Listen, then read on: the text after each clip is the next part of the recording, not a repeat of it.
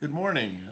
Ms. Francis, I think this is your case, docket 2201996. That's Citibank versus Cornelius Bradley.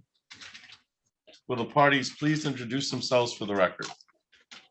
Good morning, Your Honor. Navjot Francis on behalf of Plaintiff's Attorney of Record. All right. Bradley Cornelius. All right. This is the time set for a pre-trial in the matter.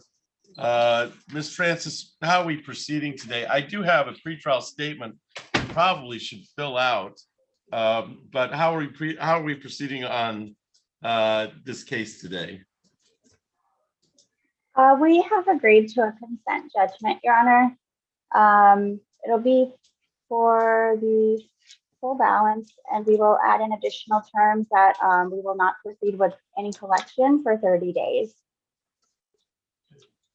So you've agreed to a consent judgment, no collection for 30 days. I didn't hear the end of that. I'm sorry. Yeah, yes, 30 days, Your Honor.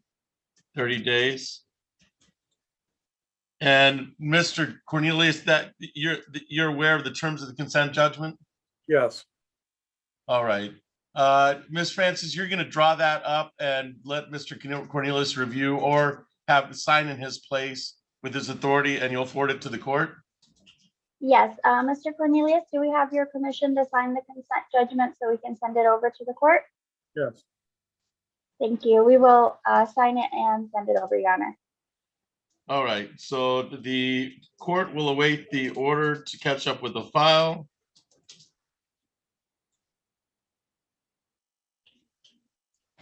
Mr. Cornelius, do you have any questions of me concerning what we did here today? It appears there's a consent judgment. You understand the terms of the consent judgment, and the order is going to be filed with the court later on, either this afternoon or today or tomorrow. Do you understand that, sir? Yes, Your Honor. Ms. Francis, anything else on 2201996? No, Your Honor. Thank you. All right, I'll await the order to sign. Thank you for your appearance, both of you. You're free to leave the Zoom courtroom. Thank you. Thank you, Mr. Cornelius. You're welcome.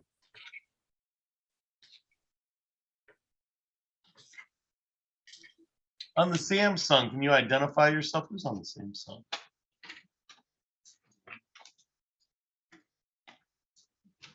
The individual on the Samsung. What's your name, sir? I think it's Latricia Trish? Taylor. Well, Latricia Taylor, you're here for your 8:30? Yes, sir. All right.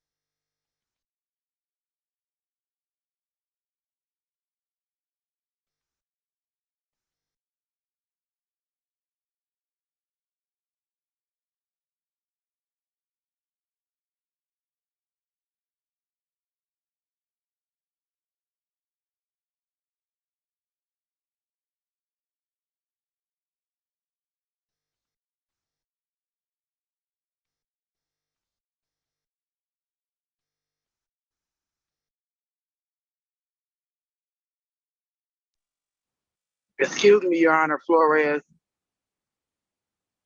Ms. Taylor, you had a question? Yes. Do you know if it would be better if I came in there at like 10 o'clock? I just got to get my daughter ready for school. And I just came from testing at Adams and I got to get her ready for school. Do you know if it would be better if I came in at 10 or? Well, it would be better if you're in person for your final pretrial, but I'm not familiar with your case. You may want to talk to your Okay. public defender about that case, about that. Who's is your public defender, Lauren Sutter or Aaron Robinson? It's Robinson. Aaron. All right. So let me once they show up here, they're in their meeting with clients. Okay. So stand by, all right, Miss Taylor? Yes, Your Honor.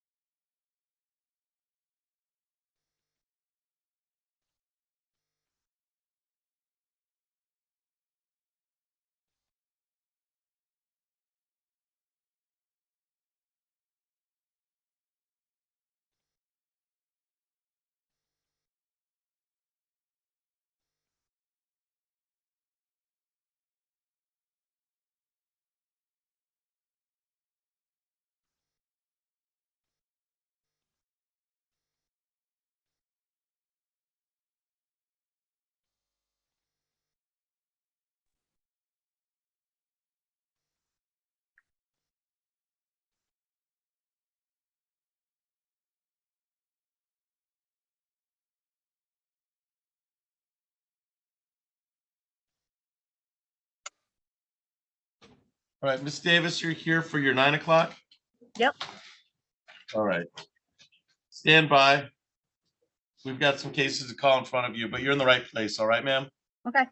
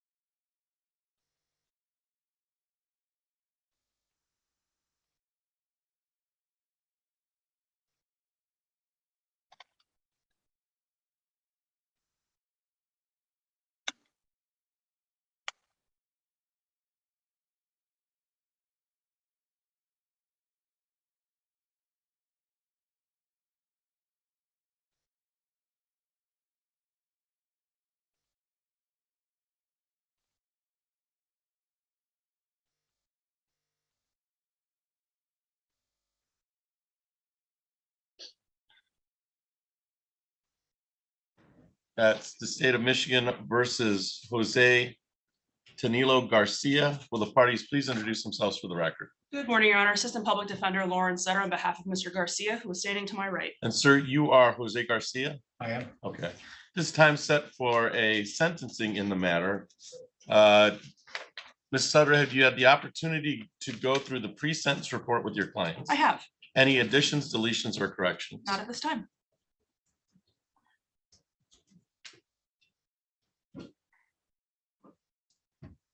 Allocution.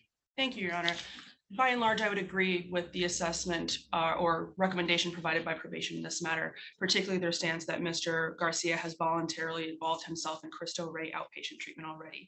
He did receive or undergo an assessment with them by order of the court with his PSI. He then chose to engage with services for treatment, and they did note that in the recommendation. I think it is important to point out with this court, considering especially that Mr. Garcia did plead to disorderly person drunk in this case. He is a person who's taking responsibility for the choices he made, as well as the responsibility of better choices moving forward in his life. So I do think that the finding of probation to recommend 6 months of probation with continued outpatient treatment with Cristo Rey and the random testing is appropriate for Mr. Garcia. And I've spoken with him. He has absolutely no issue complying with those recommendations. And I think we think they're a fair recommendation. I would ask the court to follow the recommendation. All right, thank you. Mr. Garcia, is there anything you'd like to say to the court before the court passes sentence? It was a bad night, bad judgment. I'm usually a family man. I try to do right by my family and provide for my family. It was just an unfortunate night on my behalf, and I realized my actions were mistakes. All right. Look, Mr. Garcia, I read some of what ended up, it started out as you pled to disorderly conduct. I think the initial count was assault and battery. It was a bad night, and it seemed like it was fueled by alcohol on some level. So I'm in agreement with the probation recommendation on this matter. So not only was it a bad night in regards to your conduct, but it was done with family members and young people there, and that's just not that's just not how it's supposed to be, right? You know that, I'm aware of that. yeah. So let's get a handle on what we need to get a handle on, okay? Absolutely. I mean, that's the problem here. And I think the underlying probation is set for that. I'm adopting the recommendation as indicated. So so the recommendation is spend 90 days in jail, credit for 1 day. I'll suspend the remaining 89 days upon successful completion of probation. So what that means is that I've got a little bit of a hammer, right? A little bit of something to hold over your head. 6 months though is not a long time, and this is good for you, right? Yes, This is, yes, this is you. Yeah. First of all, you don't want to be here on a Tuesday morning with me. And Right. second of all, you don't want to put your family through this, right? Absolutely not. Right. So let's work through this. All right. Let's work through this to get this behind you. I'm going to issue $50 fines and $50 costs. Crime victims' rights fee of $75, which I can't waive. State minimum cost of $50. The probation is $30 a month for $180. There it is. So I'll give you a grand total for that. 75 plus 50 plus 180.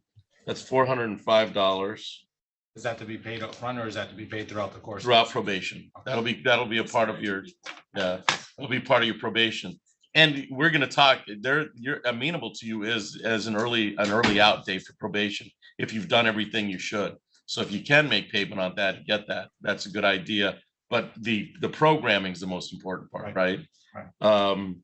So I have no contact with Lydia Garcia as a part of this. You understand what that means? I do. All right. And That's Mayor, to just get one through quick, this. I suppose one quick question on that point. My understanding is there's been 0 bond violations for Mr. Garcia in between this time. They do share a number of children in common.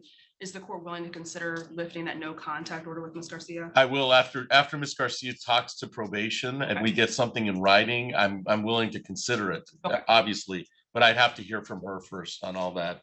Thank So probation for 6 months, no contact with the victim, no assault or threatening behavior, no use, possession of alcohol, marijuana, or controlled substance, submit to random PBTs as directed by your probation officer, no bars or nightclub. You've already started your outpatient substance abuse. And in regards to that, you're going through Cristo Rey. I think that organization is a good organization. They can see the underlying problem and they'll work with it. All right. There is obtain, maintain employment and not purchase or possess any firearms, ammunition, or weapons. If that's all done and done to, there is the possibility of probation early discharge. All right, which means that you can turn as long as your programming's all set and done, you can turn the 6 months into 3 months. All right, and that's available to you. So you have the right to request that if you have that done. They'll deny you if they think that you're not worthy of it. But I think that the programming and getting the programming done, if you show that you've really, invested in it, there's no reason why they wouldn't do it. Okay. So that's available for you in 3 months. Ms. Sutter, I'll have you go ahead and have your client sign that.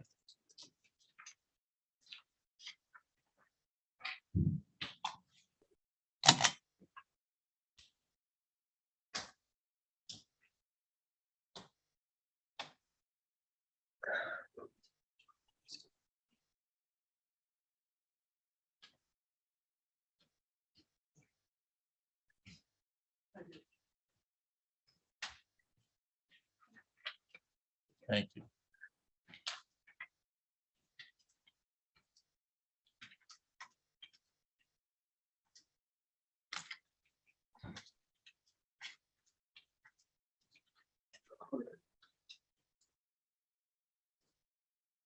All right.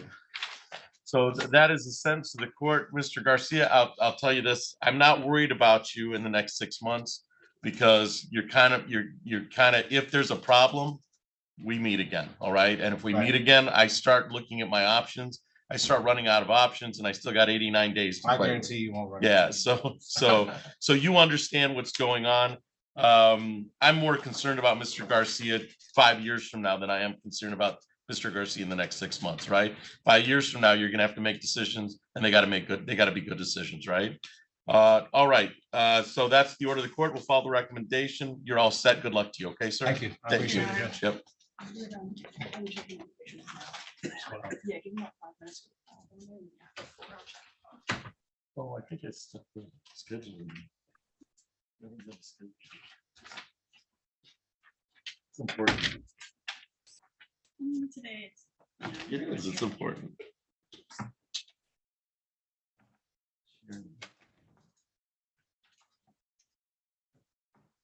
I have Miss Gallagher here on Miss. Oh, Miss String's not here. So, so Miss Gallagher, you're here on Miss Diamond for the pretrial. Yes, I am, Your Honor. I'm filling in for Attorney right. Matt Nagel. All right. As soon as we get a prosecutor in here, we'll call your case. Okay. Okay, I appreciate it. Thank you. And Mr. Lott, you're here for your 9 o'clock. Is that correct, sir? Mr. Lott's not connected on it,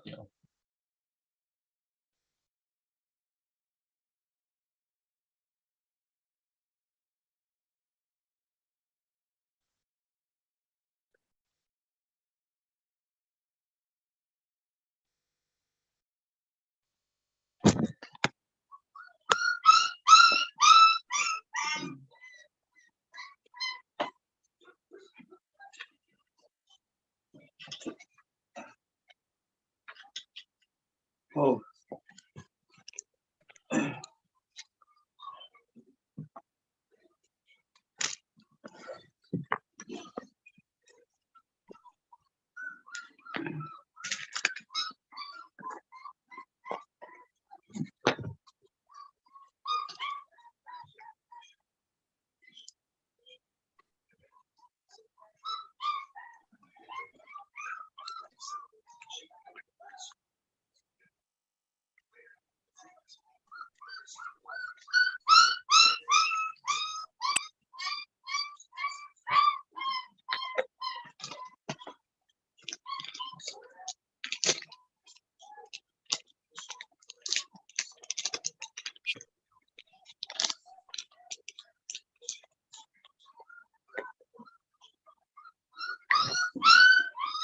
You're from over there.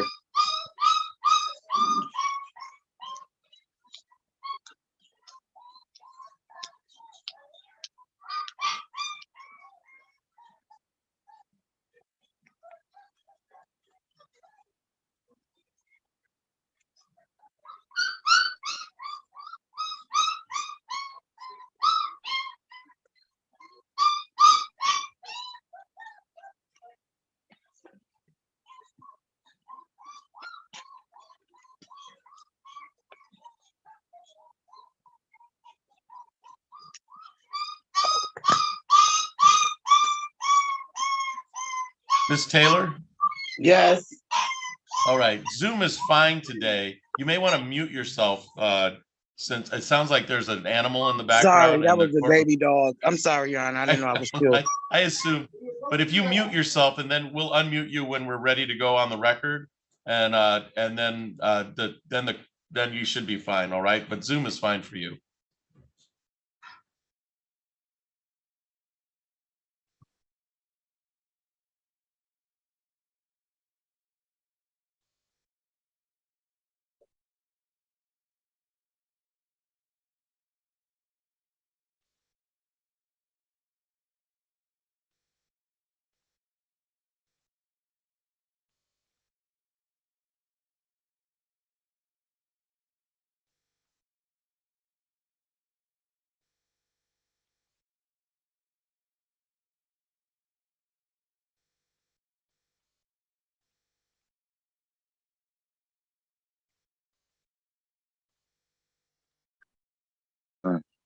Wow.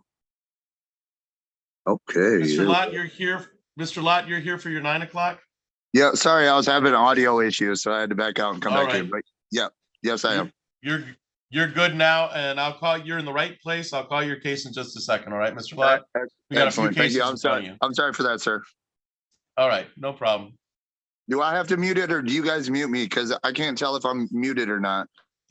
I can mute you. You'll have to unmute yourself when we go on the record, all right? That is perfectly fine as long as because it just doesn't show me if I have I'm used to Teams and it shows me I have a microphone or not. So All right.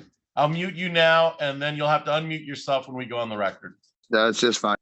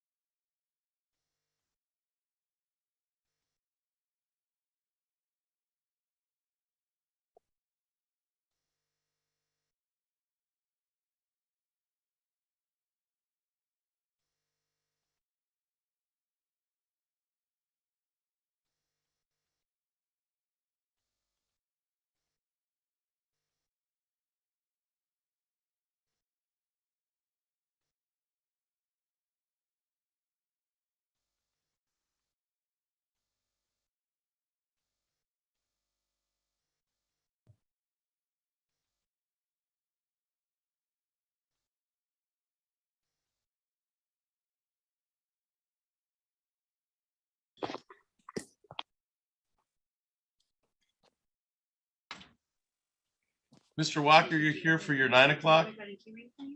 Yes, sir. All right. Are you represented by counsel today? Yeah, Mr. Patrick O'Keefe, he's in Ionia today. He sent out an email saying he's going to be a few minutes late. All right, that's perfect. I just want to make sure I know who is representing you. Okay. We've got some cases in front of you, so we're fine, all right? Sounds good. All right, thank you. Yep.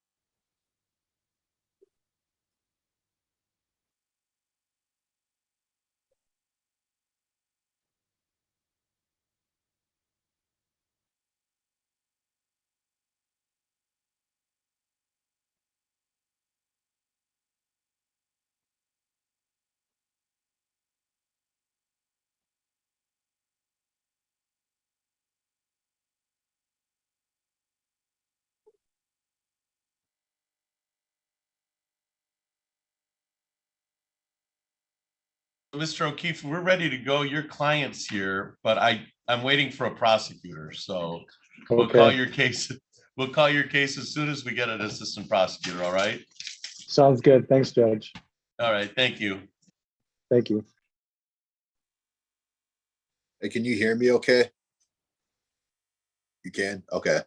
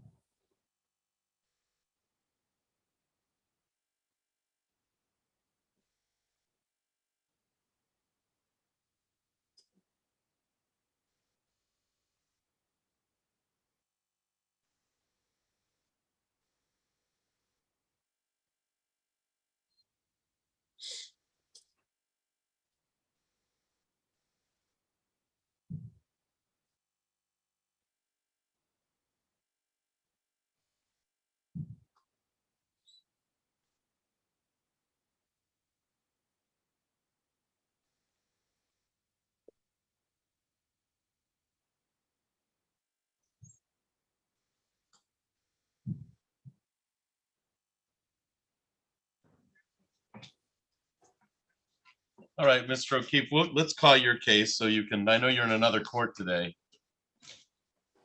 Thank you, Your Honor. All right, so we're on the record in docket 22-00817. That's people of the state of Michigan versus James Robertson. No, that's the I wrong have one. Sean Walker, Yeah, yeah. Mr. Walker, right? We should be I just grabbed the wrong file. 694. Yes. That's okay. There's Yes, actually 6 two files. It's 20.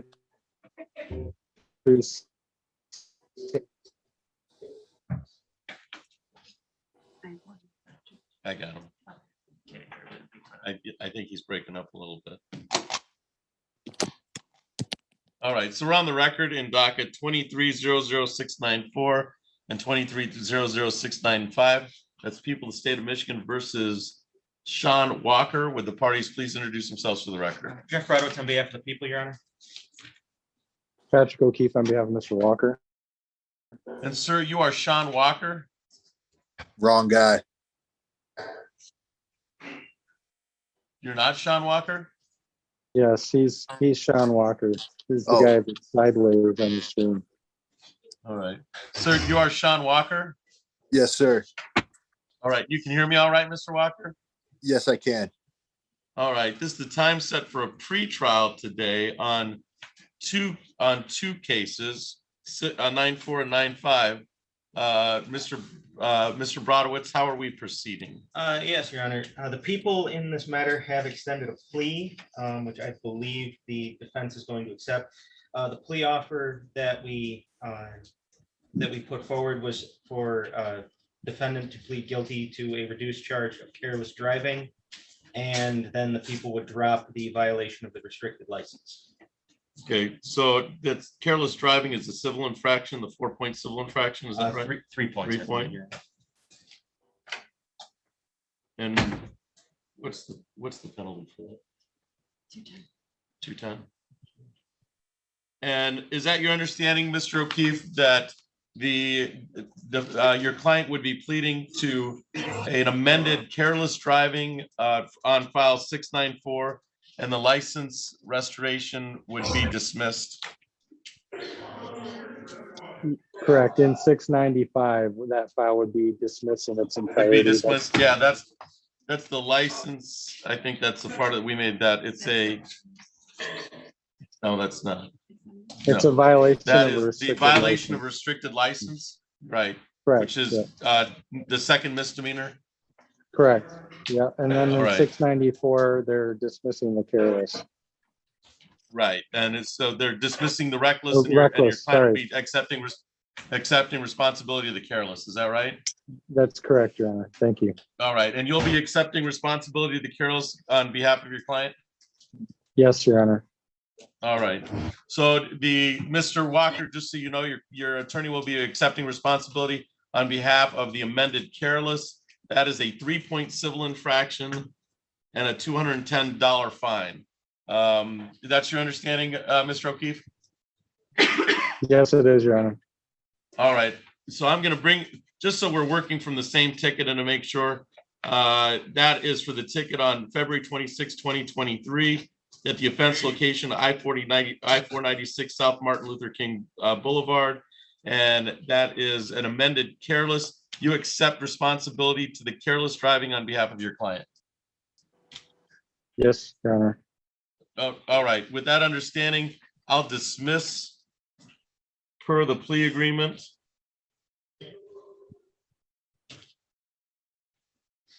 File 23-00695. That's the restricted license.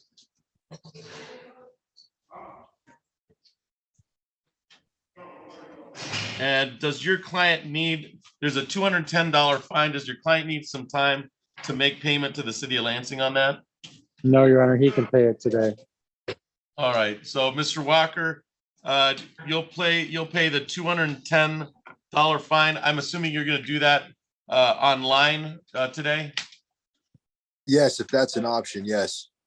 Yeah, so it is. You can come down to City Hall and pay on the 6th floor, but I think the easier thing would be to pay online by, I'll indicate by 4 o'clock today. Will that work? I'll do it right after I'm done here. Yep. Perfect. So- What's that? 694 is being amended because I didn't have to do it. Yeah, so 694 is the amended to careless, and then he's gonna make the $210 payment. I want to make sure the computer reads that it's amended so that he can make payment right after we're done with this hearing.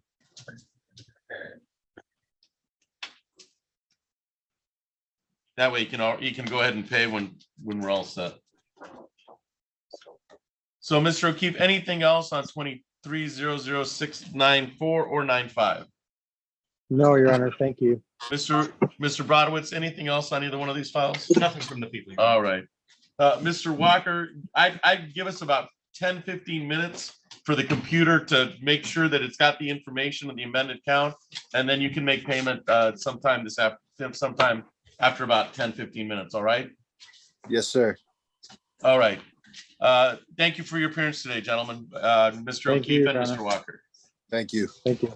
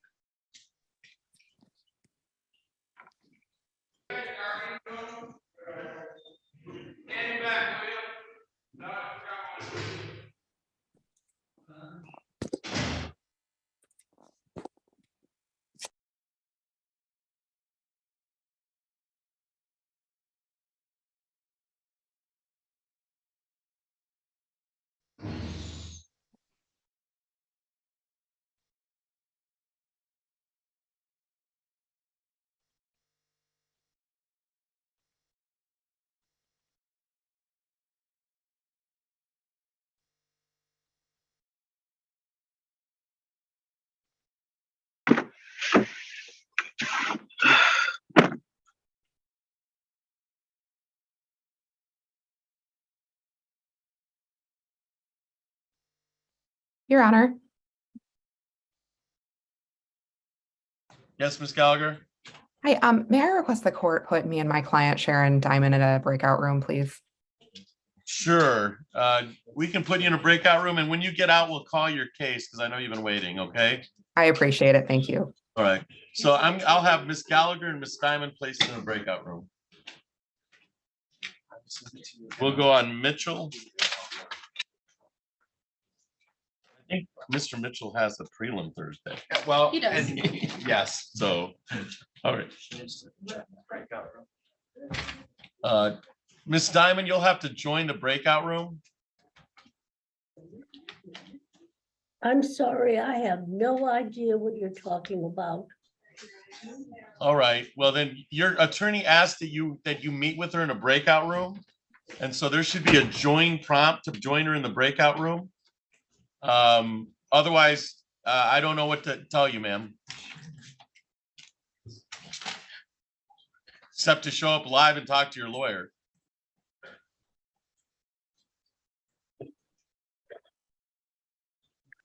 Okay, So we'll go on the record in docket 22-03250 and 22-03248.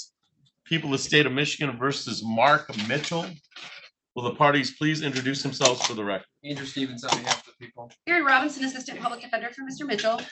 And sir, you are Mark Mitchell? Yes, sir, All right. And you can hear me all right, Mr. Mitchell? Yes, sir, I can, Your Honor. All right. This is the time set for a pre-trial in both of these matters. That's 3248 and 3250. Mr. Brodowitz, how are we proceeding?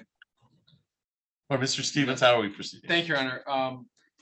It is my understanding that Ms. Robinson and I are going to ask that these two matters be left on for final pretrial and jury trial. Sort of a forecast of what we're working on.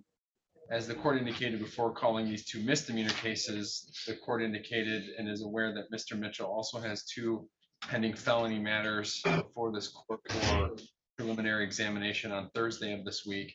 And I don't mean this in any sort of disparaging way, but more globally speaking, Mr. Mitchell has, at least by my tally, a total of 8 cases across the county, both and every one of our district courts here in Ingham County. And so Ms. Robinson and I are working on a global resolution for all of Mr. Mitchell's matters. And so that's why we're asking that these be left on for sort of the next phases so we can work a resolution.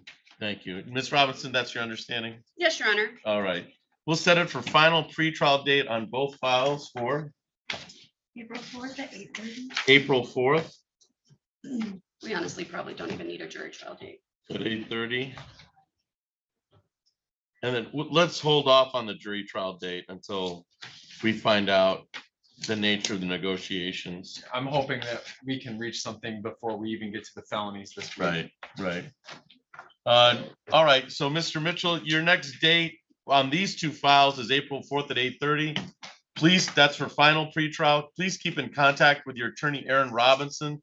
And what they're doing is they're trying to get all the files together so there can be a global resolution between your public defender and the prosecutor's office. All right. Go ahead, Mr. Mitchell. So do I talk to a lawyer? Do I come talk to you guys this week? I'm gonna come and talk to you tomorrow, Mr. Mitchell, about everything that's going on, okay? All right. Okay. Yeah, we're having a little trouble. Ms. Robinson will be there to talk to you about the nature of all the cases you have, okay? All right. Anything else for the record in docket 22-03250 or 22-03248, Mr. Stevens? Nothing from the people. Anything, Ms. Robinson? No, Your Honor, thank you. All right. Ms. Robinson will be in contact with you. Mr. Mitchell, you're all set, okay? Turn the lights off. I think the lights are motion activated. They are. If you guys remove it for like 3 minutes, they turn off.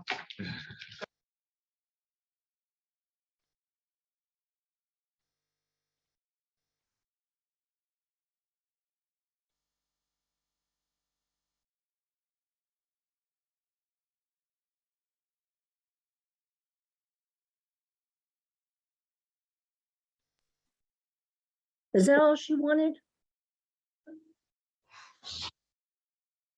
All right, we're gonna go on another case, Miss Gallagher, and then we'll call your case, all right? Thank you. All right, so let's go on, Miss Allen. We're on the record in docket 22-02594. That is people of the state of Michigan versus Sean Allen. Will the parties please indicate their presence for the record? Jeff Reynolds on behalf of the people, Your Honor. And Assistant Public Defender Scott Nickel on behalf of Miss Allen, who's not present. I understand the court waived her appearance. I did. She's having an MRI this morning, but I have discussed what's going to go on with her. All right, and has she got her fingerprints done, Mr. Nickel? Yeah, I believe that she did. Okay. All right. How are we proceeding today?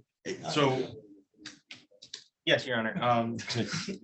The parties, I believe, have come to a stipulation on the amount of restitution in this matter. Okay. So there'd be no need for restitution hearing, and that amount for restitution would be $9,494.86. And who is that restitution to? That restitution would be to motor cars. I believe it's Motor Cars of Lansing. Motor car, yeah. Motor Cars of Lansing.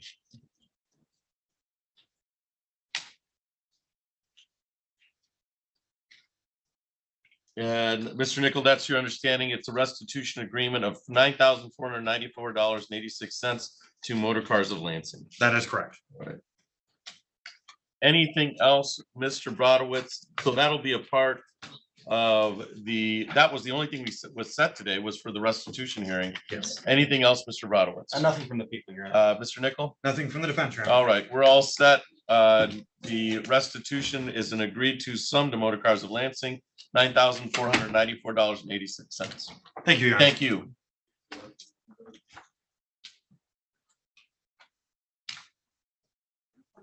Let's go on Miss Diamond.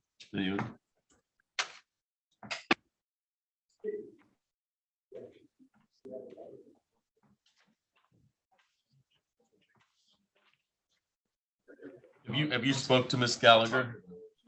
We've exchanged emails. I've All right. So Are you? just gonna go grab. Okay.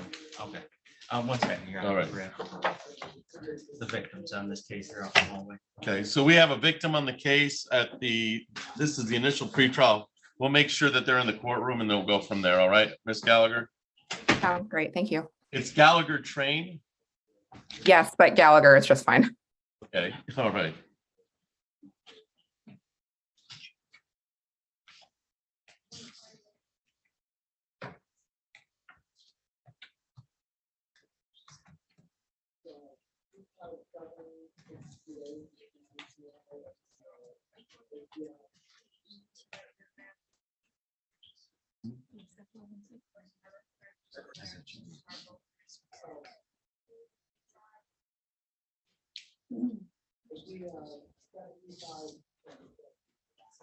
There's somebody here for two of them. There's victims of two of them. Then we just set up a jury.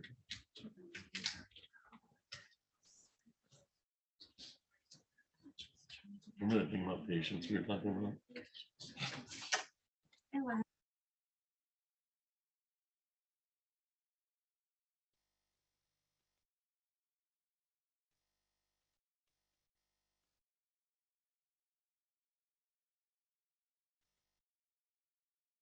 Sorry. All right, we're on the record in docket 23-00473. That's people of the state of Michigan versus Sharon Diamond. Will the parties please introduce themselves for the record? Jeff Brodowitz on behalf of the people, Your Honor. Ashton Gallagher Train on behalf of Sharon Diamond. And ma'am, you are Sharon Diamond? Yes, All right, you can hear me all right, Miss Diamond? yes. All right, this is the time set for a pretrial in this matter. Mr. Brodowitz, how are we proceeding? The people would defer to the defense, Your Honor. Ms. Gallagher Train, how are we proceeding today? Thank you, Your Honor. There has been an offer extended by the people, but Ms. Diamond has expressed to me that she wishes to reject this offer and take this to trial. All right, so we'll set it for final pretrial date and jury trial date. The final pretrial date, I got a note here indicating that we can't change the jury trial date, but we can accommodate Miss Diamond. We got a note from Henry Ford Hospital indicating, so we can set the final pretrial date for an afternoon time. Jury trial dates that we get a jury in here. They have to come in by 8. So that's beyond our ability. But we can get a final pretrial date set for 3 at. So just make it 4. No, just do it for 3.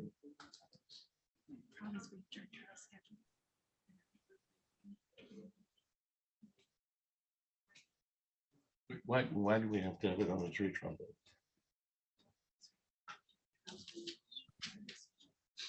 You can schedule a final pretrial for anything.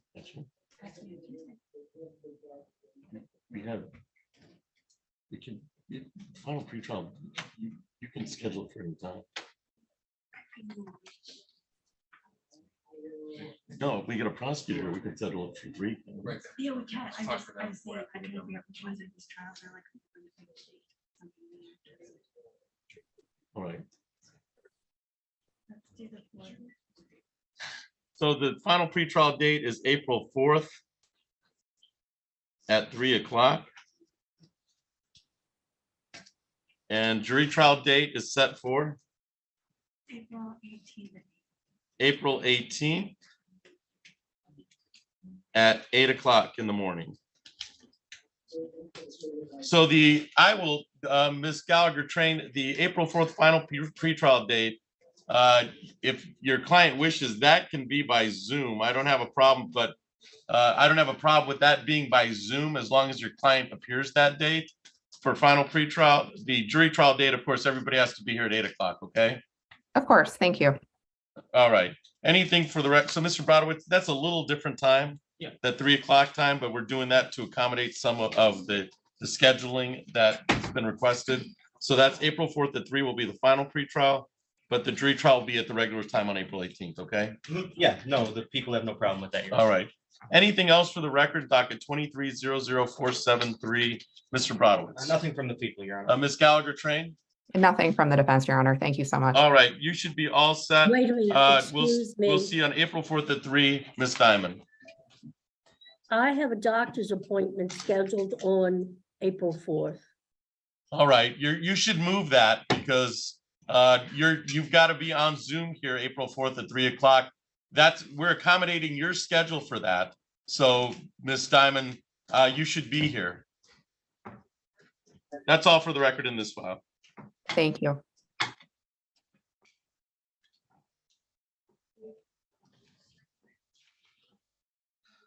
Who's next? Mr. Wozniak is here and prepared to go. All right, let's do Mr. Wozniak.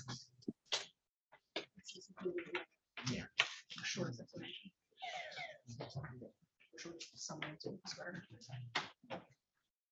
So we're on the record in docket 22-01856.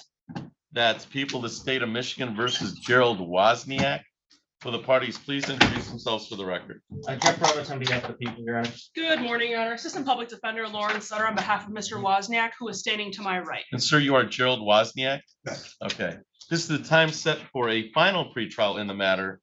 Mr. Brodowitz, how are we proceeding? All right. Yes, Your Honor. After speaking with the defense here, the people would like to add a count of disorderly person jostling, which I believe the defendant will be pleading guilty to. We will then be dismissing the MDOB charge, the malicious destruction of a building charge. And then again, in conversations with the defense, the people would like to make a sentence recommendation that any term of probation set by this court be limited and or non-reporting probation, and that the terms of said probation be consistent with Mr. Wozniak's present orders from CMH.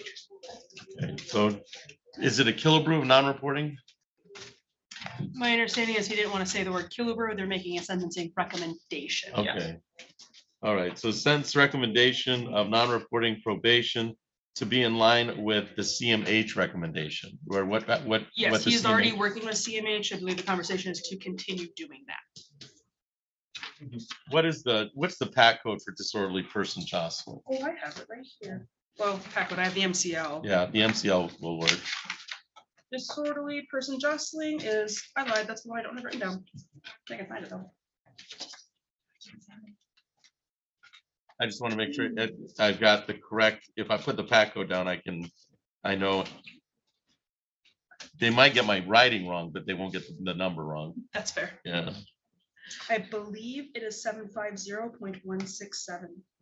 750, it's a 93-day and or 500. 500. All right. There's an E at the end of the number. E. For jostling specifically, yes, All there right. is an E. All right, so I'll restate the plea agreement as I understand it. If there's an added count 2, let's see, this is should be a warrant. Yeah, so it's an added count 2 of disorderly person under 750.167 parents E. It's 93 days and or $500. There's a sentence recommendation of non-reporting probation and continue working with CMH. Are you looking for me to refer this to probation or I'm assuming that non-reporting probation would mean that he's not. My discussions out in the hallway with Mr. Brodowitz and Mr. Stevens were if between now and sentencing, he's continuing to comply with CMH, we haven't heard any issues back at that time, the order would just be non-reporting for a short period of time to continue complying with CMH. So I don't believe there is any need to bring this to probation for a PSI. It's just if we hear that he's not complying with CMH between now and sentencing. Okay, so continue to comply with CMH, whatever CMH comes out with. Yes. Yes, that's correct. And then we should set it for sentencing date just as a control date, don't you think? Can you repeat that one more time? We should set it for sentencing date just as a control date. Yes. Okay. And your one quick correction, parents E is for disorderly person drunk, parents L is for disorderly person jostling. Or, Okay. Yes, disorderly person jostling. Jocelyn. There's a lot of subsections in that. There's about Statute. 6 of them, right? There- 6 or 7 of Well, it them. goes through K, so there's at least is that 8 or 9. Yep. All right, Ms. Sutter, may I inquire of your client of their advice and rights? Yes. All right. Mr. Wozniak, you understand that you are pleading to count 2 today, which is an amended count 2, an added count 2 of disorderly conduct. It's punishable by up to 93 days in jail and or $500. Do you understand that? There's a recommendation that the sentence recommendation at this time is to continue to work with CMH concerning whatever they have you working on. We're going to come back here in a control date. I'm going to set it, and we're just going to see if they are satisfied with what your participation has been. You understand that? All right. In this misdemeanor case, you have several rights. I'm going to walk you through those trial rights. All right. You have the right to be a trial. You have the right to be tried by a jury. You have the right to be presumed innocent until proven guilty. You have the right to have the prosecutor prove beyond a reasonable doubt that you are guilty. You have the witnesses. You have the right to have the witnesses against you appear at trial. You have the right to question those witnesses. You, of course, are represented by Attorney Lauren Sutter. She would contest any charges and cross-examine any witnesses brought against you at trial. You understand that, sir? You have the right to remain silent during the trial. You have the right not to have that silence used against you. And you have the right to testify at trial if you choose to testify. If your plea is accepted, you'll give up the claim the plea was a result of any promises other than the plea agreement or threats that it was not your choice to plead guilty. You'll also be giving up your right to appeal any trial, anything that happened at trial, since we won't be having a trial today. It's my understanding you wish to waive those rights and plead guilty today. Is that correct, sir? All right, I'm going to have you raise your right hand. Do you solemnly swear or affirm to tell the truth, the whole truth, and nothing but the truth under penalty of perjury? All right, I'm going to bring your attention, sir, back to March 25th of 2022, March 24th of 2022, at the offense location of 1215 East Michigan, City of Lansing, Ingham County. Were you at 1215 East Michigan Avenue in the City of Lansing, Ingham County on March 24th, 2022? And the indication is disorderly jostling. But if you could, in your own words, indicate if you recall what got you here. Based on the conduct that you had on that date. I was at Spiro Hospital and I had a certain property. There's an incident I had where I destroyed some property. Okay, you destroyed some property at Spiro Hospital. Okay. Is there any restitution in this matter, Mr. Brodowitz? Yes, Your Honor, there would be restitution in the amount of, I believe, $407.12.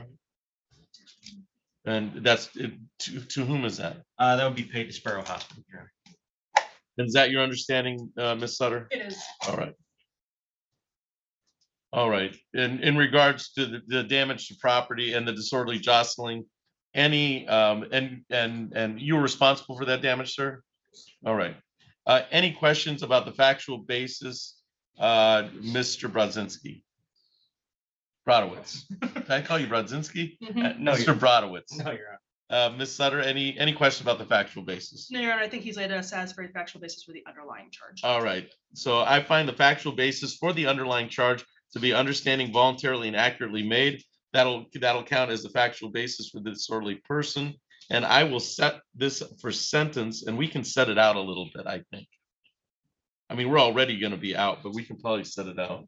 So no probation. No probation. We're just going to see what's doing us. Your choice. How many weeks would you like, sir? We usually go 8 to 10 out, but let's do it. Let's do an even 90 days. Okay. Yeah. Second.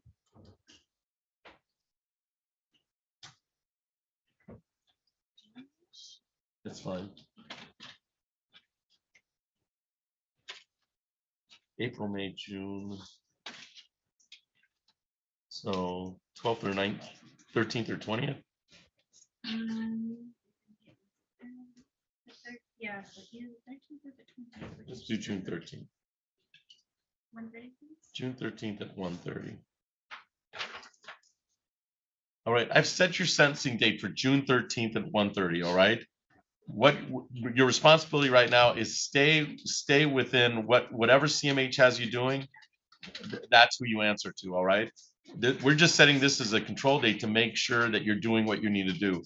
We'll readdress this on June 13th. All right. All right.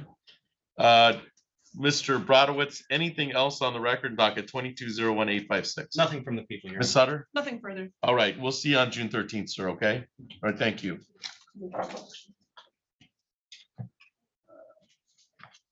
No, he just took a picture.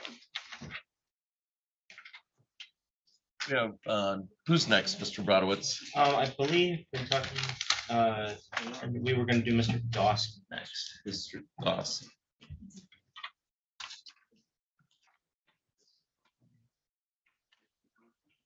Eric Van Dawson. Yes. All right.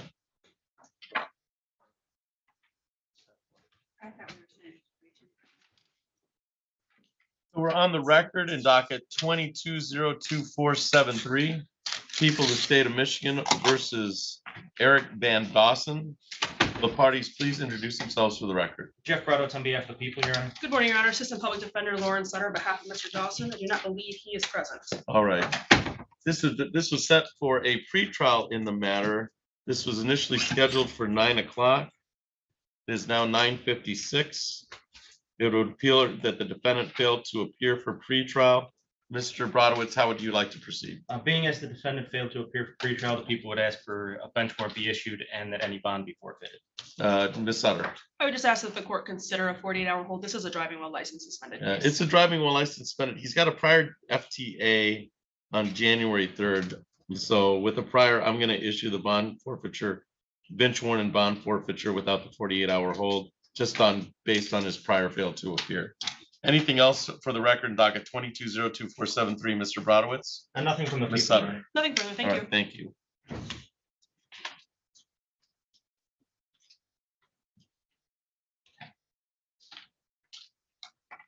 Any of those, you want to go on any of those 8:30s? Yeah, I know Andrew's handling this. all right. You know, on the sailor. It's fine. We're just setting it for a plea. We're just setting it for a plea? Okay. All right.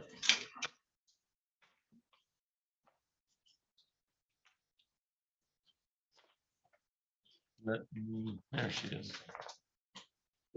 All right, so we're on the record in docket 22-03353. That's people of the state of Michigan versus Latricia Taylor.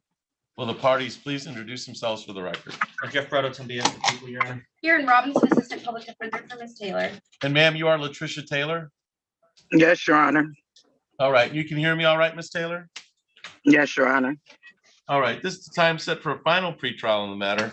Mr. Brodowitz, how are we proceeding? I believe there has been an agreement reached between Mr. Stevens in our office and Ms. Robinson, the public defenders, where Ms. Taylor will be pleading. I can't remember exactly the specific charges. I'll let Ms. Robinson fill that in.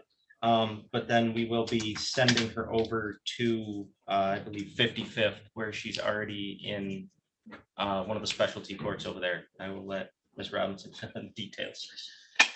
That's All right. correct, Your Honor. I was extended an offer of pleading to impaired driving, dismissing the rest of the cases and continuing on to mental health court where her case is already currently at. She's already got other cases there. So that is what the offer is. So we'll set for plea here and then Just wanna sending set for over. a plea hearing here Okay. so we can get the paperwork and everything we All right. need. Your Honor, if you could we set this for like a month out? I don't get the jurisdiction there.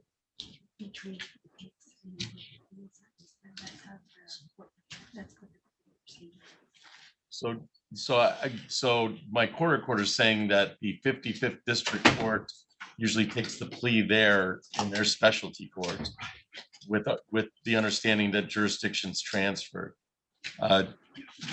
Ms. Robinson, are you aware of that? Or I'm not certain because I've heard of that. I just don't know. What judge is she? What specialty court is that? Oh, she's in the mental health court over in 55th. I guess the understanding is like that maybe she just pleaded the case here and then like we close it out here and then she just continue on with mental health court over there. I would, I don't have, but that it's an OWI, right? Right. I don't think legally we can close it out here. If I may. Yeah. The issue is the part of it's the sentencing abstract.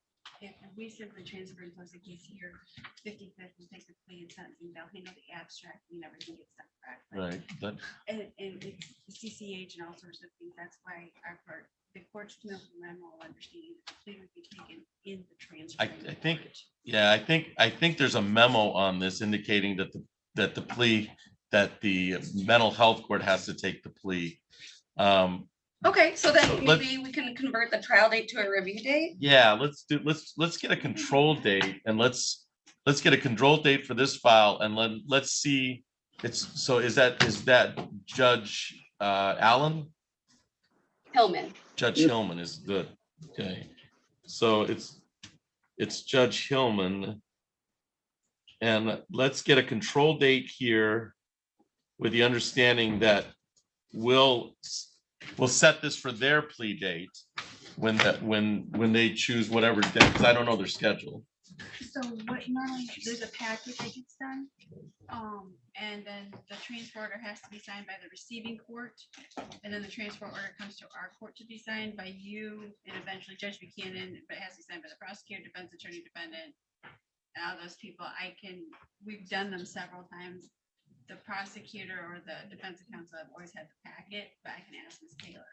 All right, so let's do control date of, let's set it out 30 days. Oh, okay.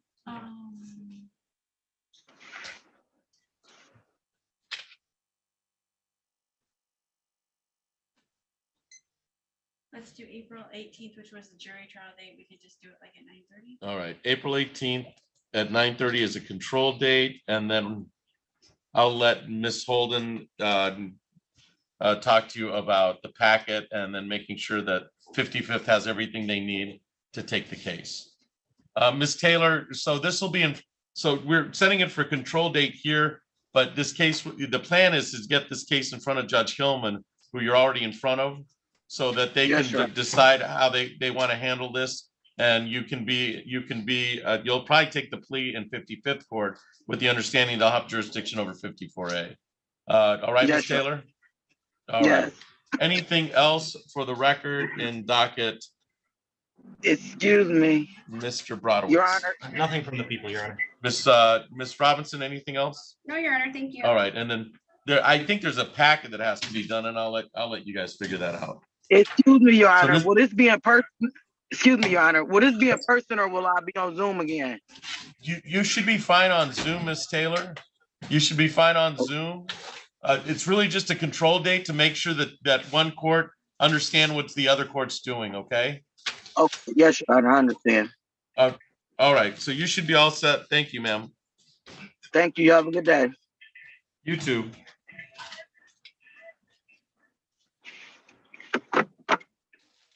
Did Mr. Wozniak?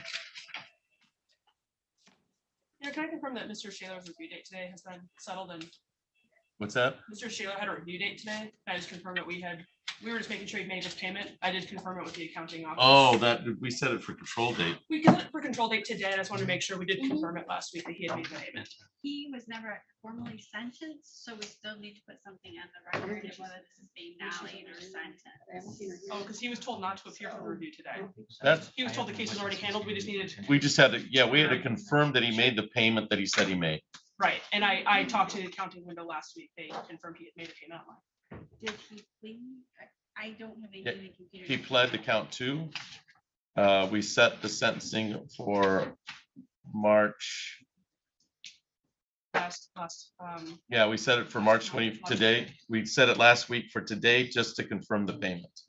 yes, so I think otherwise everything concluded last Tuesday, just needed to confirm the payment because it's a 24-hour notification period between paying online. Right. So you told me to go check with the window. I did. Right, it was in the, I don't think we'd put him on probation for the dog at large. No. No, Just the deferral of the payment. rest of the deferral of the So payment. then is the case closed? Yeah, if he's made the payment, the case is closed.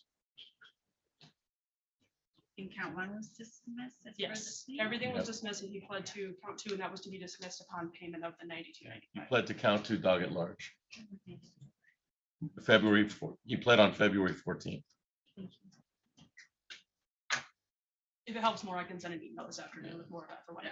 I'm backtracking. I- It's just, for some reason, I believe it was my error, I didn't give it to the clerk's office to update. So it's still in pending status. So I just wanted to make sure that we got this taken care of. Thank you.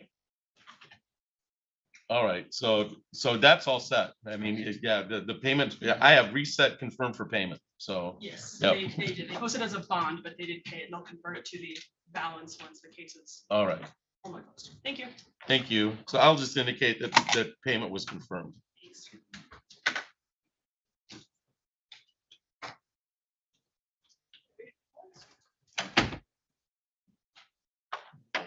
So there's Mr. Shaler.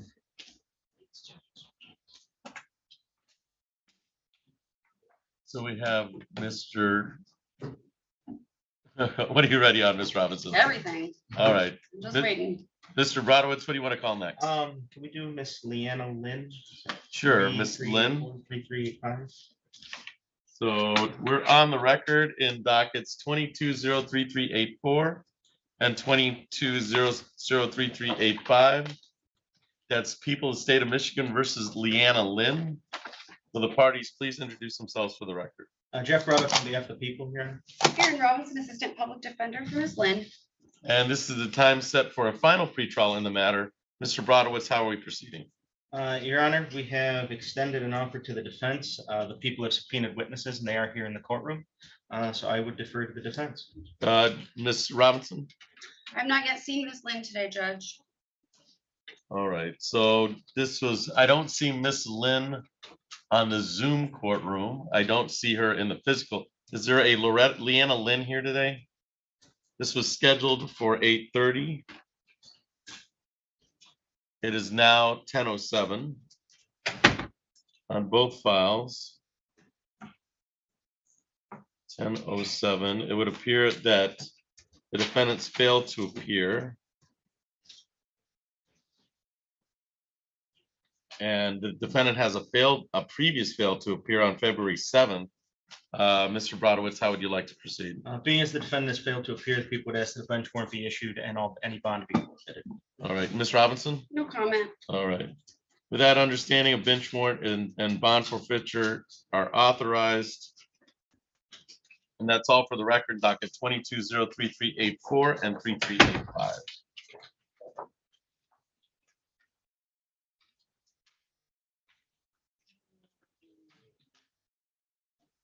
Mr. Brodowitz, what did you want to call next?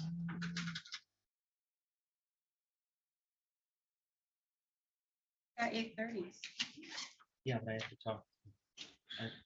Can I have just a couple of minutes, Your Honor? Sure.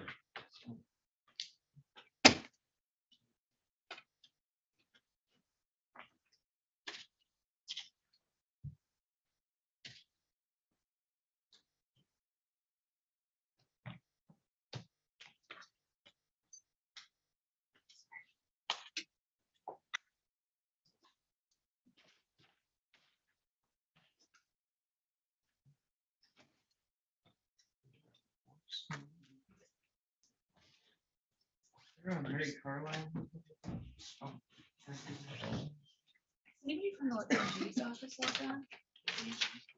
Yeah, No, I don't see anybody because I think they're on the Davis case. on the Tabitha Davis. Yeah, unless I'm mistaken.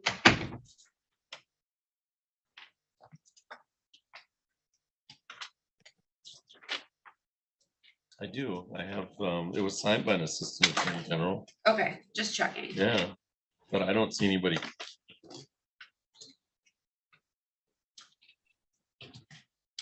But I think the appearance was filed with the prosecutor's office. Yeah, my appearance Okay, was, yeah. yes, I know we refiled it yesterday. Okay. when I realized that. I was like, why don't I have discovery? Because it was sent to the wrong week. So we might adjourn. Should we adjourn that one? Yeah, I was just gonna reset it. Yeah, She should be on Zoom. We talked to her yesterday. all right.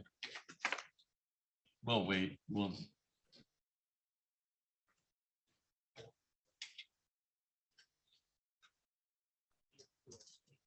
Or if you want, I don't have a problem just adjourning it for second pretrial. Yeah, that's fine. All right. So let's call that and then. Sure. Okay.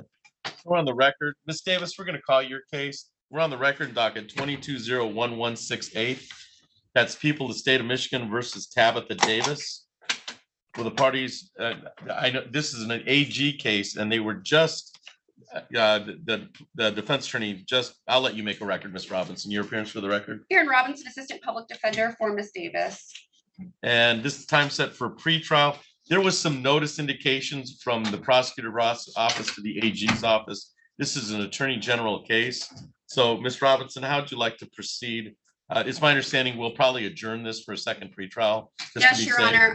My office mistakenly sent my appearance to Ingham County Prosecutor's Office instead of the Attorney General's office. We did remedy that, although it was sent in yesterday, and I obviously don't have discovery yet. So we would request like a reset of, I guess, 30 days to make sure they get the appearance and discovery. Right. Yeah. And you did speak to the AG yesterday on the case. No, I didn't speak to the Okay. AG. I'm just saying that we sent over Okay. my appearance to them. All right. To get the process started. So we'll set for second pretrial and we'll give the AG some time to get caught up. So I'd be 30 days out. 4 weeks of April.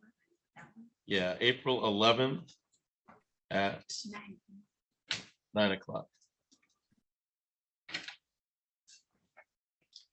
All right, so that'll give some time for the AG to get the notice and all set. So Ms. Davis, your second pretrial is set for April 11th at 9 o'clock, and that can be by Zoom. All right, Ms. Davis? Okay. Thank Okay, you. please keep in contact with your attorney, Aaron Robinson, if you have any questions. Anything else for the record, docket 22-01168, Ms. Robinson? No, Your Honor, thank you. Thank you. You're free to leave the Zoom courtroom. Thank you for your Thank appearance you. today, Ms. Davis.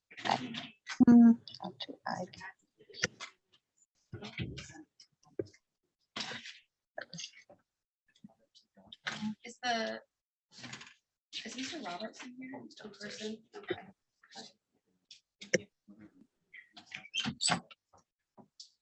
I get out of this court. Oh, here we go.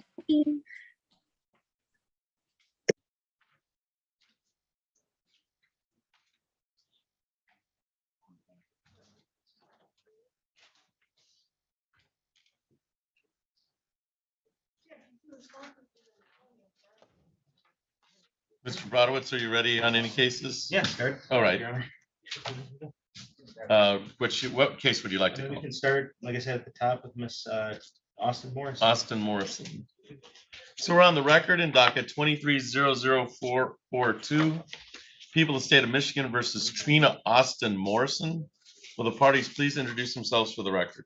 Jeff Braddock on behalf of the people, Your Honor. Erin Robinson, Assistant Public Defender for Miss Austin Morrison. And ma'am, you are Trina Austin Morrison? Yes, sure. All right, this is the time set for a final pretrial today. Mr. Brodowitz, how are we proceeding? Your Honor, the people have made an offer of defense, so I would defer to the defense. We're gonna leave this set for trial, Judge. I would ask though, if maybe we could possibly push it out, like until, I guess, 30 days instead of 2 weeks from now. I requested some 911 calls, like 2 weeks ago, but I only received them this morning. And so it's possible that I'm gonna need to get some business records and stuff from that. And I just don't know if that's gonna be able to get done in 2 weeks. So that's why I would request the 4 weeks. How do we look for the April 4th jury trials? And then the next, She is not ready for work. Right, so Right. I guess like the next setting. right, Um, that would be the 11th or the 18th or the 25th. this case is 40 right now. 40 days, okay.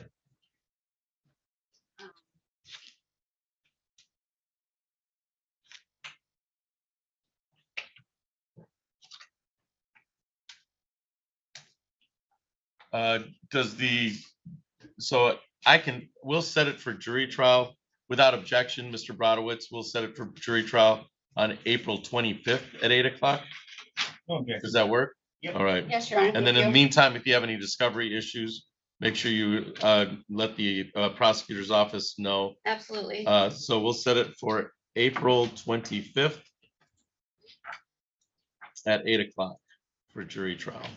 Thank you, Your Honor. Thank you. So this is set for April 25th at 8 o'clock, ma'am. Please keep in contact with your attorney, Erin Robinson. That'll be live. Anything else for the record? Docket 23-00442, Mr. Brodowitz. Nothing from the people, Your Honor. Ms. Robinson? Actually, briefly, I forgot. Sure. She has some things like personal belongings over at the residence of the alleged location. So I guess we would request her to be able to go over there with a law enforcement escort to get those belongings. It's not a domestic, but it is an A and B, correct? Correct. Correct. So I'll modify the pretrial order of no contact with the residents. If you go there with law enforcement, so you're allowed to go there with law enforcement, get any personal items, okay? So.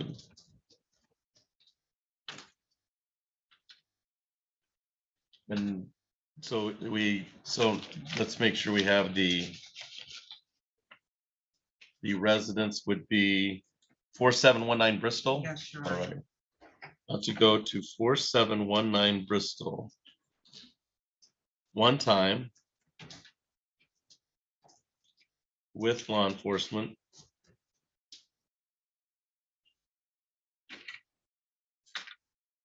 To get personal belongings.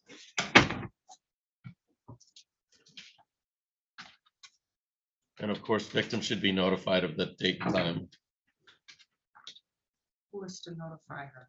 Because I have a no contact. Right, they'll take care of it. Yeah, I think law enforcement, since they'll be there, they'll notify her. And so she can choose not to be there and you can come in and you can grab your personal belongings and take off. Okay. Anything else for the record? Docket 23-00442, Mr. Brodowitz. Nothing from the people, Your Honor. Anything else, Ms. Robinson? No, Your Honor, thank you. Oh, thank you. We're all set.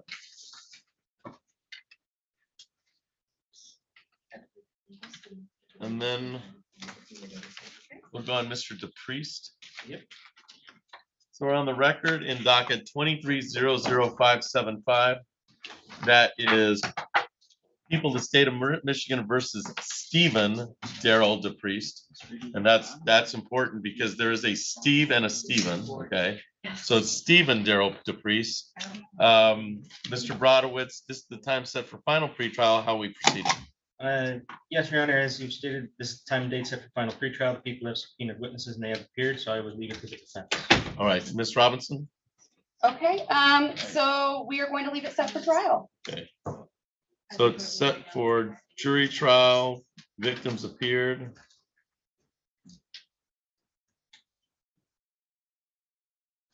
And we've set it for trial, so it's left on for trial on April 4th at 8 a.m. So, Mr. DePriest, please keep in contact with your attorney, Aaron Robinson. We set for jury trial live on April 4th at 8 a.m. Okay, sir? All right. Anything else for the record? Docket 2300575, Mr. Brodowitz. And nothing from the people, Your Honor. Ms. Robinson? No, Your Honor, thank you. Thank you. You're all set, sir. Thank you.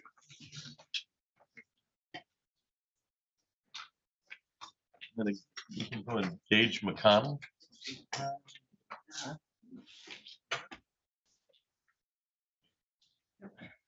So, Unless he, Mr. McConnell's on Zoom. yeah, he's the only one on Zoom, Your Honor.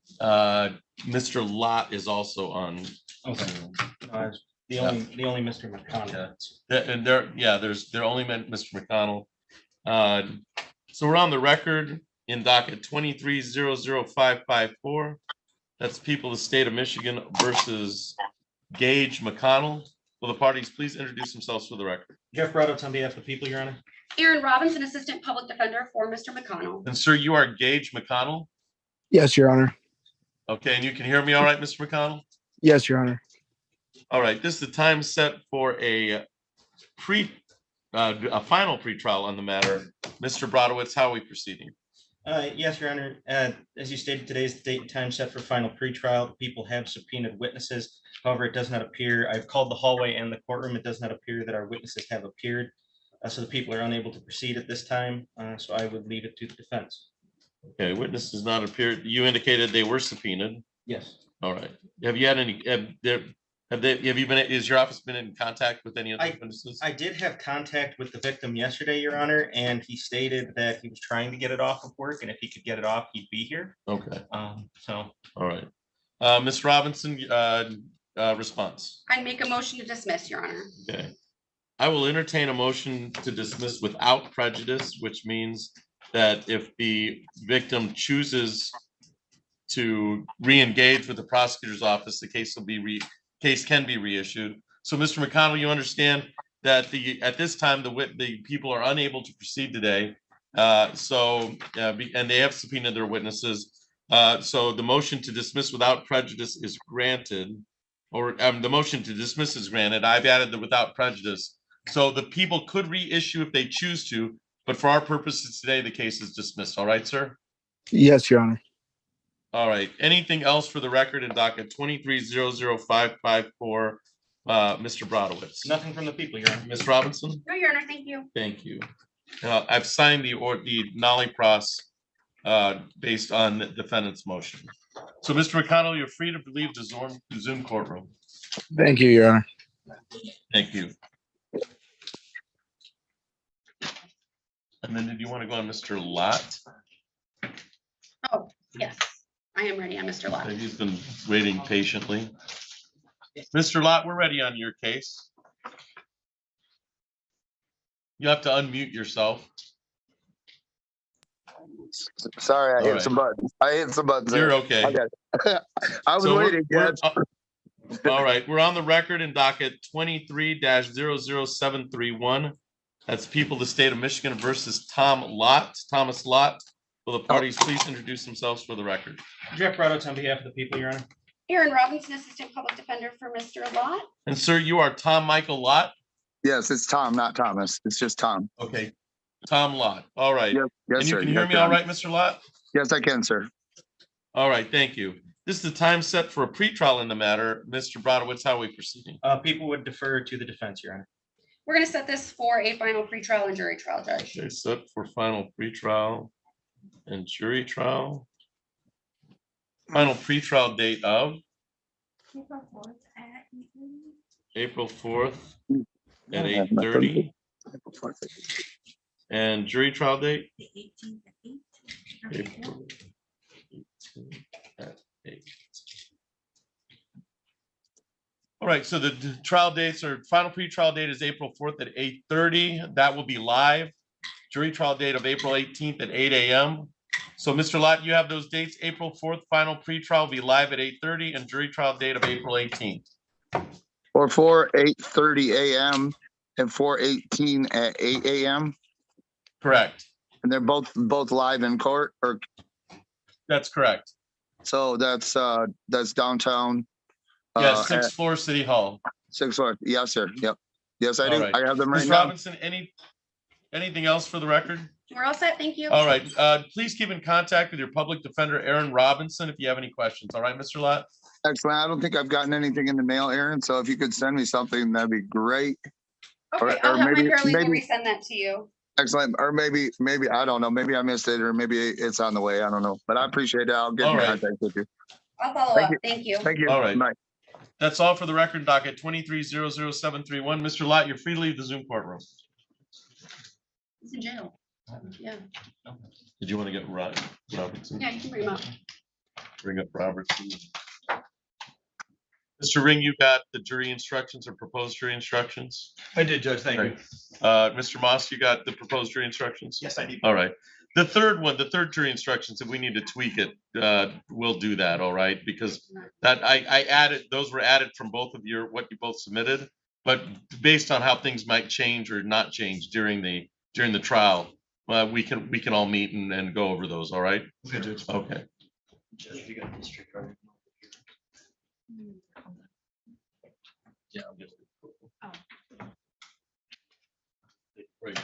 All rise. Daniel's getting.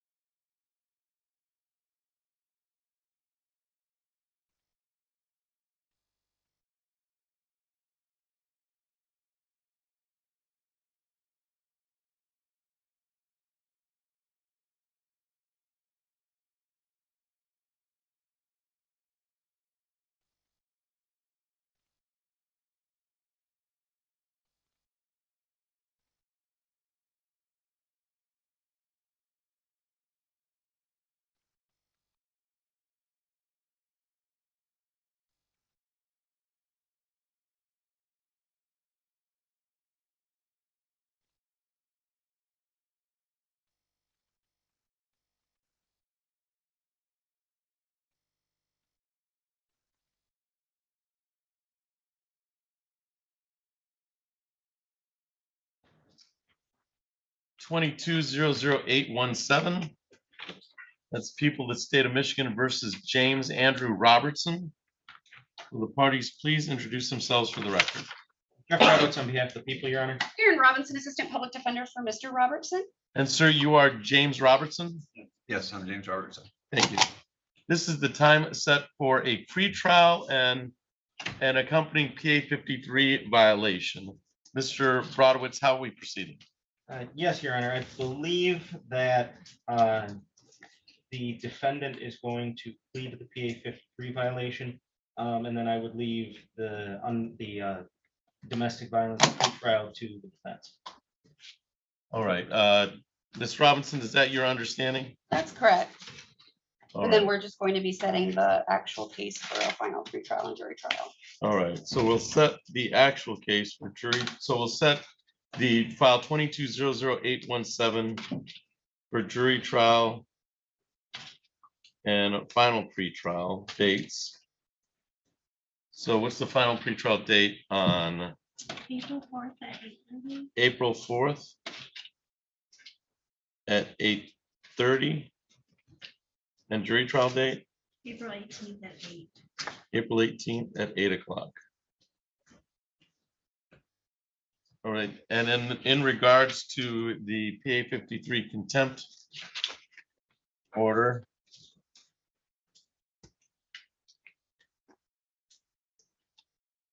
it's my understanding that the defendant's going to be pleading responsible or liable or guilty to the PA 53 contempt order, and that was in regards to, let me find the actual.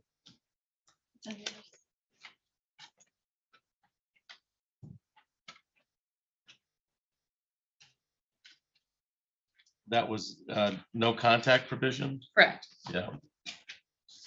So you understand that if you plead, you have a right to a hearing in this case. You understand that?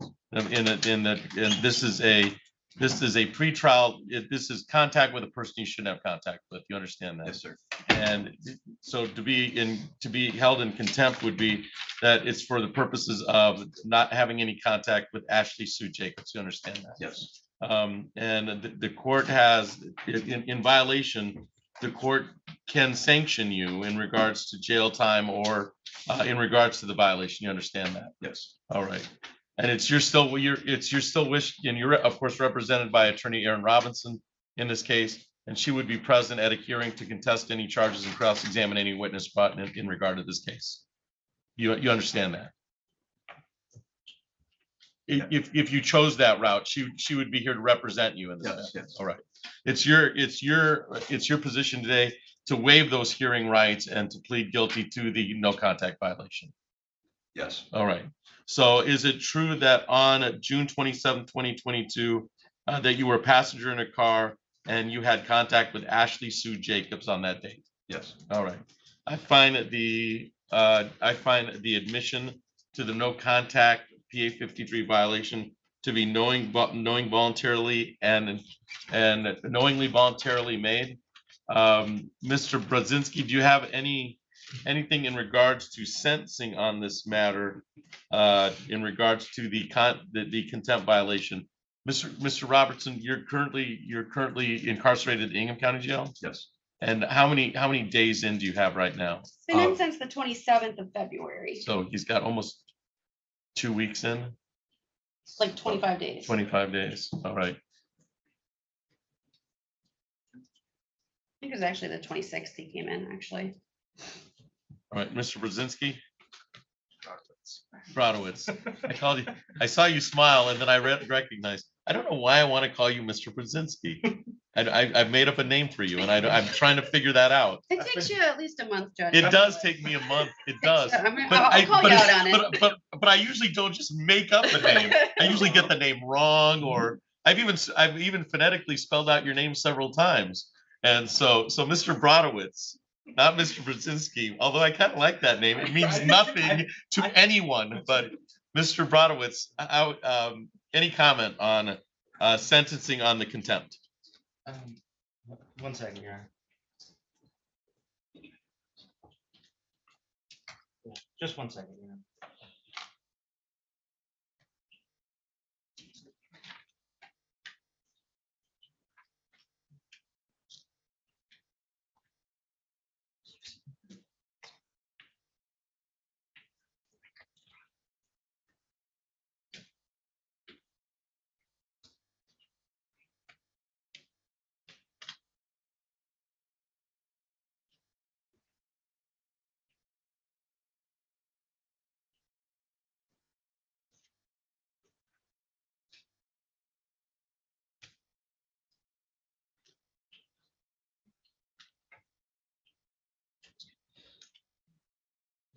Your Honor, people would ask for an additional 5 days just to make it an even 30 on the PA 53 violation. Ms. Robinson, I don't, your client's probably not going anywhere, so.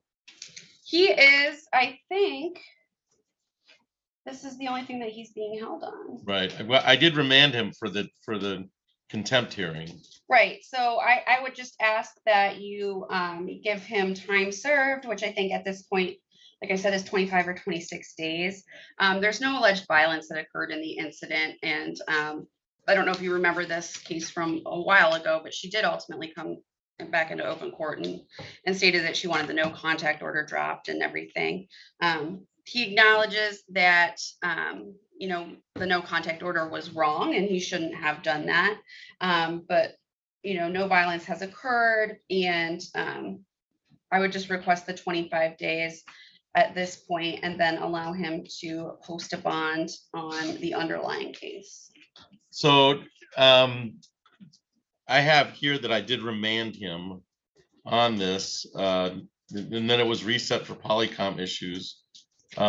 We remanded him on February 27th. So, and you've been in only on this remand, if that's correct. So I think the 25 days is sufficient. 22 days, according to. So I'm gonna indicate on the PA 53 that the defendant is sentenced to time served, which is 22 days. That's right, because February doesn't have 30 days. And 22 days. And you have a continued no contact order. You understand that. So, and you see what violating it happens. I mean, the whole thing just starts again. So you got a final pretrial date of April 4th at 8:30, and you have a jury trial date of April 18th. So at least avoid avoid any person related to no contact order until this thing's resolved. All right, sir? Your Honor, I'm already in progress of making sure that's not going to be a problem again. Okay. And we're going to get this finished. All right. Soon. All right. So D is sentenced to 22 days time served on the PA 53 violation. And then I'm going to reset bond. And there was a previous fail to appear bench warrant on September 26th. So it was because there was initially a PR bond posted. The initial bond was a PR bond, 250. Then there was a June 27th, a 3,010% was set by the magistrate. And then on July 20, that was on June 27th. And on July 25th, I had a failure to appear. So I'm going to reinstate that $3,000 10%. So the bond is reinstated at $3,000 10% with the no contact order and all the original pretrial orders in place. And when do you set those dates for the 4th and the 18th? That's correct. Thank you. April 4th and April 18th. Anything else for the record in docket 2200817, Mr. Brodowitz? Nothing from the people. Ms. Robinson? No, Your Honor, thank you. All right, Mr. Robertson, we'll see you on April 4th at 8:30, okay, Thank you, sir? sir. All right.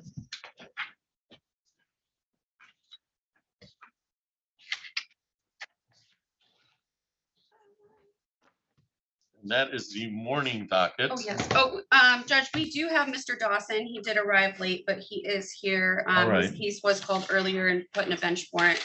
But I think we've reached a resolution and he's, I think we're going to resolve the case if So you wanna- you're willing. Yeah, I am. I just gotta grab the file. So if it was a bench warrant file, it might be one of the ones that's in back. Entering it now. Well, I don't think it's been brought over.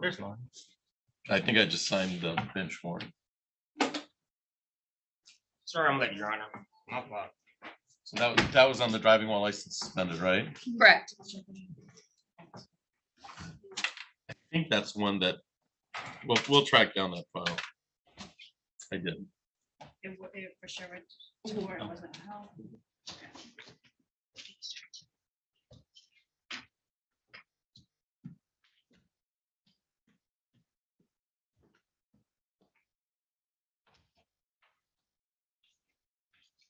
And Mr. Ring and Mr.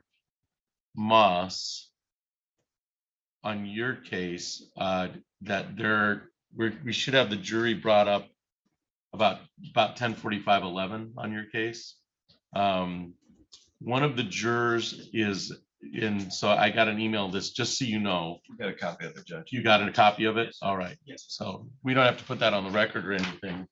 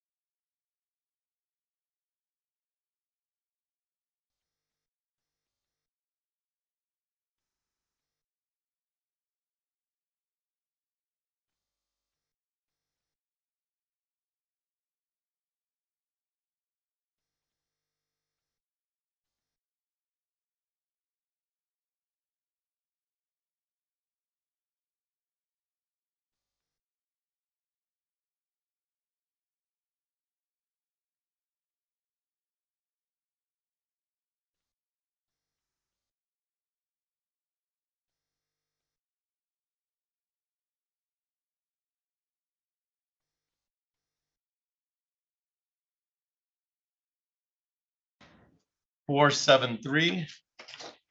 That is people of the state of Michigan versus Eric Van Dawson. Will the parties please introduce themselves for the record? Jeff Brodowitz on behalf of the people, Your Honor. Aaron Robinson, Assistant Public Defender for Mr. Dawson. Eric Van Dawson, one and only. All right, and Eric Van Dawson, you are Eric Van Dawson, correct? All right. So we will. So we will quash the bench warrant. We had a bench warrant issued for you, and we'll quash that. Thank you.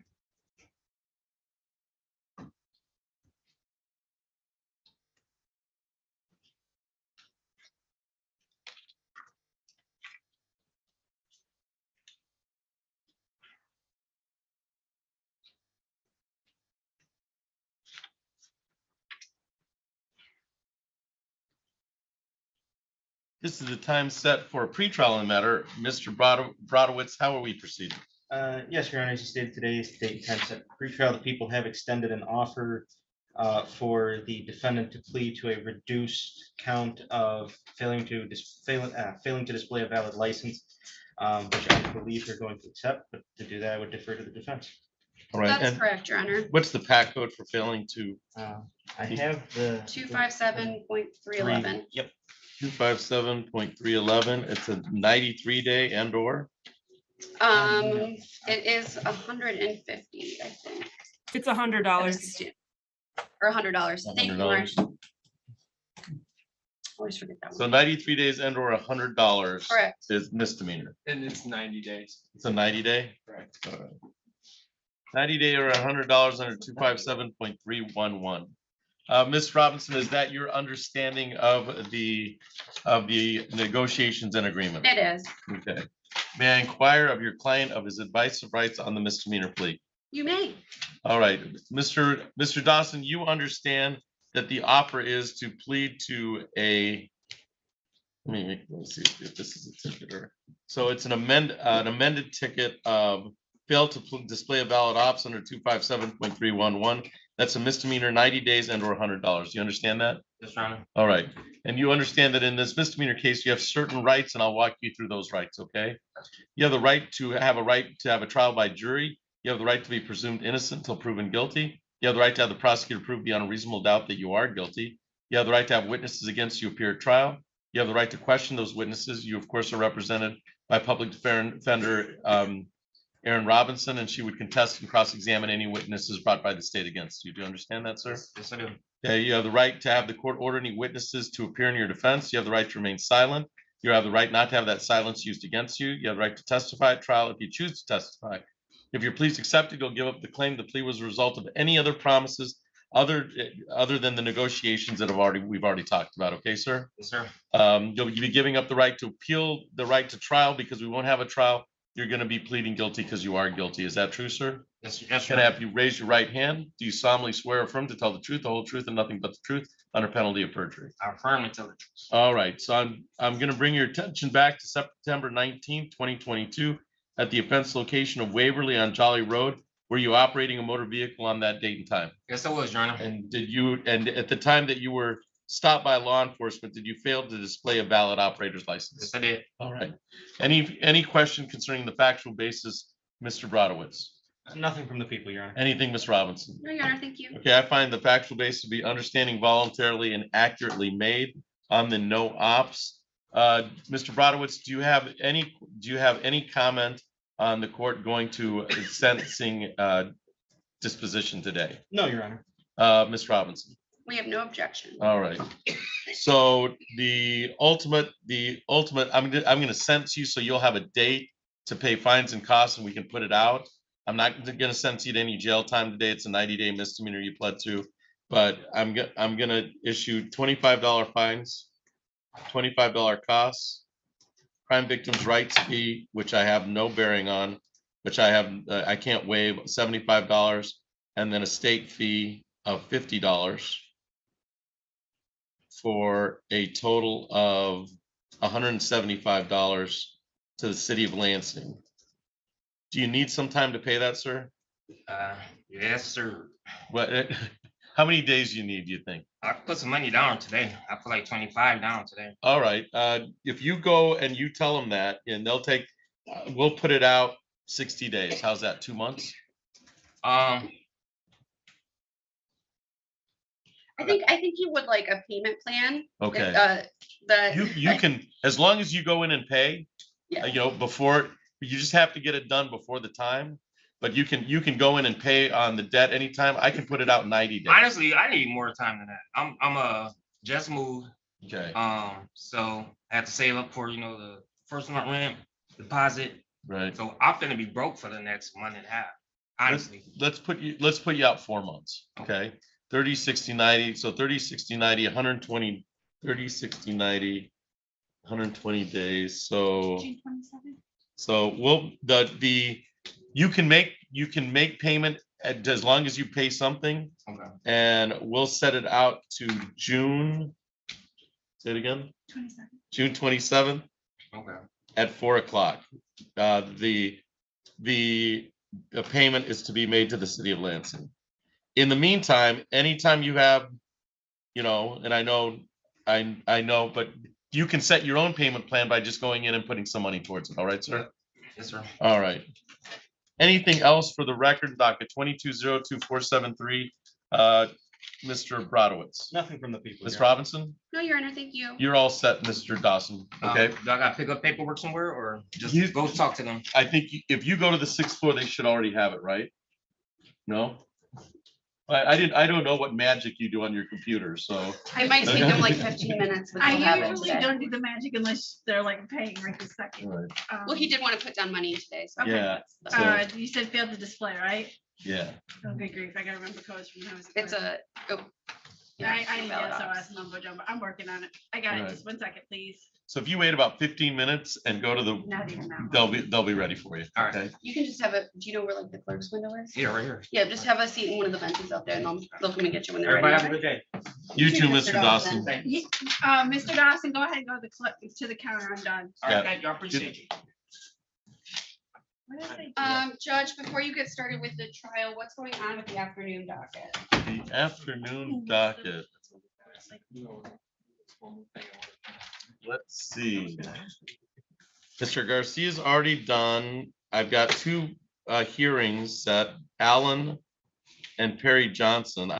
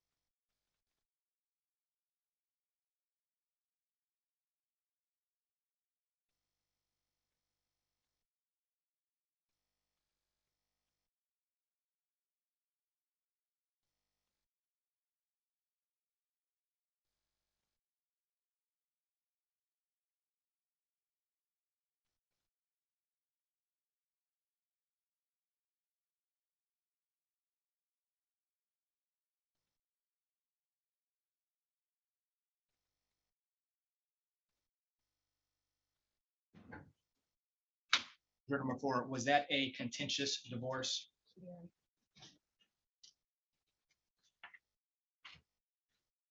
Were your actions toward your spouse a fair representation of your actions towards others?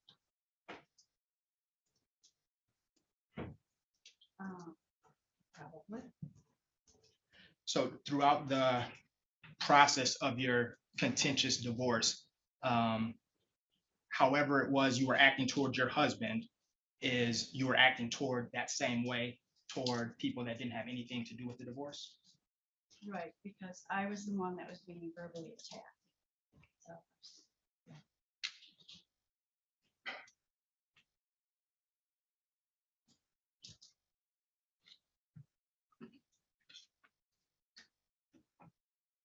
Does anyone have any close friends or close family that have been through a divorce?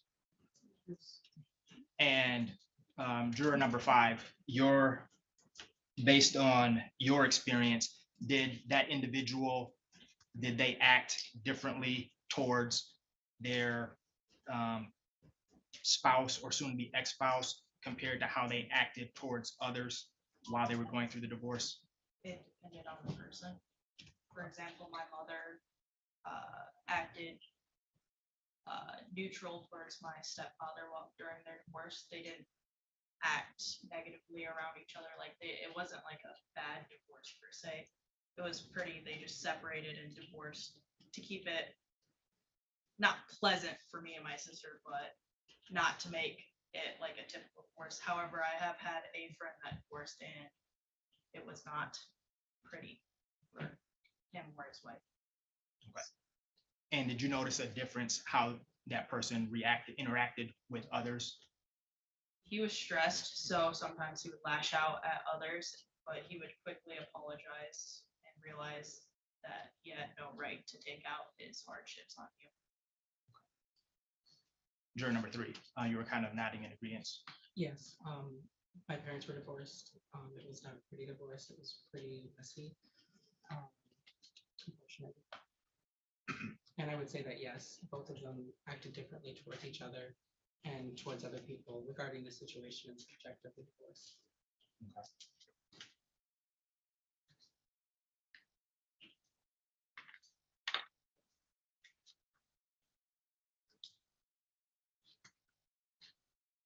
There was a question in regards to police involvement in family matters. Can anyone name a scenario in which you believe that the police should not be involved? Can you give me a specific example? Start with juror number 2. I guess I would say anything that's non-violent or something that's not illegal, What was the second part? something that's not illegal. Juror number 1, we haven't heard much from you. Repeat the question, please. Sure. In regard, and I'm sorry, I just lost my train of thought. There was a question regarding police involvement in family affairs. Could you give me an example of a scenario in which you think that police involvement is not necessary for a family affair? I would argue that police involvement is probably unnecessary in almost all situations unless it's a last resort. Juror number 7, same question.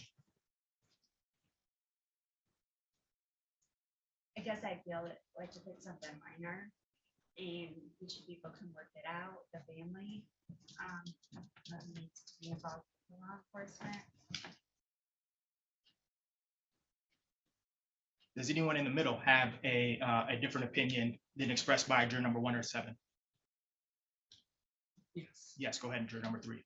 The messiness of my family, I've seen very multiple instances of police being called on petty matters that couldn't be worked out personally. So I do believe that there are situations that should be resolved in person, but also understanding that there are people whose emotions will drive them to just call a police officer to get the situation over with.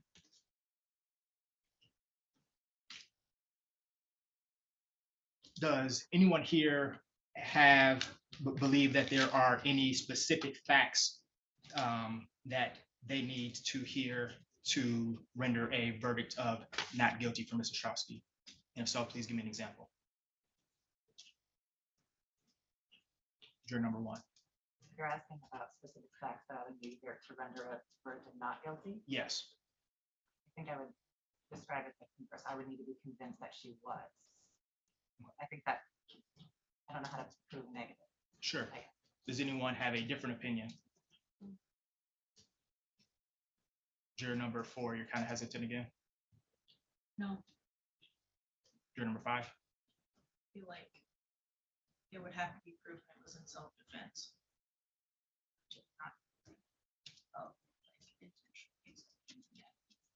Unless I'm misunderstanding the question. Okay. Say your answer one more time. I want to make sure that I'm understanding what you said as well. So in order for them to be proven not guilty, it would have to be a reaction of self-defense. Okay. Like not intentionally going out of their way to assault somebody. Does that make sense? Sure. And taking self-defense out of it, is there any specific facts that you would need to hear to render a not guilty verdict? You're number 6 or 7. I'm convinced that she is guilty.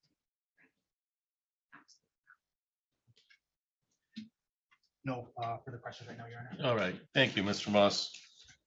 Challenges for cause, Mr. Ring. None for cause, thank you, Your Honor. Challenges for cause, Mr. Moss. None for cause, Your Honor. Preemptory challenges for the people, Mr. Ring. Your Honor, this time the people would like to thank and excuse juror number 5. Juror number 5. So juror number 5, you're thanked and excused. So you can go back into, you want them back into the panel or do you want them outside? Okay, so go with Susan and we'll replace that juror right now. Thank you for your appearance today, ma'am. So you can go and Judge, I was about to ask how you plan to handle this. Are we going to do one round me and then one round him, or? I'll leave it up to the council. If Mr. Moss wants to go through a round and then if he's got a preempt and then you want to voir dire the next 2, that's fine with me. That sounds good to me. All right. Thank you. So preemptory challenge, Mr. Moss. Yes, Your Honor. This time the defense would like to excuse juror number 4. Okay, juror number 4, thank you for your appearance today.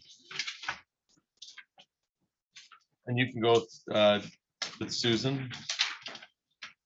And then we'll replace both jurors.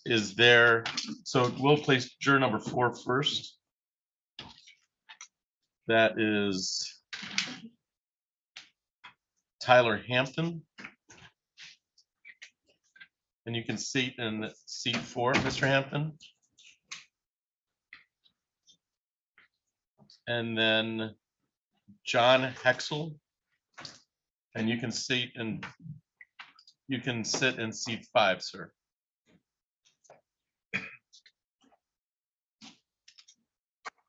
And Mr. Hampton and Mr. Hexel, you had the opportunity to hear all the questions that the attorneys asked. So we'll start with you, Mr. Hampton. Do you have anything in regards to the questions asked that you wanted to share with either the people or Mr. Moss in regards to the questions that were originally asked? Nothing particularly specific. Okay, all right. So I'll allow the lawyers to follow up with some questions. I'll ask the same question of Mr. Parrish. Axel. Yeah.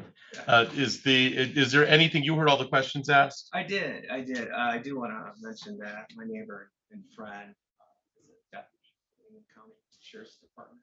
All right. And I do believe in law enforcement that I would take their judgment over somebody else. All right. Now, you do agree, though, that nobody comes to court with a corner on the truth. So you'd be able to sit there and objectively look at their testimony and indicate whether you believe it or not? Yes, I would. All right. All right. Mr. Ring, you may proceed with additional voir dire, especially as to jurors 4 and 5. Thank you, Judge. Juror number 4, you heard my question about police involvement in family disputes. And you heard some of the other jurors talk and say that they think police shouldn't be involved in a minor or a petty dispute. What would a petty dispute look like to you? Okay. Juror number 5, same question. Petty?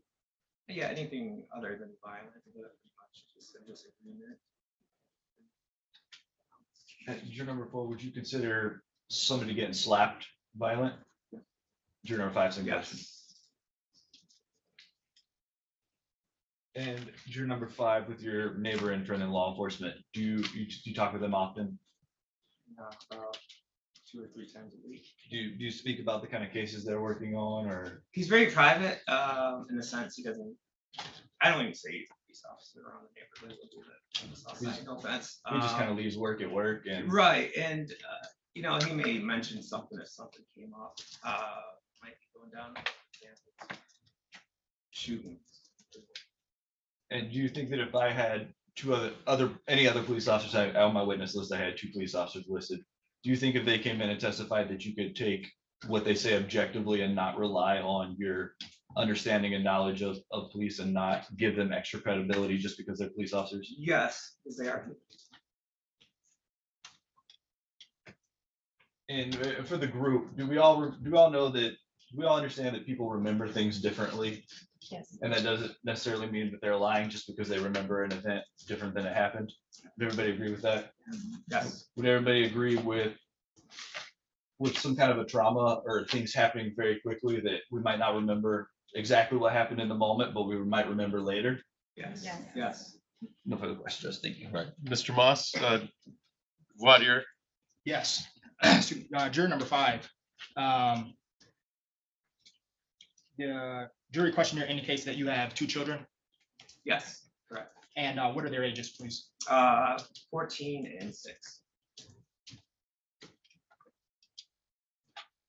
And what is your stance on your right to discipline your children? My rights, I believe I have every right to discipline my child.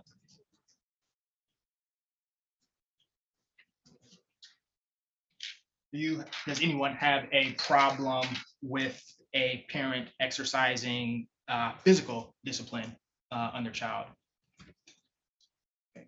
Juror number 3 and 4, we'll start with number 1 first. I think that when you're talking about discipline, especially in children, small children, young children, violence and any sort of physical punishment or discipline is never one. Sure, and actually, let's talk about teenagers. No, same. Okay, juror number 3. I'm a product of being physically assaulted or disciplined, and I personally know the trauma that comes with.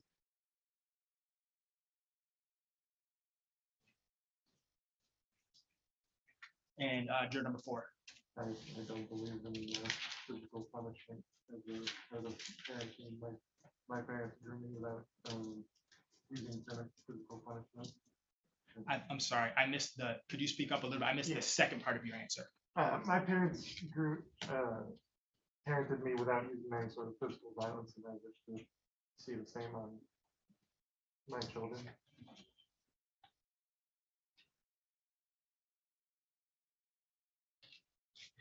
Juror number 5, you indicated that your neighbor friend is in law enforcement. How long have you known this neighbor or friend for? 21 years. Is it fair to say, were you friends prior to this individual becoming a law enforcement officer? No.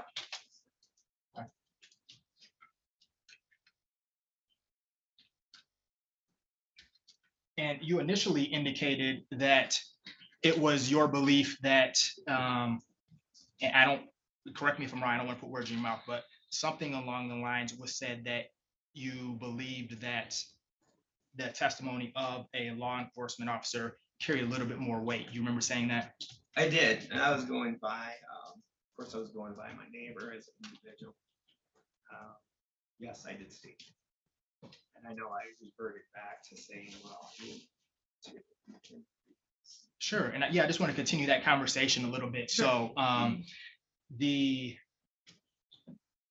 your revised statement is how you actually feel sitting right now. Is that what you're saying, that you would be able to, if you heard testimony from an officer, you would give that testimony, let me rephrase that, you would not give that testimony more weight than any other testimony just because that individual happens to be a law enforcement officer? That's correct, yes.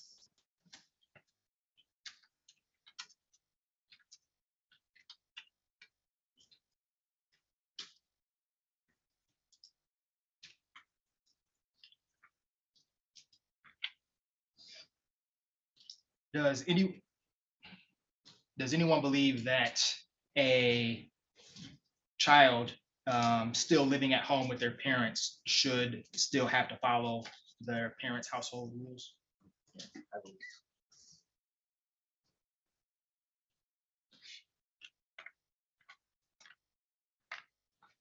And if any of those rules were being violated or broken, would a parent have a right to enforce that rule or in some way discipline that child for breaking the rule? Yes. I would have to know more about what the rule is, whether it's reasonable or unreasonable. I would need to know more about what the punishment was. I don't think that that's a specific enough question for me to answer. Okay, well, let's break it down. Let's talk specifically about the first component. Do you believe a person has a right to make any rule that they see fit for their household? No. Why not? I think that there are some rules that could be unethical, damaging, illegal. I think that there's a lot of nuance in that question. Sure. So if I say this is my house and these are my rules and you must walk around naked all the time, that's an unreasonable rule that I do not believe should be enforced. I can't answer that question. I mean, you answered the question just fine. Juror number 3, it looked like you wanted to expound on that maybe. Very similar to what juror 1 said of like the specifics of the situation. It's like a curfew for somebody who's 14. I think that's a reasonable rule. But if it was something ridiculous like that, I would very much question the parenting skills of a parent who would put a rule like that into play. Sure. And now let's assume for purposes of this question that you determine the rule is reasonable and that rule was broken. What do you feel a parent would be able to do in that scenario? In terms of enforcing that rule, Yes. I would have to reasonable and appropriate toward the severity of the rule and how that's broken. And juror number 5, same question. Okay, yeah, it was reasonable. Just think a teenager, for example. Happened recently, actually. He did break curfew, for instance, and so it was a non-violent punishment, but he was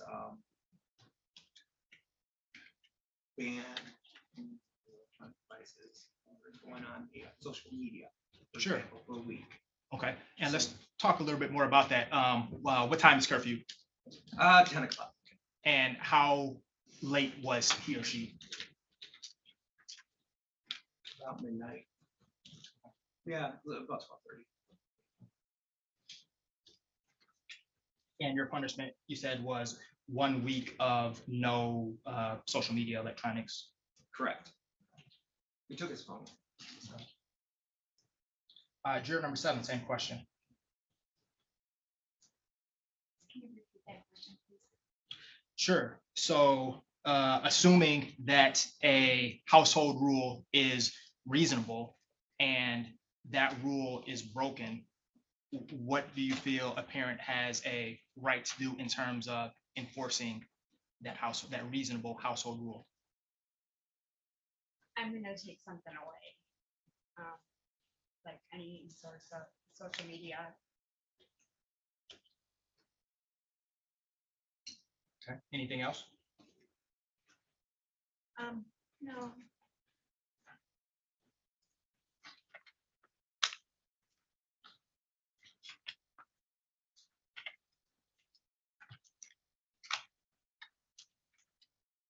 No further questions right now, Your Honor. All right, thank you. Challenges for cause, Mr. Ring. None for cause, thank you, Judge. Challenges for cause, Mr. Moss. None for cause, Your Honor. Preemptory challenge, Mr. Ring. Yeah, at this time, people would like to thank excuse juror number 5. Okay, juror number 5, you were thanked and thank you and excused.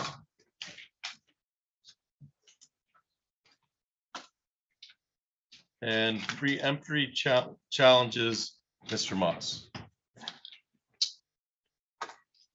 Your Honor, at this time, defense would like to excuse juror number 3.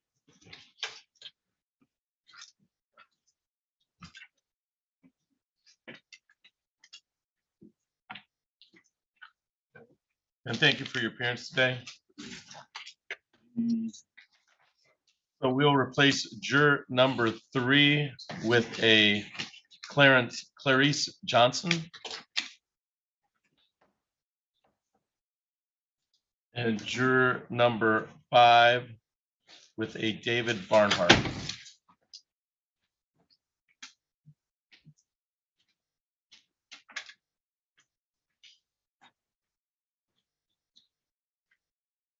You've heard all of the questions asked of your fellow jurors, Yes. sir? Yes. All right. Do you have any indication of, I think the last juror number 5 indicated that he knew somebody in law enforcement. Do you have anything that you'd like either of the parties to know based on the questions you've already heard? Juror number 3. I retired from corrections after doing 29 years. All right. So you're retired from corrections. All right. And juror, As far as law enforcement, that's all right. all right. Thank you, ma'am. And juror number 5. Just that, I don't believe in disciplining adult children, aside from making them move out of the house or verbal discipline. All right. But that is.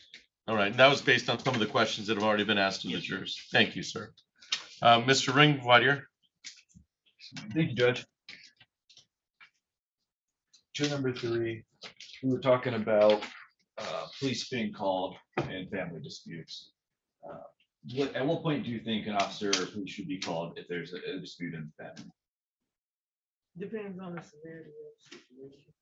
Like violence, if it's violence or potential violence. For example, he since passed away. I have a son that was mentally ill. He pulled a knife on me, but I kept a barrier between us. And I had to call the police. It was handled perfectly. But there was no, when they were talking about potential of violence, but not the actual violence. Because I could have reacted as opposed to putting a barrier between us. So at the opposite part, they came in. Thank you for that answer. Are you divorced? Yes. And about how long ago was that divorce? No. Is that still very fresh? No. Was it an amicable divorce? Yes. Juror number, gotta count again. 5. Yes. Juror number 5, are you married? Yes. Have you been divorced? No. How many kids? Do you have any kids? I have 3. You have 3. What are their ages? 25, 23, and 22. 5, 23, and 22. Do any of them still live with you? Yes. How many of them? One right as of right now, but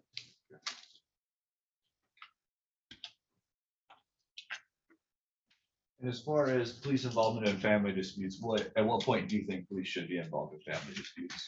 violent or threat of violence. Thank you. No further questions, Judge. Mr. Mossbud. Yes, Your Honor. Juror number 3, regarding the incident you referenced, let's say there was no barrier available for you to place between yourself and, I'm sorry, with the My son. That was your son, okay. If there was no barrier available in that scenario, do you feel you would have had the right to use some degree of physical force to protect yourself? If necessary. And but I was aware of my son's mental illness. sure. And you said, I just want to piggyback on that first. So in that specific scenario, again, if there were no barrier, do you feel that physical force would have been necessary for you in that specific situation? If necessary. I'm asking, do you think it would have been necessary if there was no barrier in between you? If necessary, he was mental, so I could kind of talk and guide him a little and keep him calm without, because even though there's a barrier, he could have gotten beyond the barrier and gotten to me. But I was able to also talk to him to keep him at a level, maintained until the police officer got him. Sure.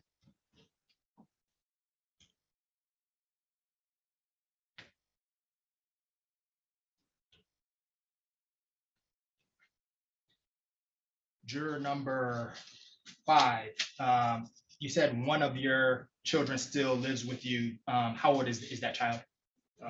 23. 23. Oh, okay. Do you still have household rules for the 23-year-old? So much he or she can kind of come and go as they please, and That is correct. okay. And if there was some level of disrespect, would you feel that you would have the right to somehow discipline that child, or what action do you think you would be able to take? Aside from making them, removing them from the household, not much.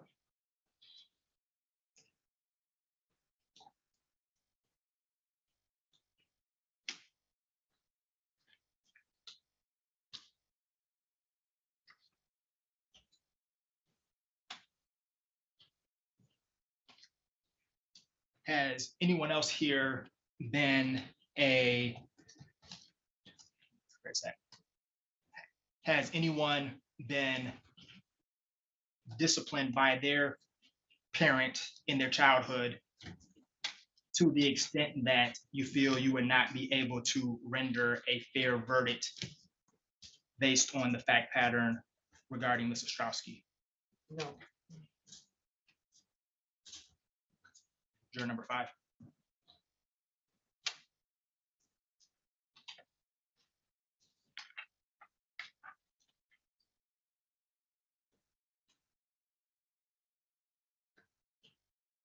No further questions at this time, Your Honor. All right, challenges for cause, Mr. Ring. None, Your Honor. The people are satisfied with this jury at this time, Judge. All right, so no challenges for preemptory No challenges. preemptory as well, Okay. Judge. Thank you. So the people are satisfied. Challenges for cause, Mr. Moss. No challenges for cause, Your Honor. Challenges, preemptory challenges, Mr. Moss. May I have one moment, Your Honor. You may. Thank you. And before you answer that question, let me have both counsel approach.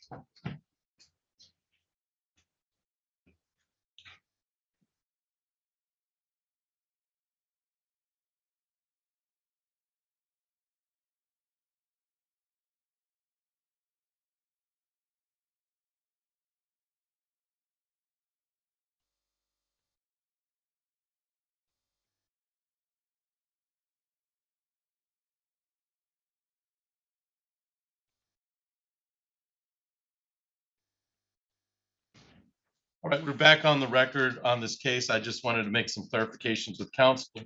And we're at challenges, preemptory challenges for Mr. Moss. And if you need a second, go ahead and take it because I called you up. But the preemptory challenge is with Mr. Moss. Thank you, Your Honor.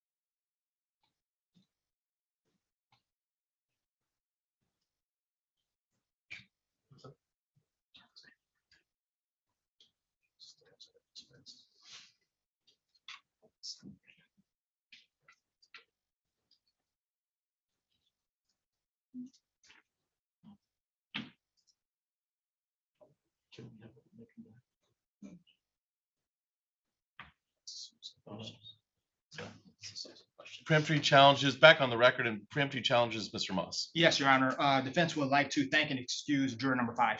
Juror number 5, you are thanked and excused.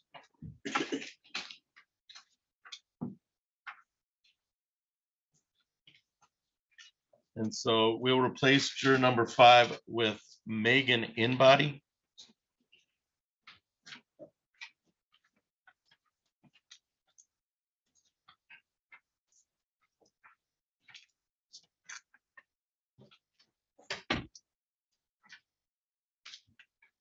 Ms. Inbody, you heard the questions of your fellow jurors and from the lawyers? I have, Your Honor. All right, thank you. And do you have anything you want to indicate to either lawyer concerning some of the questions you've already heard? No, not it. All right. Mr. Ring, any voir dire concerning juror number 5 and the pen? Very briefly, Okay. Judge.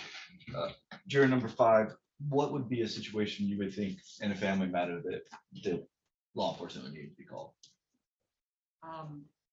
Either actual violence or imminent violence. Thank you. And have you ever sat on a jury before? I have not. Are you married? No. No kids? No. Thank you. No further questions, Judge. Thank you. Thank you. Mr. Moss, voir dire? Yes, briefly, Your Honor. Juror number 5, do you have any close family or friends that are in law enforcement? I do not. And actually, this is for everyone. Any attorneys or anyone that works for the legal system as a family member or a close personal friend, excuse me. No. No. Juror number 1, you said yes? Yes. Okay.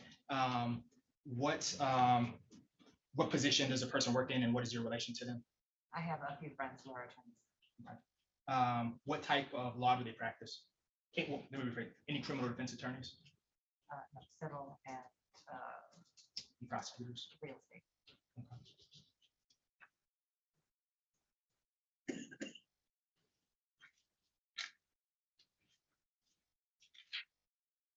Juror number 5, are there any specific facts that you would need to hear in order for you to render a not guilty verdict for Mr. Straussky? No, they've actually been.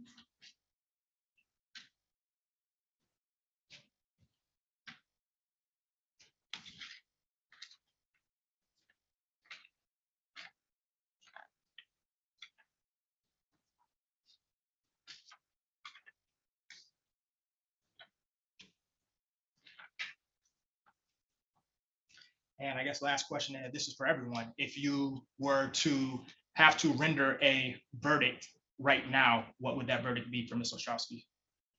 Starting with you. I had to render a verdict? Yes, right now. Well, it would have to be not guilty because there's something that's proven. Sure. Not guilty. Not Not guilty. Not guilty. Not guilty. No further questions. Your Honor. Thank you. Peremptory, I'm sorry, challenges for cause with the people. No challenges for cause. Any challenges for cause from the defense? No, Your Honor. Peremptory challenges with the people? Your Honor, the people are satisfied with this jury. All right, we have a jury, gentlemen. So we have a jury. You are a jury of 7. I will dismiss the rest of the jury to go with Ms. Kneeling. Thank you for your appearance today. I appreciate it. The whole system appreciates it. Thank you. And then our plan, our game plan so we have is I'm going to read you some additional instructions and then I'm going to let you go for lunch. All right. Because everybody needs a lunch. All right. And then we will probably be back here at 2. Okay. So we'll be back here about 2. I'm going to take care of some other matters while you're gone. And then we'll start with opening statements and with proofs at 2 o'clock. All right. But for now, I'll read the following procedural instructions now that the 7 of you are picked. Okay.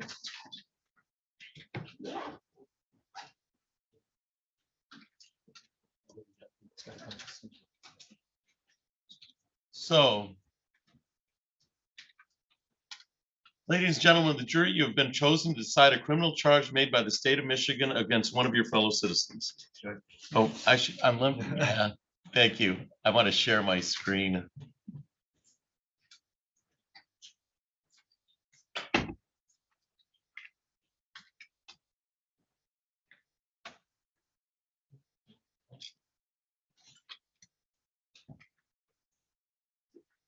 It's like magic, but it's technology, which is good and bad for all of us.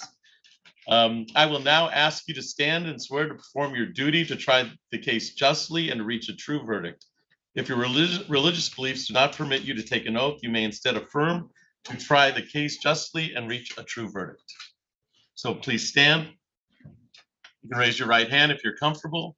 Each of you, do you solemnly swear or affirm that in this action now before the court, you will justly decide the questions submitted to you, that unless you are discharged by the court from further deliberation, you will render a true verdict, and that you will render your verdict only on the evidence introduced and in accordance with the instructions of the court, so help you God? Is that a yes? Okay, thank you. I will give you a copy of the written instructions, especially as to the elements of the crime, to take back with you for deliberation purposes. 6 of you are going to deliberate. You'll have a written copy of the instructions. I'm going to read you. You may refer to them during the trial. Since no one can predict the course of a trial, these instructions may change at the end of the trial. At the close of the trial, I'll provide you with a copy of my final instructions for use during deliberations. Now I'll explain some of the legal principles you'll need to know and the procedure we will follow in this trial. To prove this charge, the prosecutor must prove each of the following elements beyond a reasonable doubt. The defendant, Valerie Gina Ostrowski, is charged with assault or assault and battery, and that it was committed a bet. So Valerie Gina Ostrowski committed battery on Rachel Ostrowski. A battery is a forceful, violent, or offensive touching or the person or something closely connected with the person of another. The touching must have been intended by the defendant, that is not accidental, and it must have been against Rachel Ostrowski's will. It does not matter whether the touching caused an injury or not. The defendant, you must also prove that the defendant intended to either commit a battery upon Rachel Ostrowski, that would be the battery or the physical contact, or to make Rachel Ostrowski reasonably fear an immediate battery. So that would be the assaultive portion of it, okay? Fearing the immediate battery or the attempted battery. A person accused of a crime is presumed to be innocent. This means that you must start with a presumption that the defendant is innocent. This presumption continues throughout the trial and entitles the defendant to a verdict of not guilty unless you are satisfied beyond a reasonable doubt that she is guilty. Every crime is made up of parts called elements. The prosecutors prove each element of the crime beyond a reasonable doubt. The defendant is not required to prove her innocence or do anything. If you find that the prosecutor has not proved every element beyond a reasonable doubt, then you must find the defendant not guilty. A reasonable doubt is a fair, honest doubt growing out of the evidence or lack of evidence. It is not merely an imaginary or possible doubt, but a doubt based on reason and common sense. A reasonable doubt is just that, a doubt that is reasonable after a careful and considered examination of the facts and circumstances of the case. A trial follows this procedure. First, the prosecutor makes an opening statement where he gives his theories about the case. The defendant lawyer does not have to make an opening statement, but he may make an opening statement after the prosecutor makes his statement or may wait until later. These statements are not evidence. They're only meant to help you understand each side and view of the case. Next, the prosecutor presents his evidence. The prosecutor may call witnesses to testify and may show you exhibits like documents or objects. The defendant's lawyer has a right to cross-examine the prosecutor's witnesses. After the prosecutor has presented all of his evidence, the defendant's attorney may also offer evidence, but does not have to. By law, the defendant does not have to prove his innocence, his or her innocence, or produce any evidence. If the defense does call any witnesses, the prosecutor has a right to cross-examine the witnesses. The prosecutor may also call witnesses to contradict the testimony of the defense witnesses. After all the evidence has been presented, the prosecutor and the defendant's lawyer will make their closing arguments. Like the opening statements, these are not evidence. They are only meant to help you understand the evidence and the way each side sees the case. You must base your verdict only on the evidence that's presented before you. My responsibilities as a judge in this trial are to make sure the trial is run fairly and efficiently, to make decisions about the evidence, and to instruct about the law that applies to you in this case. You must take the law as I give it to you. Nothing I say is meant to reflect my own opinions about the facts of the case. As jurors, you are the ones who will decide this case. Your responsibility as jurors is to decide what the facts of the case are. This is your job and no one else's. You must think about all the evidence and all the testimony and then decide what each piece of evidence means and how important you think it is. This includes how much you believe what each of the witnesses said. What you decide about any fact in this case is final.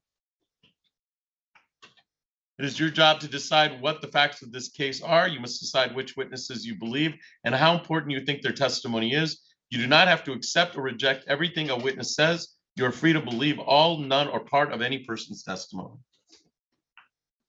In deciding which testimony you believe, you should rely on your own common sense and everyday experience.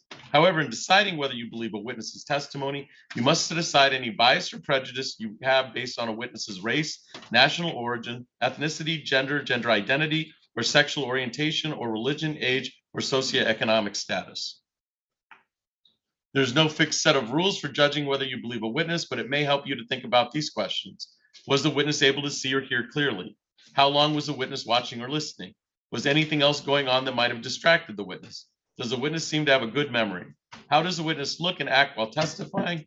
Does the witness seem to make an honest effort to tell the truth, or does the witness seem to evade the questions or argue with the lawyers? Does the witness's age or maturity affect how you judge his or her testimony? Does the witness have any bias or prejudice or any personal interest in how this case is decided? Have there been any promises, threats, or suggestions or other influences that affect how the witness testifies? In general, does the witness have any special reason to tell the truth or any special reason to lie?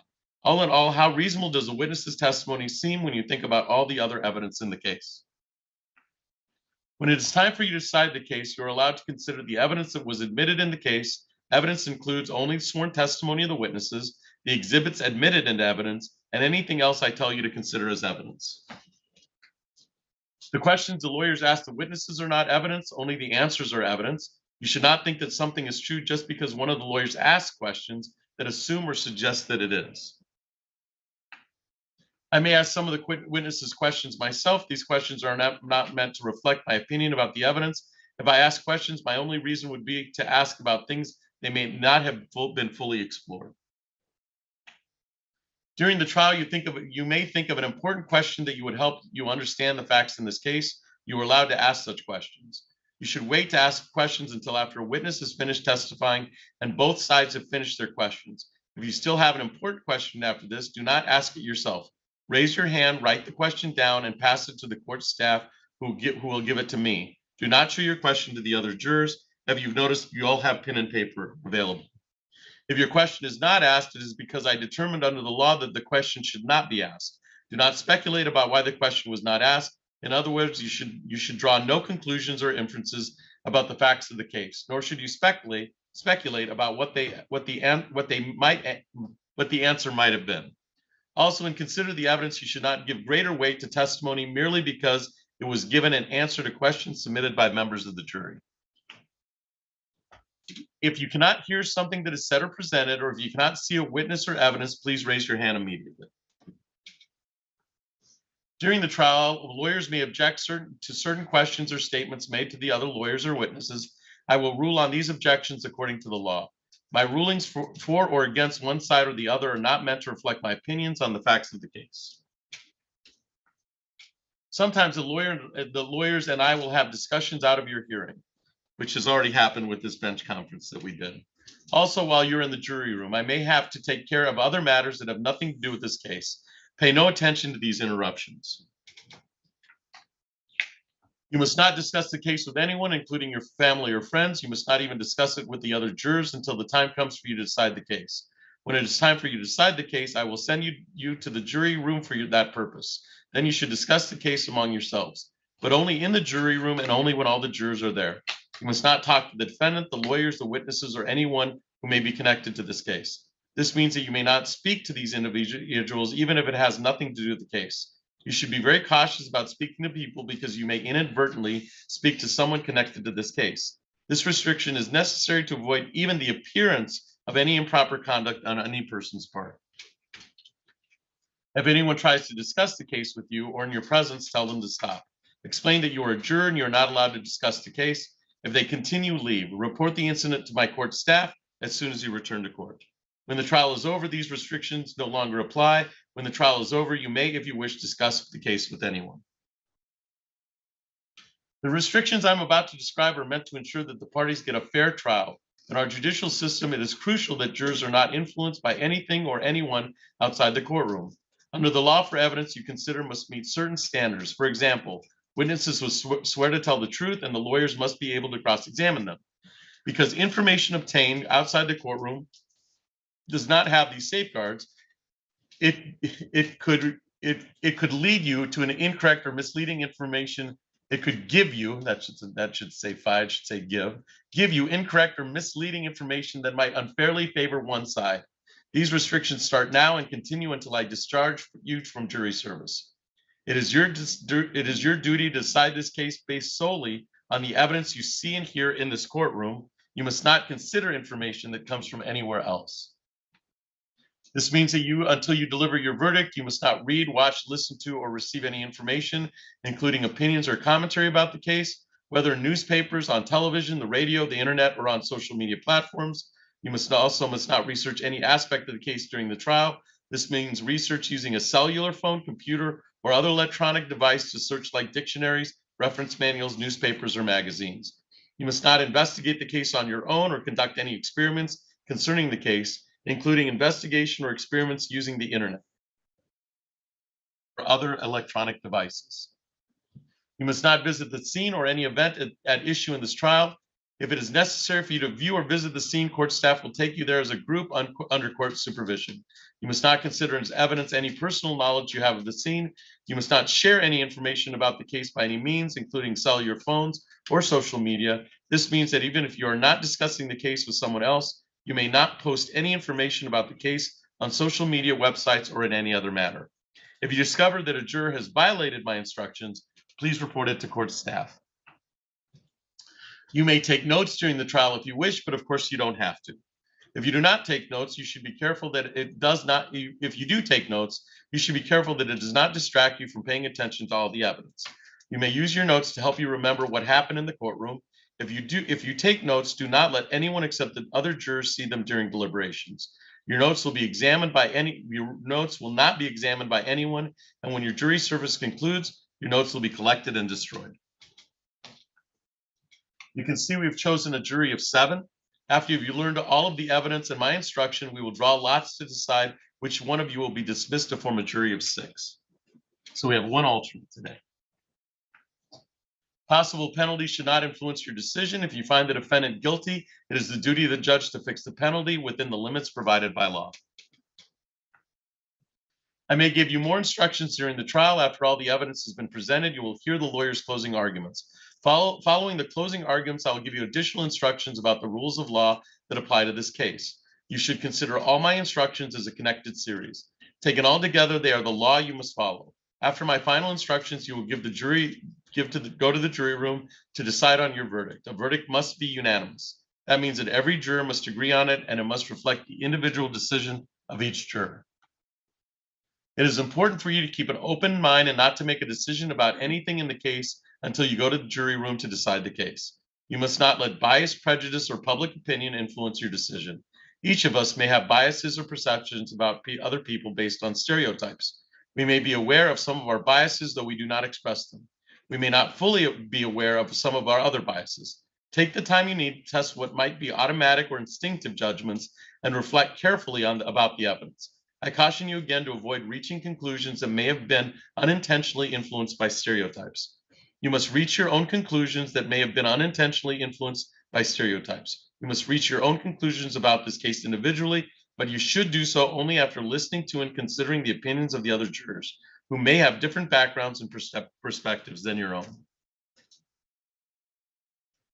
So that is the procedural instructions for how we're going to run the case. We will come back after lunch. We'll let you go to lunch. And then I'd like to have you available to go get your payment for this day, because we just give you this incredible payment for being a juror. But I'd like to do that earlier so that you can concentrate on the facts this afternoon. All right. Hopefully we'll have that all ready when you come back from lunch.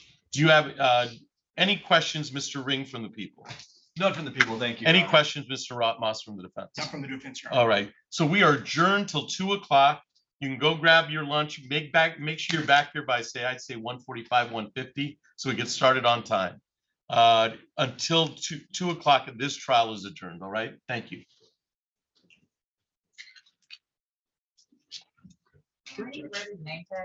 Yes, tell them to take those. Yeah, you can take your name tags. You don't have to wear them outside the building. Okay.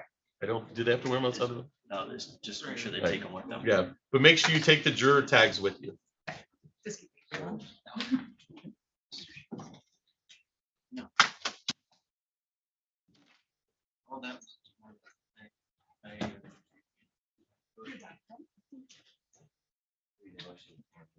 No, we negotiated this.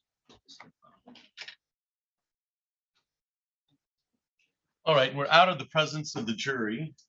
Mr. Ring, anything to come to the court's attention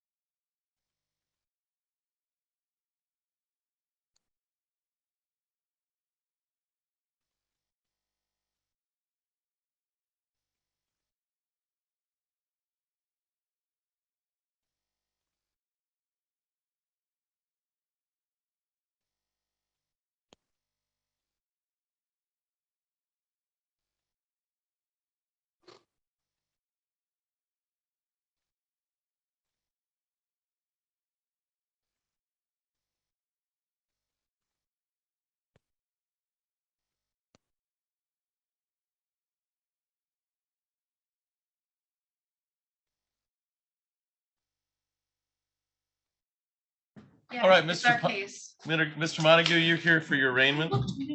Oh, yes, yes, sir. Your Honor. All right.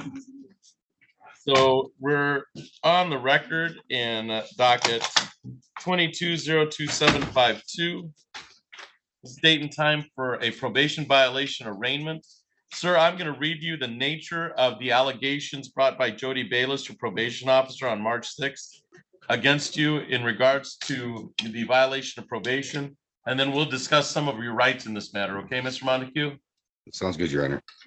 All right, so it is alleged that at a request and summons for probation violation by Ms. Bayless, that in a technical violation, you failed to refrain from alcohol as directed per Avon Health on February 9th, 2023, testing positive for alcohol.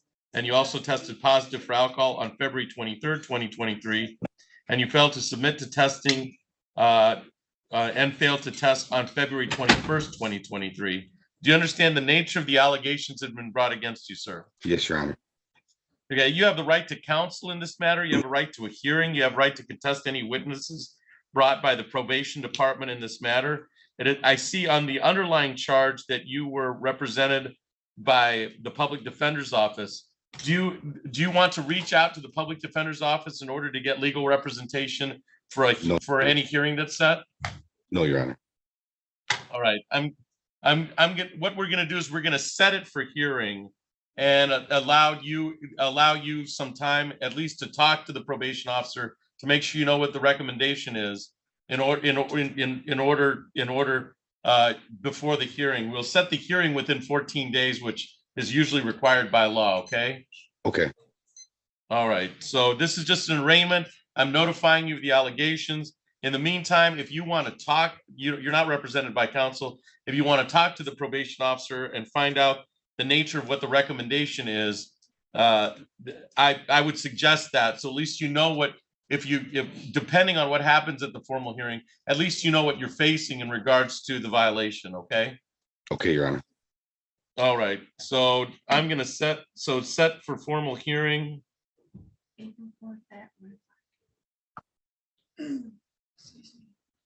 April 4th at 1 o'clock. Okay. In the meantime, if you change your mind, that public defender, that office is always open to you. So you can make a call and you can make application, but that would have to be something you would do. It wouldn't come from the court appointing. It wouldn't be coming. You wouldn't be appointed a public defender for this probation violation. You have to reach out and contact them. Make sure they understand that date. Okay. Okay, Your Honor. All right. So we will see you on April 4th at 1 o'clock. And in the meantime, if you want to speak with your probation officer, you can reach out to her. Okay, sir? Yes, Your Honor. Thank you. All right. You're all set, Mr. Montague. Thank you for your appearance today. Have a good day. Thank you.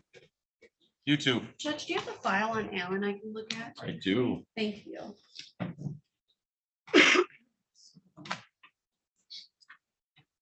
And Badgley is, since I heard her name, Thank you. she is here and ready to go. All right. We can go on Badgley. Okey-doke. You're Mr. Cultrider I today? am Mr. Cultrider, yep. You changed that.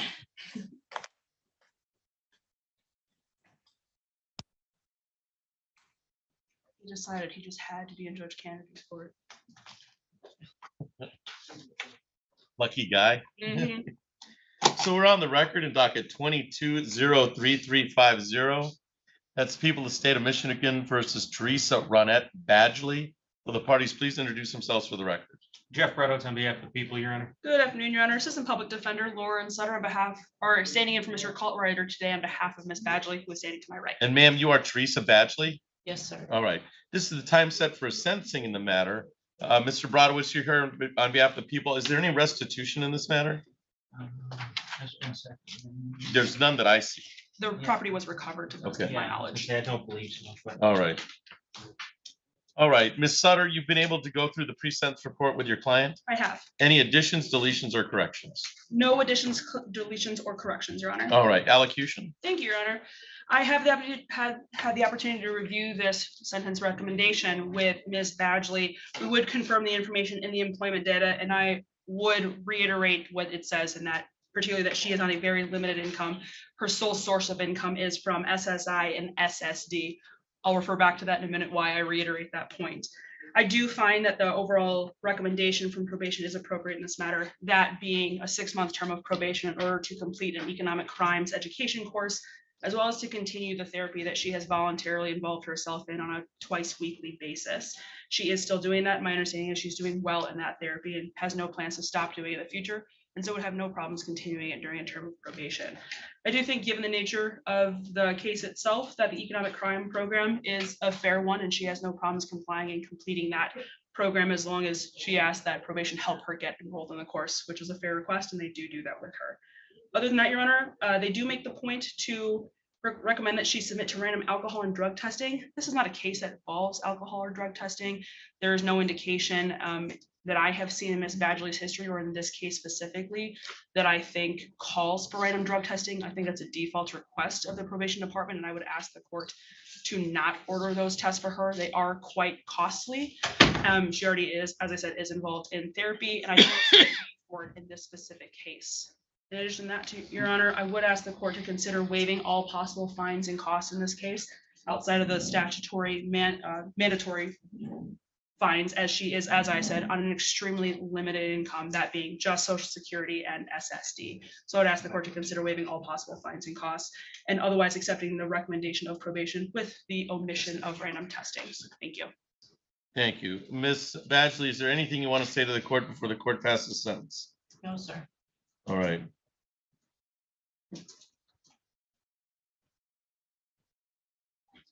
It's my understanding that all property has been recovered, so there is no restitution to a Rana Rezi. This appears it happened in court.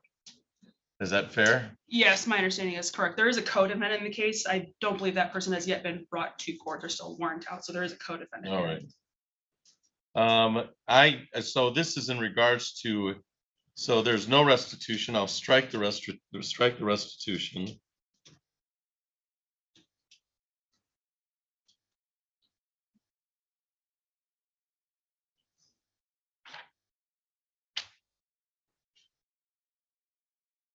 And the court will suspend, the court will, this is on the RNC less than $200. The sentence of the court is to spend, there's credit for 0 days. I'm suspending all jail time in this, okay?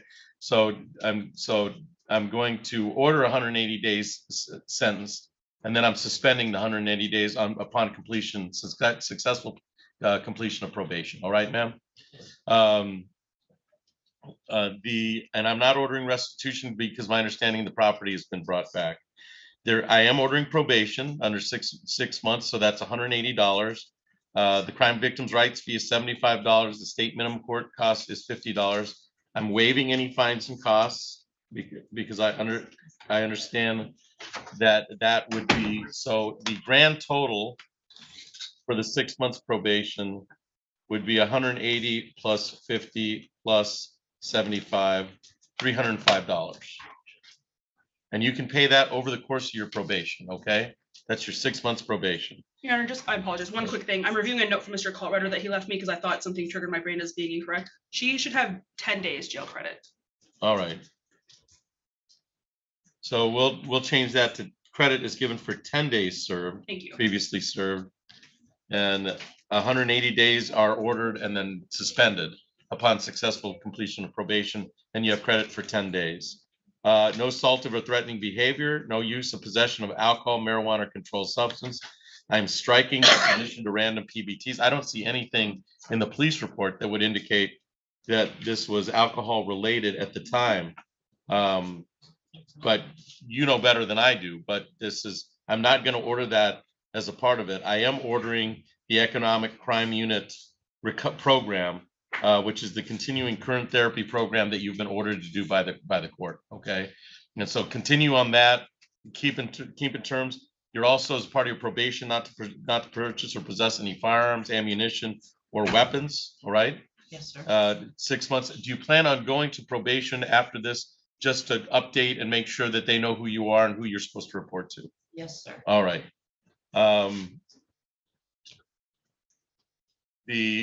So really, Ms. Badgley, I've just adopted the judgment of sentence without the PBTs in your analysis. It's the same program. You're not a kid, so I'm not going to treat you like one. The program here is to get you through with the economic program, understanding that this is a mistake. And so you and I don't spend money Tuesday afternoon together, okay? Absolutely. All right, so anything else for the record, docket 22-03350, Ms. Sutter? No, Your Honor, thank you. Good luck, Ms. Badgley, you're all set. Thank you. I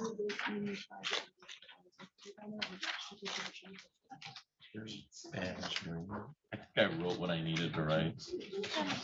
I think I did. See if I. Yeah, it's not. All right.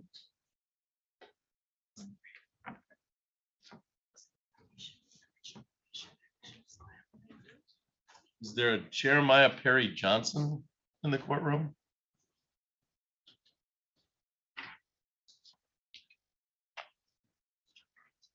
How about a Jalen Redding?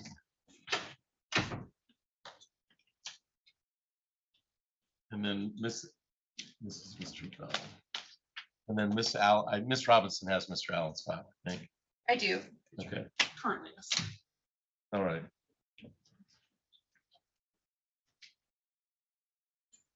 So let's go ahead and call those other two files, because that looks like, so, because we're,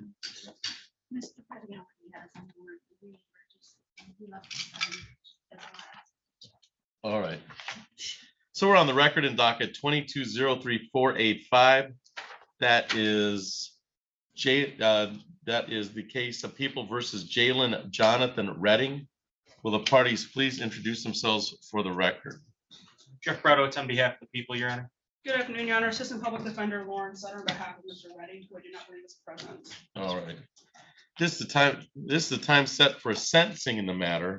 It appeared that Mr. Redding failed to appear at his pretrial, but we said it anyway just to see if there was, by chance, well, every once in a while somebody shows up for sentencing that didn't go through the pre-sentence. It appears that Mr. Redding has failed to appear today. I don't have the actual file. It's already warranted. Okay, so it's warranted. All right. So this was set for 1:30. It is now 1:51. It appears the defendants failed to appear, and the court will issue a bench warrant and bond forfeiture. Anything else in regards to docket 22-03485? Mr. I'm going to get this right, Brodowitz. Nothing from the people, Your Honor. Ms. Sutter? No, Your Honor, thank you. Thank you. Just continue the warrant. Yeah, just continue the warrant. And then Mr. Perry Johnson will go ahead and call.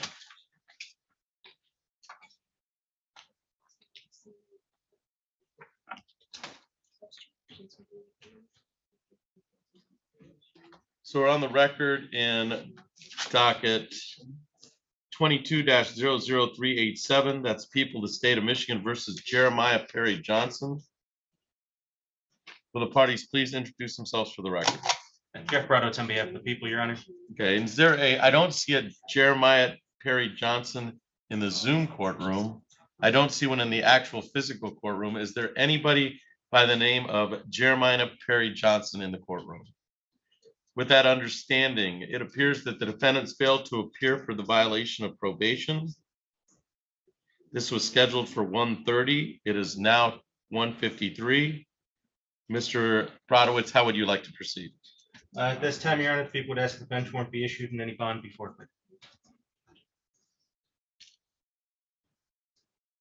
Okay, the defendant is bench warrant and bond forfeiture for failed to appear at the violation of probation today.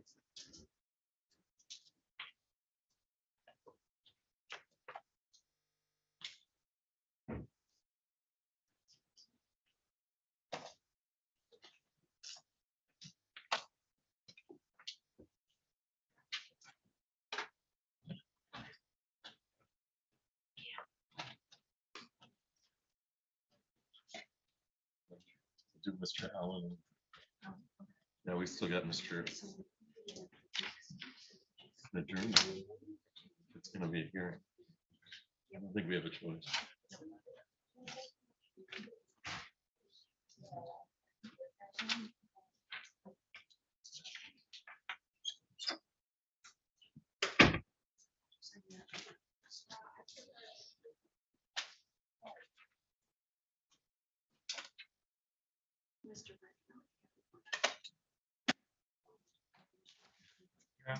Yes.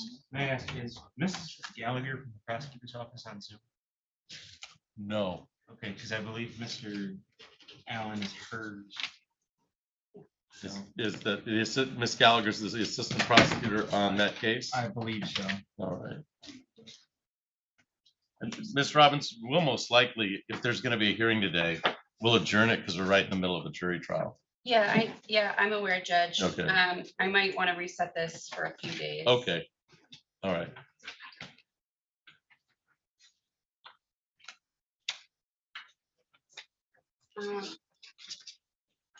Judge, do you have any openings tomorrow?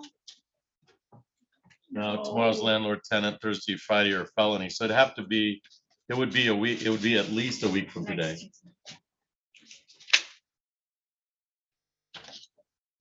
Well, I mean, I think. Okay, then we're gonna have a plea today, so we should be able to get it done and over with.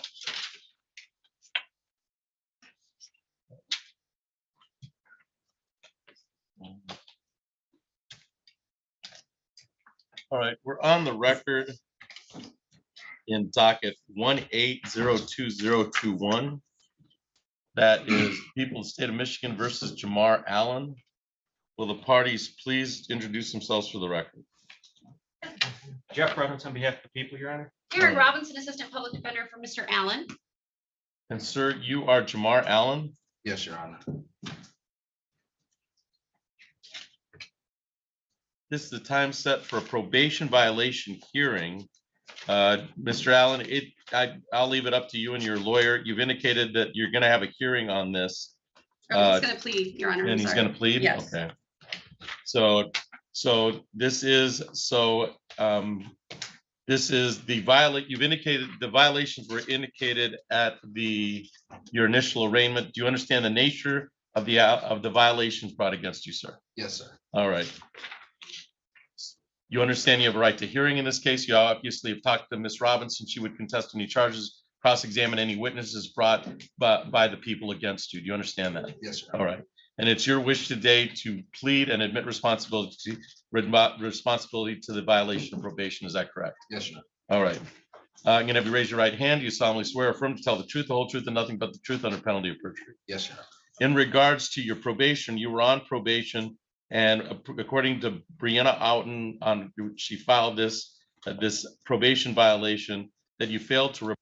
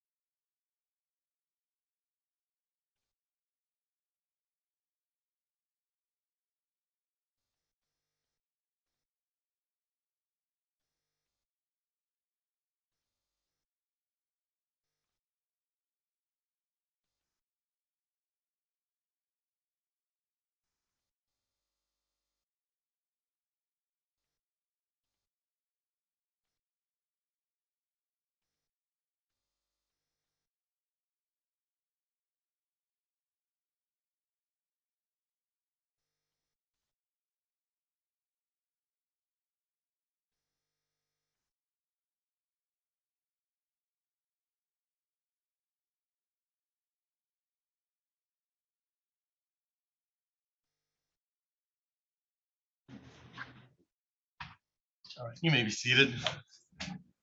So we're back on the record in docket 23000011. Are the people ready to proceed with opening statement? You are ready at this time, Judge. Thank you. All right, you may proceed. Thank you. Good afternoon, ladies and gentlemen of the jury. We're here today for assault and battery that took place. The victim, Rachel Ostrowski, is the defendant's daughter. Rachel's only 18 and she lived at home with her mom. Her parents are divorcing, they're in the middle of a divorce, separated. And on January 2nd of 2023, the defendant came home. She was upset. She was having a bad day. She was upset. She was mad. She came home and she began to go through her ex's stuff. She began to throw it in the hallway, haphazardly, just began chucking it in the hallway. The victim, Rachel, noticed this and thought, hey, that's my dad's stuff. I'm going to go box it up properly. So she went and she began to box it up properly. She began to box these things up and asked her mom about it, what to do with it. She decided that she was going to take it all to her dad. And it seemed like her mom was okay with that to begin with. And then something changed. She didn't want her to take it anymore. Keys were hanging up. They both went after these keys to go get a hold of these keys. And while they were both going for these keys, the defendant slapped her daughter in the face. Rachel will tell you she doesn't know what she said, but something she said upset her. She doesn't know what it was that upset her. And there was another person there watching. There was another person that saw it all. So you'll hear from the officers who responded on the scene that day. You'll hear how they came and they separated the parties and they began to talk to them. You'll hear how they began to talk to Rachel. And Rachel's grandmother, who was there, started to butt in, trying to tell the officers what happened before Rachel could even talk. You'll hear how when Grandma walked away, Rachel broke down and started crying while she was describing to the officers what happened. And you'll hear Rachel tell her side of the story. And you'll hear Rachel tell you guys how her mom slapped her in the face. Ladies and gentlemen, the facts of this are pretty simple. The defendant was upset. The defendant was mad.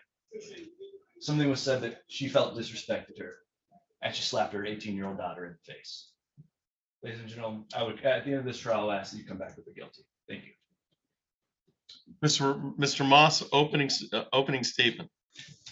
Yes, Your Honor. Good afternoon again, ladies and gentlemen of the jury.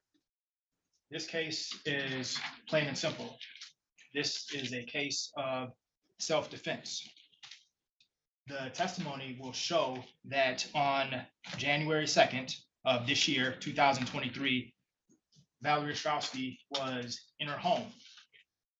Rachel, her daughter, was there as well, along with her mother, Shelley.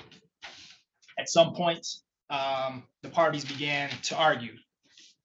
That argument escalated to the point where Valerie's personal space was invaded. The question is, did Valerie honestly and reasonably believe that she had the right to use force to protect herself from Rachel? And if the force that she did in fact use was the kind appropriate under the circumstances? You expected to hear testimony that Valerie was afraid of Rachel. You'll expected to hear testimony, as well as you'll be able to see that there's a substantial size difference between Valerie and Rachel. The evidence will show that on January 2nd of 2023, that Valerie Ostrowski was afraid that Rachel would hurt her. There came a point where her personal space was invaded, and she reacted and protected herself. Immediately after protecting herself, she fled to her bedroom, where she barricaded herself.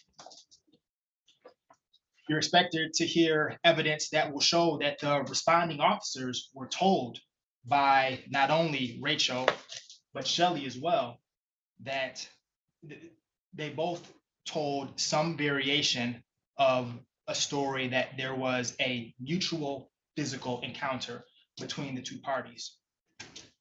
The evidence will also show that the officers did not investigate those claims, that Valerie was arrested without a thorough investigation. There were no pictures taken of any injuries. There were no pictures taken of the bedroom door where Valerie had once been barricaded in.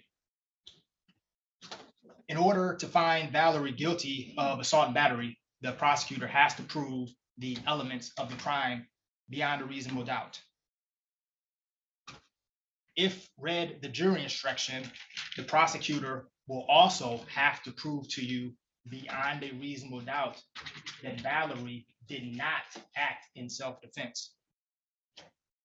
If you are convinced beyond a reasonable doubt that she did not act in self-defense, restating it, the prosecutor then has an additional burden to hurdle, and that burden being the elements of the charged offense. You have to judge this case according to how the circumstances appeared to Valerie at that date and time, as she was in the moment, not from your perspective, but from Valerie's perspective at the time that the action occurred. I'm confident that after all of the evidence is heard, you'll have no choice but to return a verdict of not guilty for Mr. Strowski. On behalf of myself and on behalf of Valerie, I thank you for your time and attention for being here with us today. Thank you. Thank you. Mr. Ring, the people may call their first witness. At this time, the people will call Officer Michael McGregor.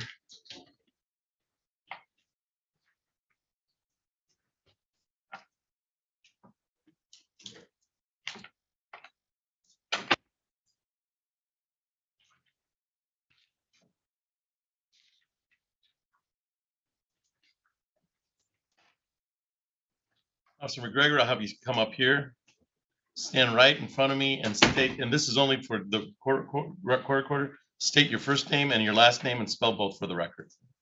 Michael MacGregor, MICHAEL, Please raise your right hand. You solemnly swear affirm, tell the truth, the whole truth, and nothing but the truth under penalty of perjury. I do. Okay, please have a seat here and project for recording purposes. Mr. Ring, you may proceed. Thank you, Your Honor. Officer McGregor, where do you work? Work for the Lansing Police Department. And how long have you worked there? Just shy of a year. What capacity do you work? I'm a police officer. And were you working on January 2nd of 2023? Yes. And were you working in that capacity as a police officer? Yep. On that day, were you dispatched to 2400 Northwest Avenue? Yes. Why were you dispatched there? I was dispatched for a complaint of a domestic assault. I'm gonna back up a second. That 2400 Northwest Avenue, is that in the city of Lansing? Yes. Ingham County, Michigan? Yep.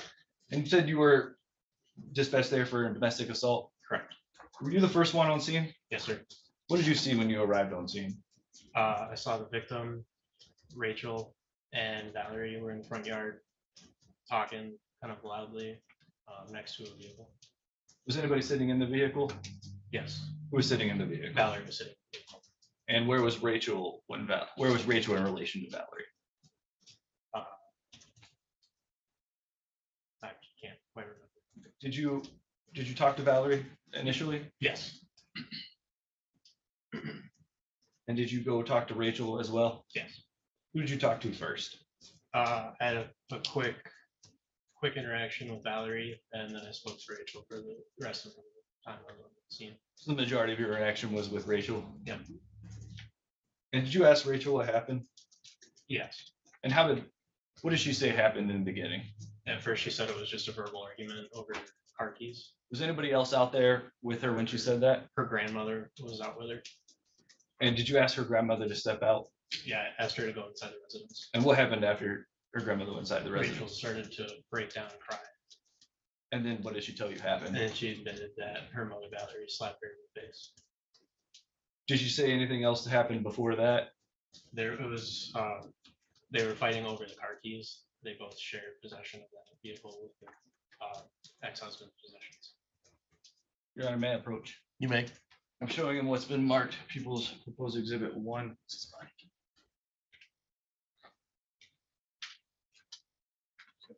snippet really quick.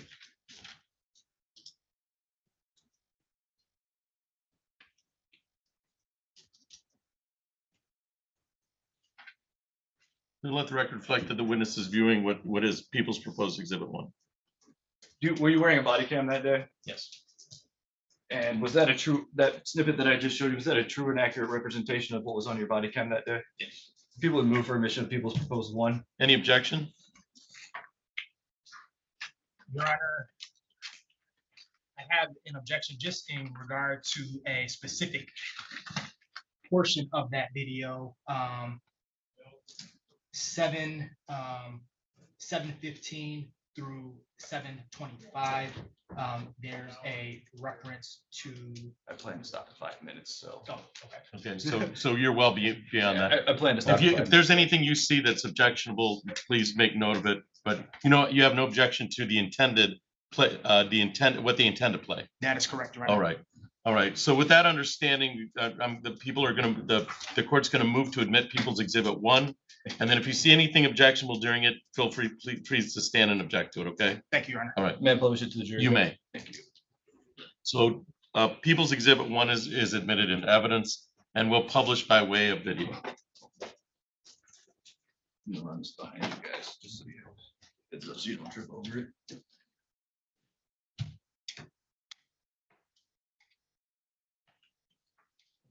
Needs to be up all the way, or just so the.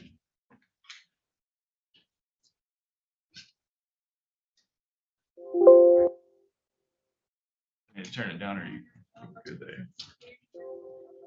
For the record, I'm starting at 29 seconds. All right. Audio doesn't start on body cams until about 30 seconds in. Okay. Answer, please. Everybody okay? Yeah, we're fine. We were just having a chat. What are your names? I'm Rachel. This Rachel? is Valerie. Valerie? Mother? Mother. Okay. Yeah. Okay. Do you want to step over here and talk with me? Yeah. My partner will come and talk with you for a second. It's Valerie in the car. Yep.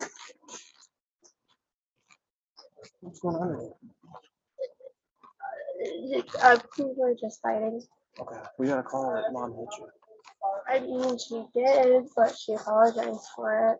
Okay. This isn't the first time, right? No, it's not. Okay.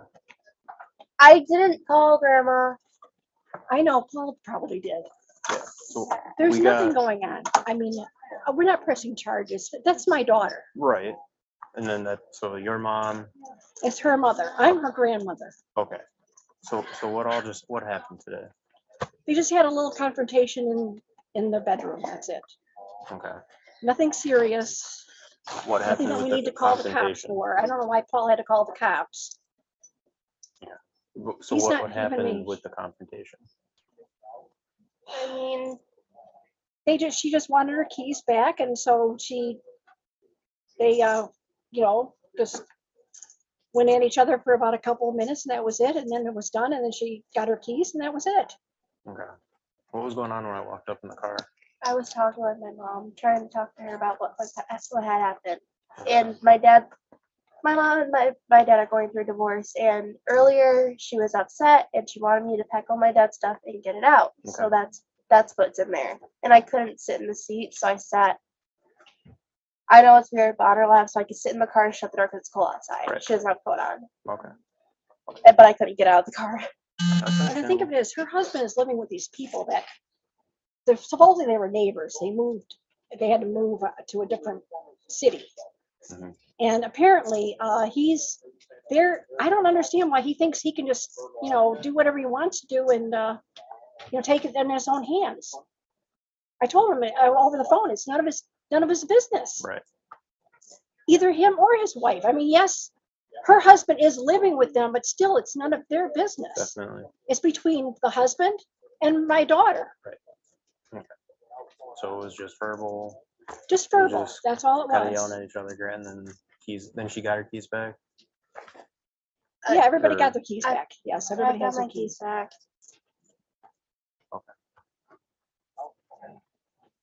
I'm sorry they had to bother you. No, for it's nothing, okay. Which is ridiculous. We're here to make sure that everybody's safe and everyone's Everybody's okay. safe. Are you safe and okay with what's going on today? Kind of looks like. Are you okay? Do you want to talk to me alone? You want to ask Grandma to go inside? You are 19, right? Yeah, I'm almost 20. Okay. You mind just going inside and just her not talking all the time? Thank you.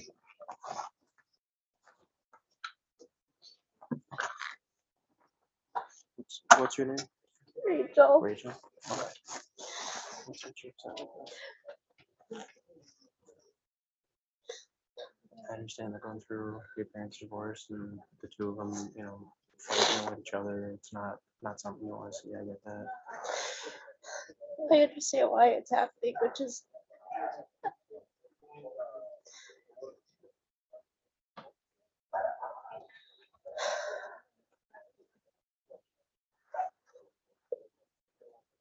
yes, things are fine. My mom was real upset. She was throwing my dad's stuff. That's why I decided to pack it all up and take it. And take it. This isn't your dad walking up, is it? No, this is just right. Hello. Just a neighbor. This is just someone who walks. But So you were packing up dad's stuff? yeah, I was packing up my dad's stuff, and I was arguing with my mother. And at one point, she did slap me because I said the wrong thing. I don't remember what they said. But I said the wrong thing. Did you guys both get together? But yeah, Okay. I still have a home for now. Okay. And The record reflected, I'm stopping the video at 5 minutes. Okay. Record may so reflect.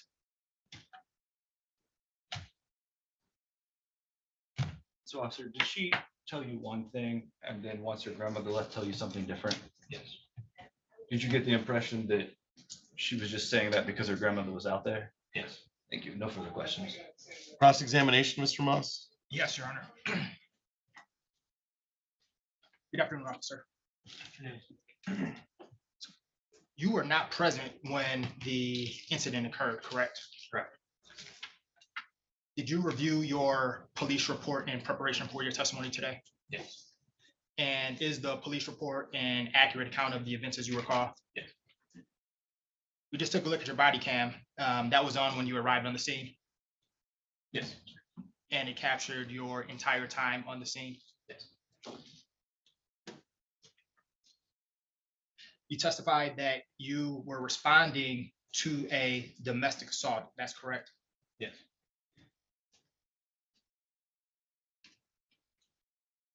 You also testified that, strike that. Rachel indicated that there was a verbal argument over keys, correct? Correct. Rachel also indicated that they were fighting over car keys, correct? Yes. They were fighting. Isn't that an indication of a mutual struggle? Yes. Isn't it true that you never asked Rachel any follow-up questions to determine who the aggressor was? Yes. Isn't it true that Valerie's mother, Shelley, stated that they went at each other and gestured with her hands like this? To the best of my memory. Would you say that that's also consistent with a mutual struggle? That statement in conjunction with the gesture? Yes. And no follow-up questions were asked regarding that either?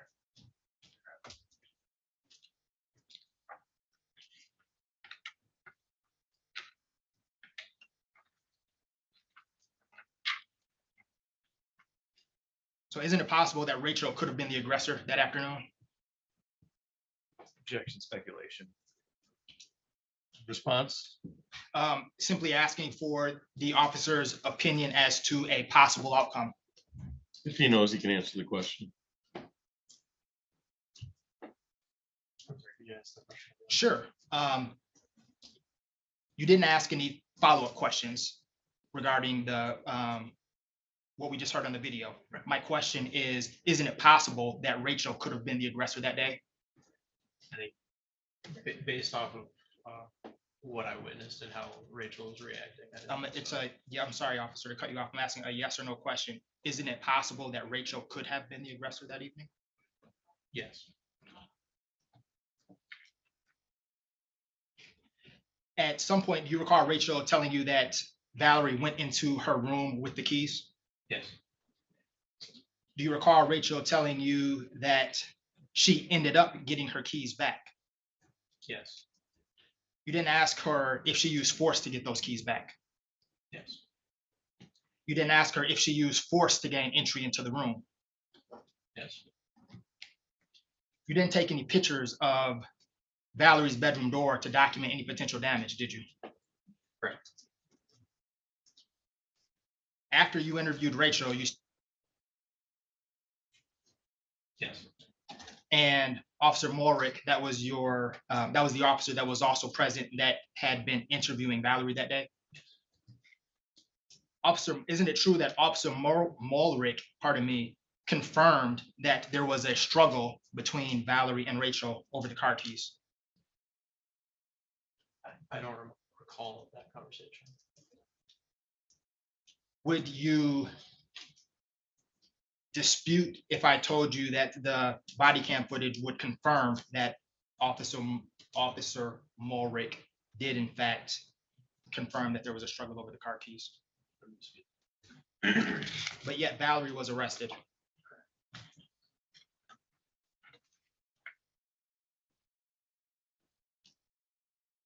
Shelley, Miss Lamoureux, told you there was a little confrontation in the bedroom and they went at each other, correct?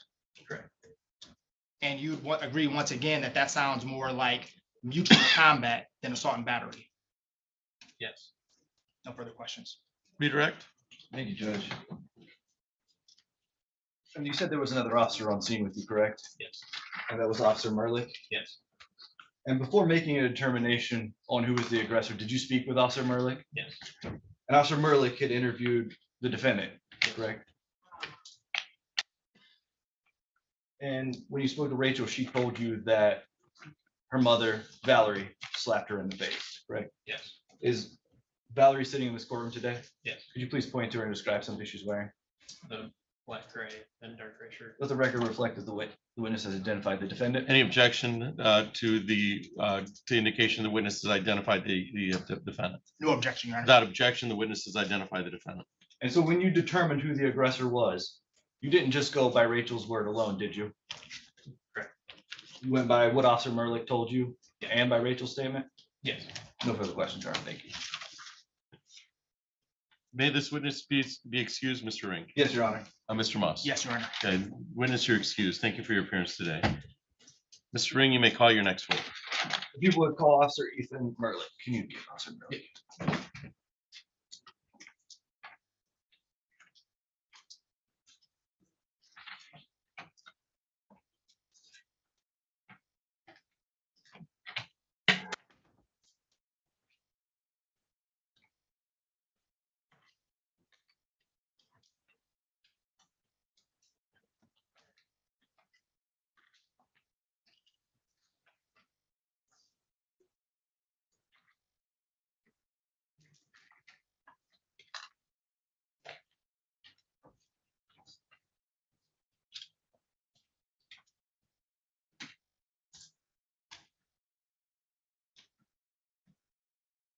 So you can come up here.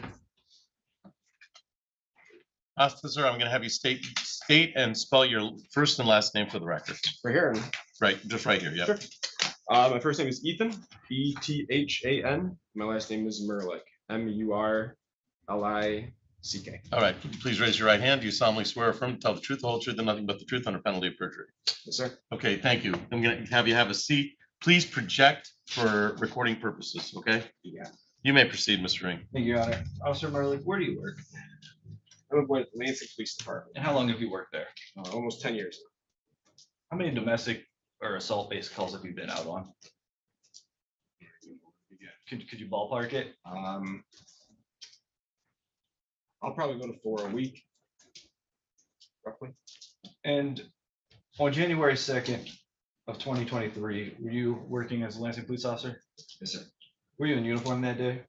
Yes, sir. Were you dispatched to 2400 Northwest Avenue? Yes, sir. Is that in the city of Lansing, Yes, Ingham County, Michigan? that's correct. Why were you dispatched that day? I was dispatched there in reference to an assault. Was there an officer on scene when you got there? Yes, sir. What did you see when you arrived on scene? When I arrived on scene, I saw Officer McGregor speaking to a female sitting in a four-door vehicle. I approached him to see how far along he's made it, and I remained with that female in the driver's seat and spoke with her. And you spoke with that female? Yes. Did she identify herself? She did. How did she identify herself? As Valerie. Did she give you a last name? She did. What was that? I'm gonna butcher it. Ostrowski. Is that person sitting in this courtroom today? Yes, sir. Could you please point to them and describe something they're wearing? Over to my left here, with a striped black and gray shirt. Let the record reflect the witness's ID the defendant. Any objection, counsel? No objection, Your Honor. Without objection, the witness has identified the defendant. Did you ask her what happened that day? I did. What did she tell you? She advised there was a struggle over some keys with their daughter, and that there was no physical altercation besides the argument over a pair of car keys. Did she say that there was no assault? That's correct. And did she say it was only a disagreement? Correct. It's an argument. And then did you interview a witness by the name of Shelley Lamarelle? Yes, sir. And what did Shelley have to say about what happened? Shelley requested to speak with me after I obtained some items from the house. She was curious as to why the police were arresting her daughter. I told her I'd come back, and I spoke with her outside. She said that there was a disagreement and that there was no assault, but she referenced it as just disciplining a child. And did you come back after that and speak with Valerie again at some point? Briefly. Was that after speaking with Officer McGregor? Yes, sir. And do you remember what you told Valerie? Officer McGregor informed me that there was an assault, that there was enough to make the arrest. I advised Valerie that she would be under arrest for assault. She proceeded to inform me that she would also like to press charges because her daughter was grabbing and twisting her arm. So she changed her story between the first time you talked to her and the second time you talked to her? Correct. She didn't mention being injured during this altercation. After you let her know that Rachel said that she was assaulted? Yes. Then her story changed? Yes. Did you notice any visible injuries on Valerie when you were standing there? No, sir. Thank you. May I approach, Your Honor? You may. I'm showing you what's been marked as People's Post 2. His body cam. I'm playing a short snippet of his body cam for him, starting at 18 minutes.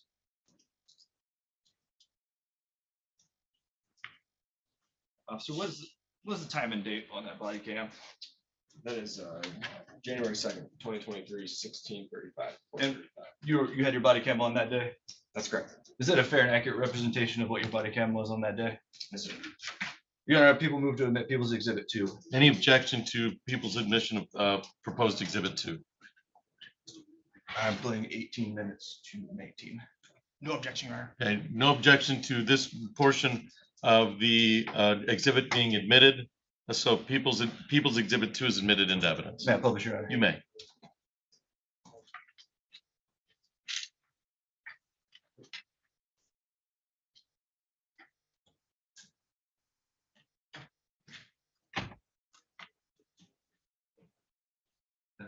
Come on.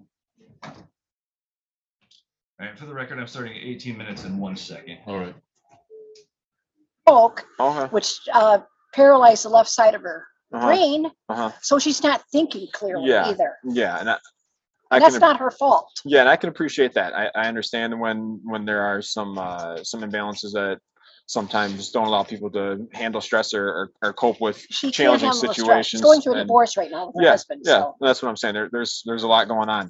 I don't know what took place today. I didn't hear what she had to say. My partner just told me that there was a brief struggle and that she was struck in the face.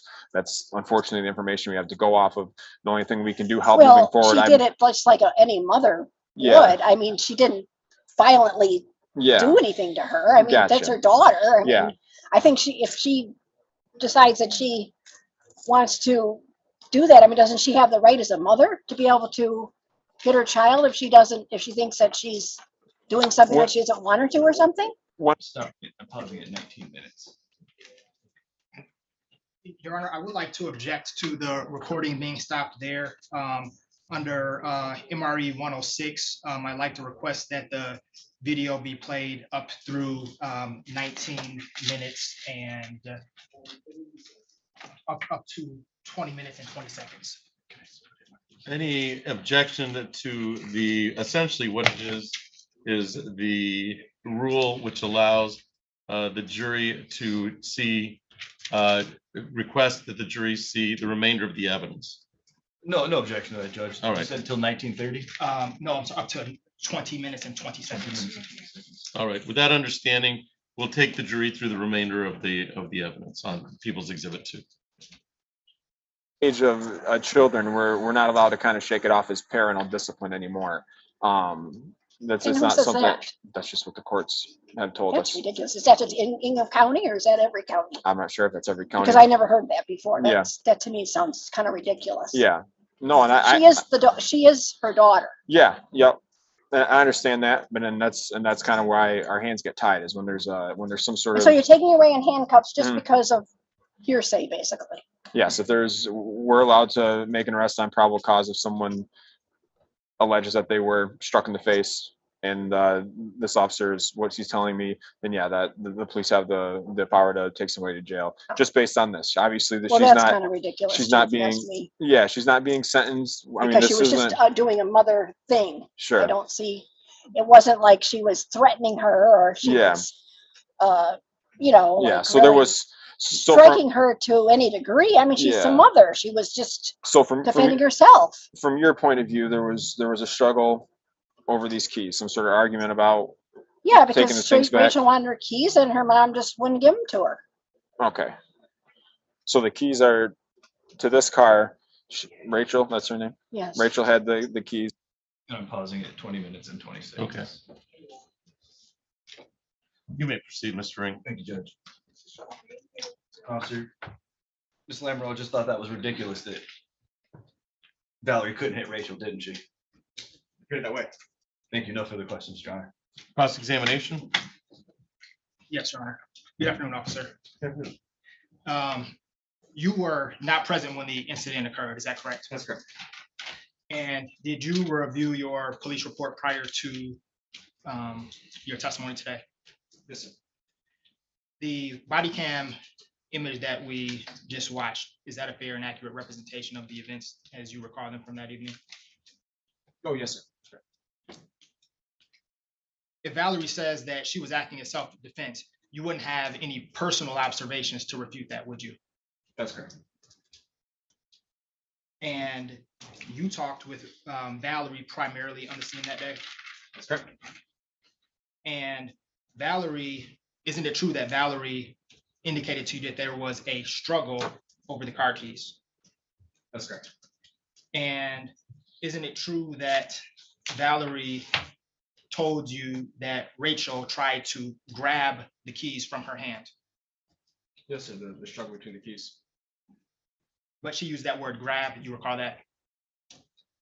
If that's what I wrote in my report, then yeah. That's what I was using. And isn't it true that grabbing is an act of aggression? Would you agree with that? To make it true that way, yeah. Would you agree that the definition of grab is to grasp or seize suddenly and roughly? Grasp, yes.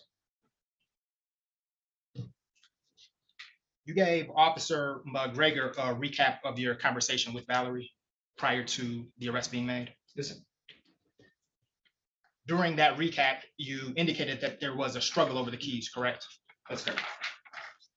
But you did not indicate that Rachel was the aggressor. No, sir. You did not indicate to Officer McGregor that Rachel tried to grab the keys from Valerie. No, sir.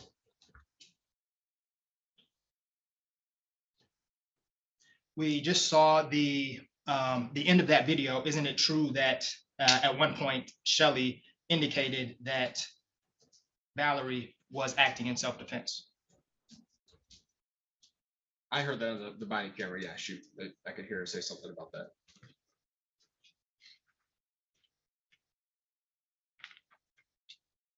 And that claim wasn't further investigated, was it? No, sir.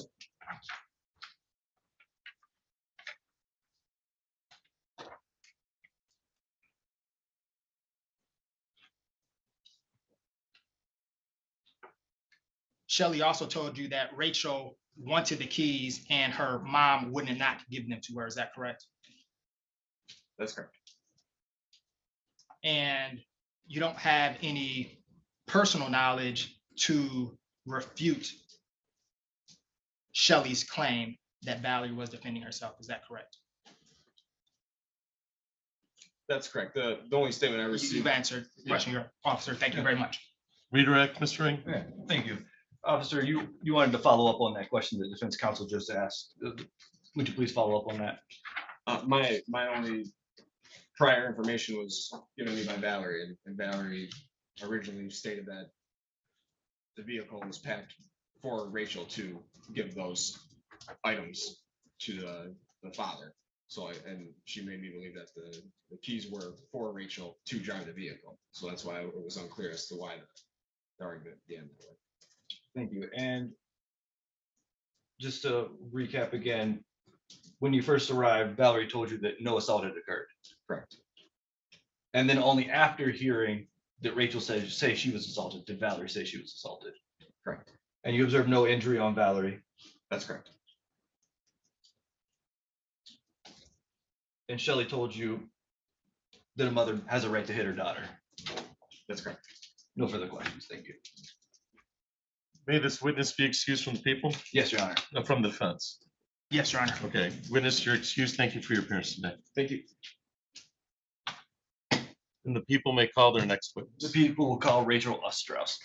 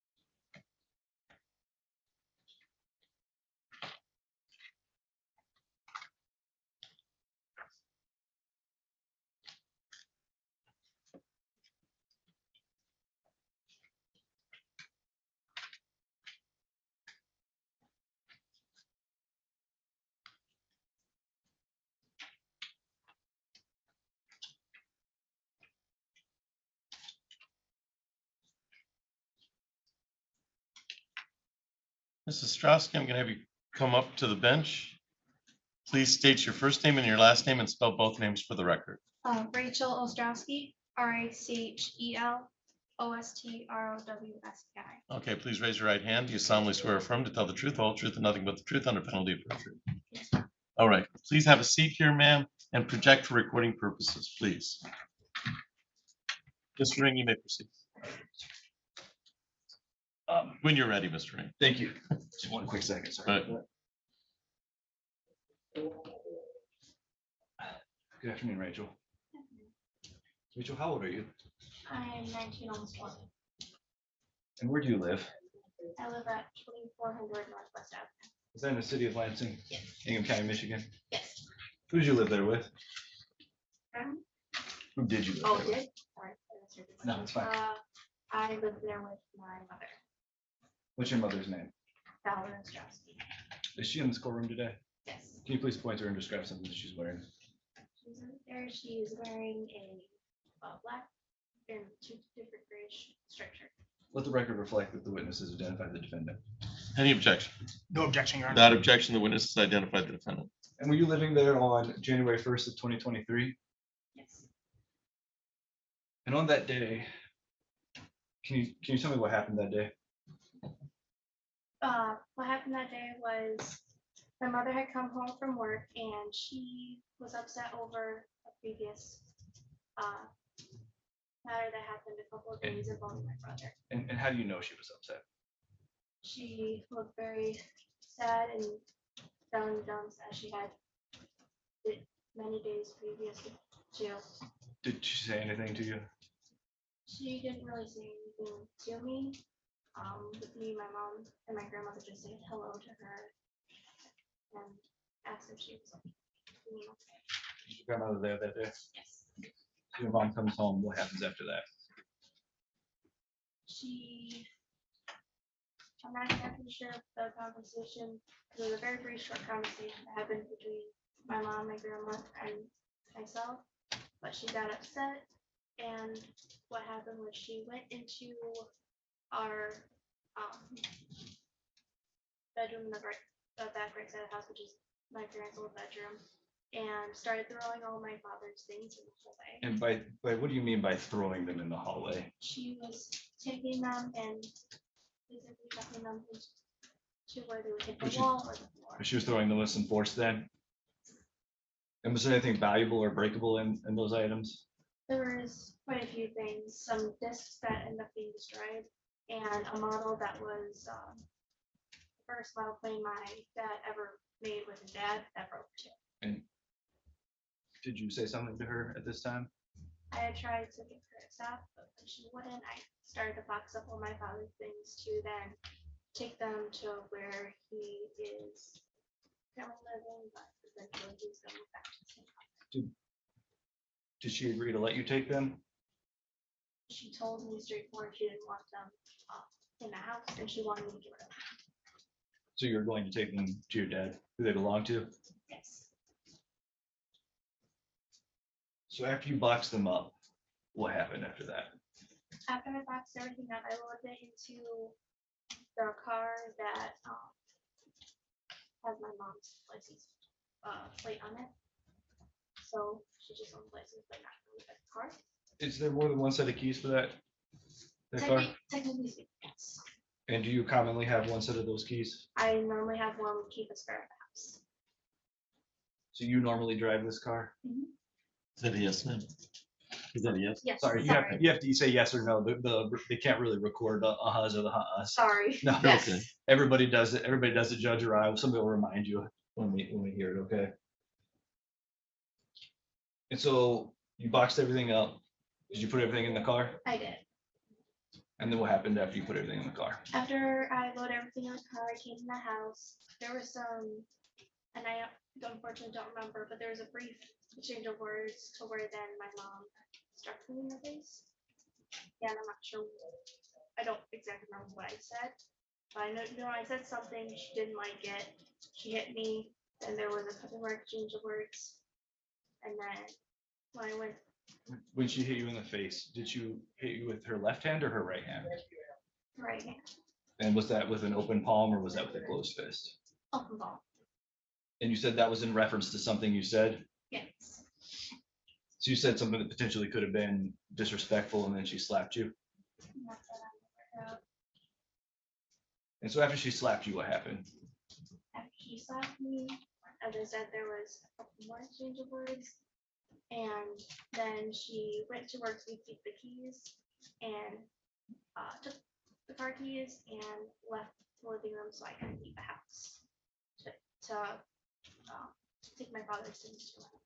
And did you try to get these keys back from her? I did. And can you tell me about that, please? So when I went to go get them from my mom, she was in the bedroom that all my father's things was. And I did try to get them, and I eventually did get them, but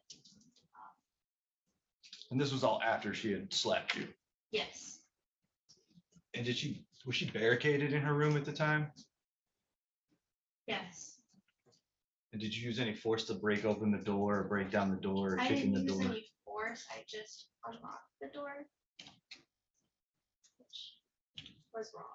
And did you text your mom after this all happened? I did. And do you remember what those text messages said? Yes, I said how sorry I was and that I still loved her, which I do love my mom. But after thinking about it, I only really said I'm sorry because I was afraid that if she were to come back home, she'd get really upset with me. Because you still live there, right? Yes. You weren't saying sorry because you struck her first, were you? No. I said I'm sorry for basically said I'm sorry for what happened because like I said, I felt that at first, but then after think about it, I realized I don't really have anything to be sorry for. So I didn't do anything And what's your relationship with your mom been like since then? Then we haven't had any communication with each other, and that's pretty much it, no communication.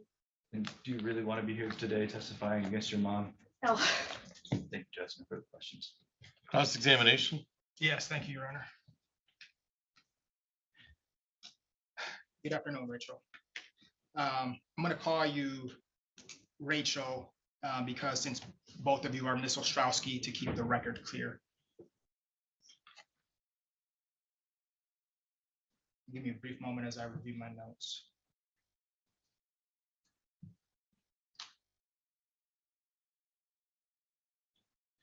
Okay, Rachel. You indicated that you're following a brief conversation, your mother began to throw your some of his belongings into the hallway, correct? Correct. You have a close relationship with your father? I do. Seeing your mother throw those belongings into the hallway probably made you upset, didn't it? Yes, but it would make You've answered the question, thank you. Most of my questions will just require a yes or no response. And as Valerie was throwing the things into the hallway, isn't it true that she told you to box those things up? Yes. Because she wanted to have them moved to storage, correct? Not storage, just moved out of the home. But you were not told to take them to your father, correct? She told me to get them out of the house. But she did not say take them to your father, correct? No. The car that the belongings were loaded into, you testified that that car belongs to Valerie, correct? I said the plate belongs to her, but not really the car. The car is under my dad's name, I believe. If not, if it's under my mom's, then I've never really looked at the registry. That's the car that your mom drives on a daily basis, correct? No, she drives. At that time, at that point in time. Isn't it true that you had to ask permission, even though you had a set of keys, you had to ask permission before you could use that vehicle, correct? No. You testified that there was an exchange of words. You were cursing at your mother, isn't that correct? Correct, but she's also cursing at me back. You testified that your mother was barricaded in her room, correct? But you did not use force to gain entry. Correct. But you said the door was locked. It was locked. And you unlocked the door. Yes. Is it fair to say that the door was locked because your mother was trying to get away from you? She locked it so I wouldn't get in the room. Okay, thank you. And you said that you eventually got the keys back. You took the keys using force, didn't you?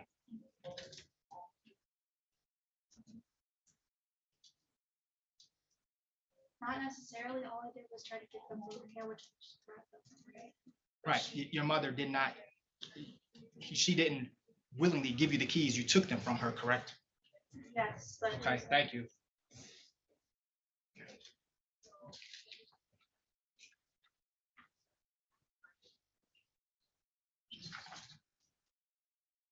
May I approach, Your Honor? You may. Rachel, I'm handing you some proposed exhibits. I want you to take a look at those. So those are marked exhibits? Yes, they are, Your Honor. I apologize. Those are marked. Yes, defense exhibits G and H, Your Honor. Okay, G and, so for the record, the witness is looking at exhibits G and H. Do you recognize the document that you're looking at? Yes, I do. And what is that you're looking at? These are text messages I sent to my mother after she was arrested. And do those screenshots accurately reflect the text messages that you sent that day? Yes. And they don't appear to be altered in any way? Nope. Your Honor, at this time, defense moves for admission of exhibits G and H. Any objection to defense, proposed exhibits G and H? Without objection, Your Honor. Yeah, without objection, defense exhibits G and H are admitted into evidence. Rachel, could you please go ahead and read the exhibits before you? I'm sorry for everything. I'm sorry for your arm, and I fought with you for the keys. I should have just listened. I didn't call the cops. I promise I didn't. I'm just home in my room. Mom, I don't know if you'll see this, but I didn't want you to be arrested. I just told my side of what happened. I'm so sorry for everything. They should have arrested me too. I'm sorry, Mama. I wish I could give you a hug and apologize. I love you so much, and I don't plan to leave you. Thank you, Rachel. Isn't it also true that on that evening, you asked at separate points in time, both of the officers, if you were going to be arrested also? Yes. And you asked him that because you felt that you had did something wrong too, correct? At the time, yes.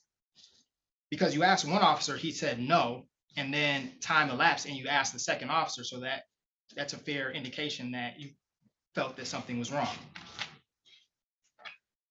Correct? Correct.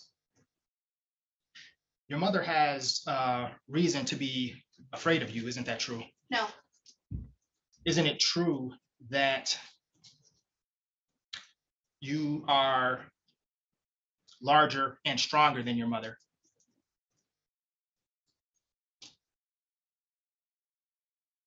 Yes, I am more muscular and more heavier. Isn't it true that you've told your mother that before, that some version of, and don't you forget that I'm bigger and stronger than you? Only the times when she is trying to hurt me and I try to stop her. But you've told her that before. Once. That's it.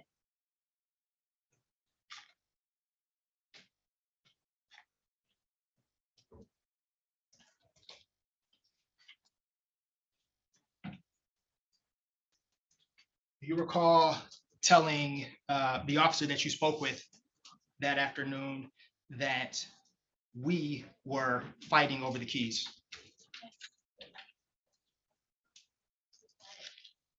And you'd agree that that statement indicates some form of mutual struggle, correct?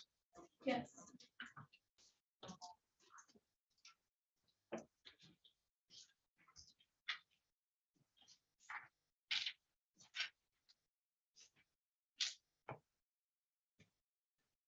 You had to take the car keys back because your mother had told you you could not use the car for the purposes you wanted to that day, correct? Yes. Thank you.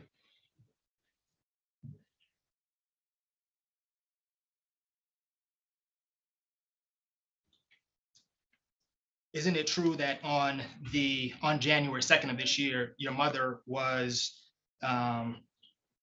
recovering from a unrelated injury? Yes. And you were aware of that? Yes. As you were taking the keys from your mother, you were pushing and pulling, correct? Just trying to pull the keys out of her hand. And as your text indicated, you injured your mother in that process, correct? Yes, but can I explain? No, you cannot.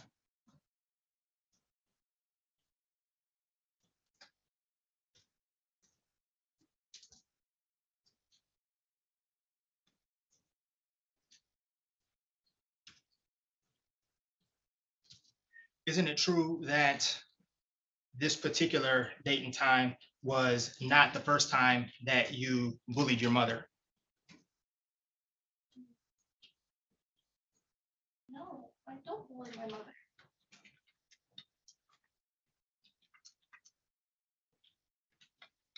But you admitted to unlocking a bedroom door where she had locked herself in and then forcibly taking the keys from her, correct? Because that's not the Okay. first time. No further questions, Your Honor. Redirect. Thank you, Your Honor. That's not the first time for what? That's not the first time she's tried to keep me from having keys to leave the house. So she's took the keys from you before Yes, to prevent you from leaving yes, when you wanted to leave? yes. And you wanted to explain earlier a little bit more about that struggle with the keys. Please, would you? Yeah. So when I was trying to get the keys for my mom,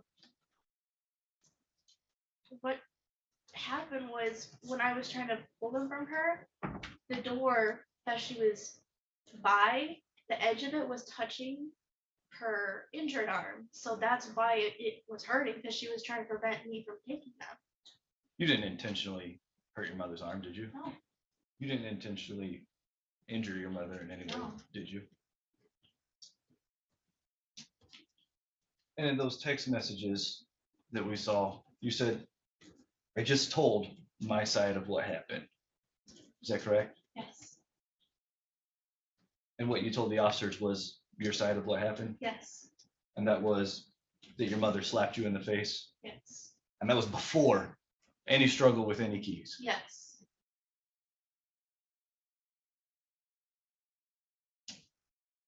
You said you were a little upset about her throwing your dad's stuff into the hallway, Mhm. and you wanted to explain that a little bit more. Can you go ahead and explain that a little bit more? Yes, I was upset about it, but it would never cause me to actually hurt my. And you've never bullied your mother in the past? No, But your mother's been violent in the past, correct?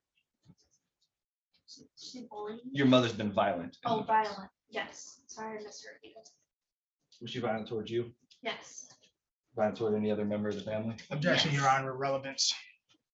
Response? Your Honor, I believe they opened the door when they asked about bullying and her bullying her mother, Your Honor. I believe that the defense has opened the door to that. I believe that pursuant to the rule of evidence 404 A1, that by getting into the reasonableness of the victim's conduct, you've opened the door now to the reasonableness of the defendant's conduct, which is kind of the double-edged sword that we previously discussed. So I'm going to overrule the objection. Thank you, Your Honor. In fact, your mother's been violent toward your father in the past, Yes. and you were aware of that? Yes. Were you aware that your mother was convicted of domestic violence against your father? Yes. Your Honor, may I approach, Your Honor? You may. Your Honor, I'm submitting, I would, hang on, let me think about how to phrase this, sorry. Your Honor, I would move to admit people's proposed exhibit 3 into evidence as a certified copy of a conviction. It is self-authenticating, being certified here at the district court. Any objection or comment to People's Exhibit 3 being proposed Exhibit 3? Yes, Your Honor. Objection based on more prejudicial than probative. There's already testimony indicating that that Rachel is aware of a conviction that Valerie has regarding domestic violence. Your Honor, I would just counter that the jury doesn't have to believe her story is true, Your Honor. They can choose parts of her story to believe and choose parts of her story not to believe. They don't have to believe the whole story as true. So they might not have to believe that she was aware or that any conviction took place, Your Honor, whereas this certified document cements that, Your Honor. And 403 balancing test is a test of inclusion. So the probative value has to be substantially outweighed by the intended prejudice. This is the nature of cross-examining the victim on the accused being afraid and the victim being afraid in an assaultive situation. I'm going to allow it. So I'm going to overrule the objection, and People's proposed Exhibit 3 is admitted. May I publish this to the jury, Your Honor? You may.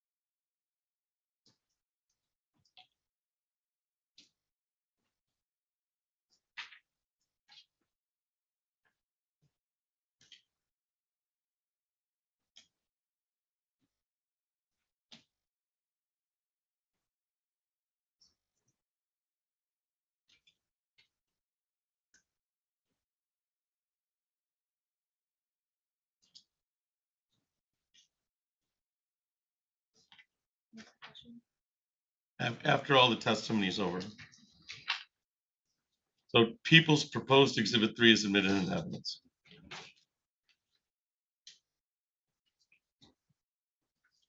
So you in fact had reason to fear your mother and not the other way around, correct? Correct. No further questions this time, Judge. Thank you. Any further cross-examination, Mr. Moss?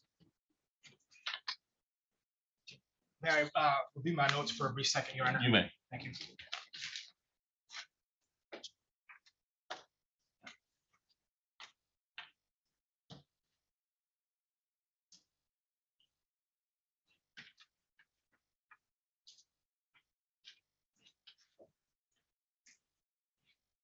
Rachel, you testified that your mother took the keys and wouldn't let you leave, correct? Correct. You also testified that you're 19 years old, correct? Almost 20, yes. You have a job, correct? Correct. You have a cell phone, correct? Correct. So presumably you could have, anytime you wanted to leave, you could have walked out of the door, correct? Correct. You could have called a ride, correct?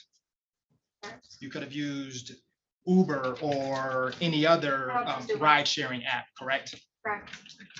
So your mother never physically stopped you from leaving the home. She stopped you from leaving in the car, as you put it, that had her license plate on it, correct? May this witness be excused, Mr. I have one brief. Okay, one brief redirect. Thank you. And your mother could have left at any time too if she was so scared of you, correct? Correct. Yeah. No further questions, Judge. Okay. May this witness be excused, Mr. Ring? Your Honor, I would like to keep this witness around in case of a need for rebuttal of something, All right. Your Honor. Thank you. So with that understanding, Mr. Moss? Yes, Your Honor. All right. So witness, you're not excused from your subpoena. You can leave the courtroom and then we'll let you know when you're free to leave. All right, ma'am? Yes. All right, thank you. And I believe there might have been a question. If there is a question that I'll entertain if you write down the question you have.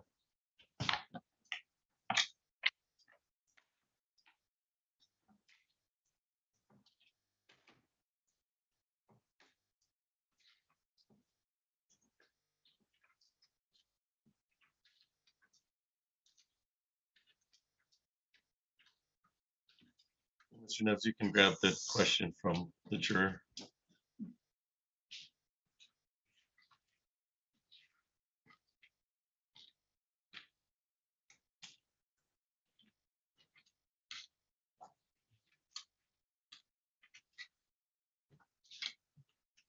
The exhibit stands for what the exhibit is. All right. So you've heard some testimony concerning the exhibit, but I can't change the exhibit in any way. That's the exhibit that's moved for the admission. All right, ma'am. Thank you. The people may call their next witness. People have no further witnesses at this time, Your Honor. The people rest. All right. The people rest at this time. What we'll do is we will have the jury taken out to have a break, and we'll start the defense case. We have some things that we probably should probably talk about and work on. But at this time, the jury's excused for the people's case. We'll take about 10-minute break, and then we'll come back and put on the defense proofs, okay? All rise for the jury.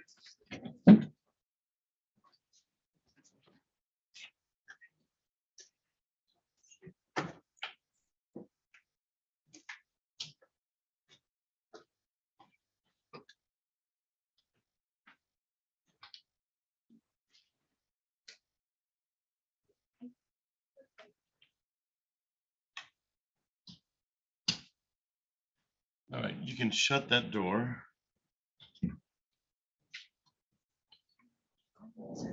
So we're out of the presence of the jury. So the game plan here is that will the people rest? The defense will start their case in after about 10 minutes. We'll take a break for about 10 minutes.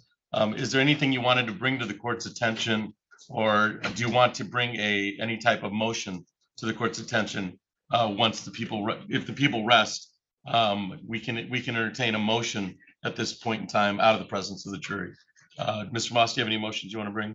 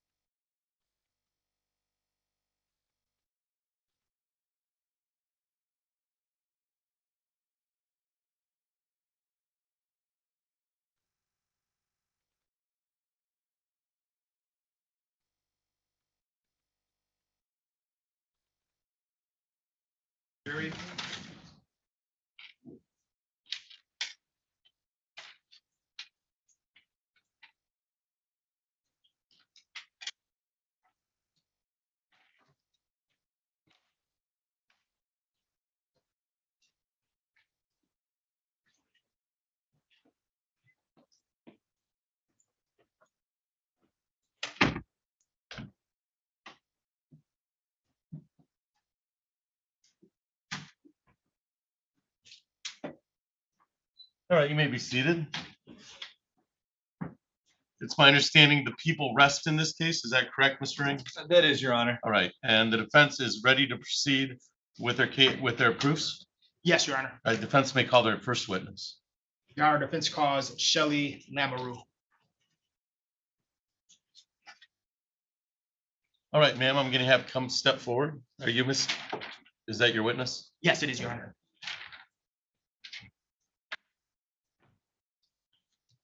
I'm gonna have you stand right up here. I'm gonna have you please state your first name and your last name and spell both names for the record. All right, my name is Shelley, Shelley. My last name is Lamoureux, Lamoreaux. Okay, please raise your right hand. Do you solemnly swear or affirm to tell the truth, the whole truth, and nothing but the truth under penalty of perjury? I do. All right, ma'am, you have a seat here and please project for recording purposes. And Mr. Moss, when you're ready. Thank you, Your Honor. Good afternoon again, Ms. Lamoureux. Couple of things before we get started. This proceeding is being recorded, so I'm saying that to say when you answer questions, try to remember to use a yes or no, as opposed to a or a head nod.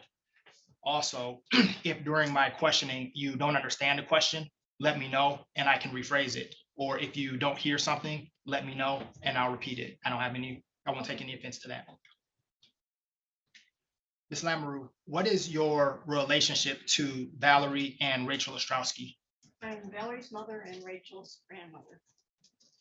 And Ms. Lamoureux, were you visiting Valerie's home on or around January 2nd of this year? Yes, I was.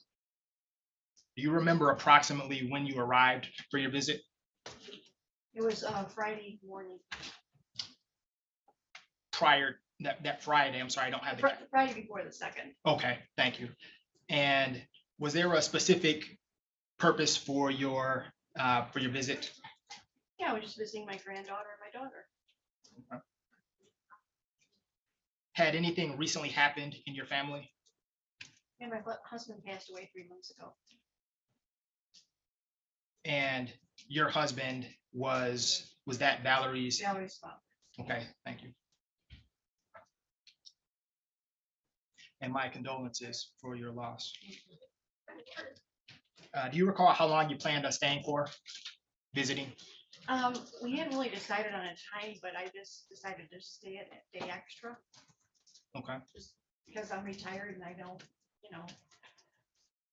I don't have to be home at any certain time, so if they have no animals or anything like that. So Sure. take care of. Completely understandable. Ms. Lamoureux, is Valerie married? Yes, she is. And what's her husband's name?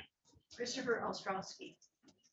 Was Mr. Ostrowski living in the home during your visit? No. To your knowledge, was Valerie going through a divorce at the time of your visit? Yes. Approximately how long has Valerie been married for? Approximately 20 years. In your opinion, how has the divorce been affecting Valerie? Well, she's not doing very well because she's really upset over it and things aren't going the way that they should be going, and she's not getting certain things that she should be getting. And can you elaborate on that? What's not going her way in terms of the divorce? Well, it seems like that Chris is asking for a lot of things that he's taking a lot of stuff away from her. Can you elaborate? Anything specific? Just like now he's filing for child support, where she has to pay him instead of him paying her. Objection relevance. Response? Your Honor, just providing context for everything providing context for Valerie's frame of mind during the date in question. I'm gonna allow some leeway on this. I think it's relevant up to a point, but so the objection's overruled. Thank you, Your Honor. Ms. Lamoureux, let's talk specifically about January 2nd. Do you have a pretty good recollection of the events that occurred on that day? Pretty much. Do you remember if you had any specific plans for that day, and if so, what were they? Well, I was going to go home like on New Year's after New Year's Day, but I decided to stay an extra day just to visit, because I don't see Rachel and Valerie very much because I live in Redwood Township and they live in Lansing. So Okay. Did Rachel, do you recall if Rachel went to work on that day? no, she's not. Do you recall if Valerie went to work on that day? Yes, Valerie did. Do you remember approximately, well, first, where does Valerie work at? She works for the Waverly School District. She works in the kitchen. And to the best of your recollection, approximately what time did she leave and what time did you remember her getting back home on that day? She left early because she always works like around between 6 and 7 in the morning. She got back around 1 o'clock. Okay. And what is the first thing that you remember happening after Valerie arrived home from work? After she arrived home from work, we sat down and we talked for a little while on the couch. And when you say we, who all is present at this time? Rachel, myself, and Valerie. Okay. Just the three of us there. Okay. And you were seated on the couch talking. Mhm. Do you recall? Yes, then. Is that a yes? Yes. Okay, thank you. Thank you, Your Honor. Do you recall the specific nature of that conversation? Not really. I mean, we were just talking, just basic talking. I mean, there really wasn't much to it, really. Okay. I mean, like I said, I don't see them very much because I live out there and they live here, so try to take advantage of times when we can get together. Sure. And you said you were seated on the couch. What room are we at within the home at this In the point? living room. Okay.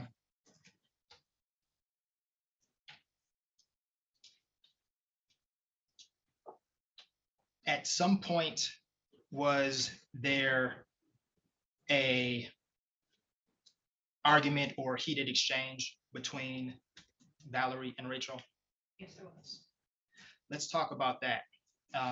What do you recall about leading up to that situation?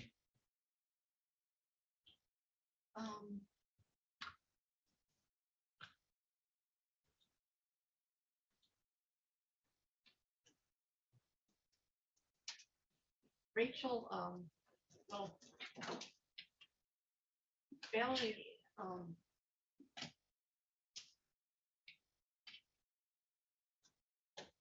when they were,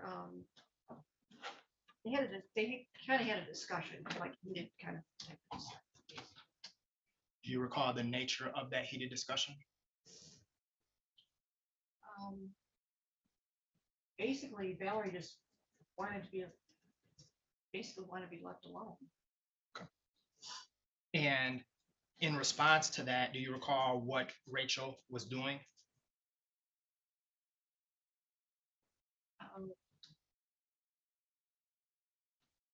Not at that time, no. Okay. So, so let's fast forward a little bit. So Valerie wanted to be left alone. What is the next significant occurrence that you remember? Well, she went into her bedroom because she wanted to lay down for a little while. Then we decided. And I'm sorry, when you say she, just so the Yeah, record. Valerie. Okay. Went to lay down for a little while because she wasn't feeling too well. And then Rachel and I went into her bedroom to find out because we asked her if she wanted to go out for lunch because we were kind of hungry and we wanted to go out for lunch. Okay. And at that point, she really didn't want to. She just wanted to be left alone.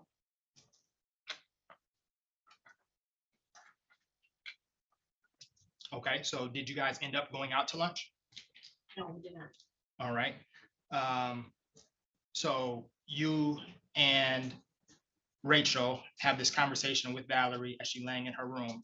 What do you recall happening next?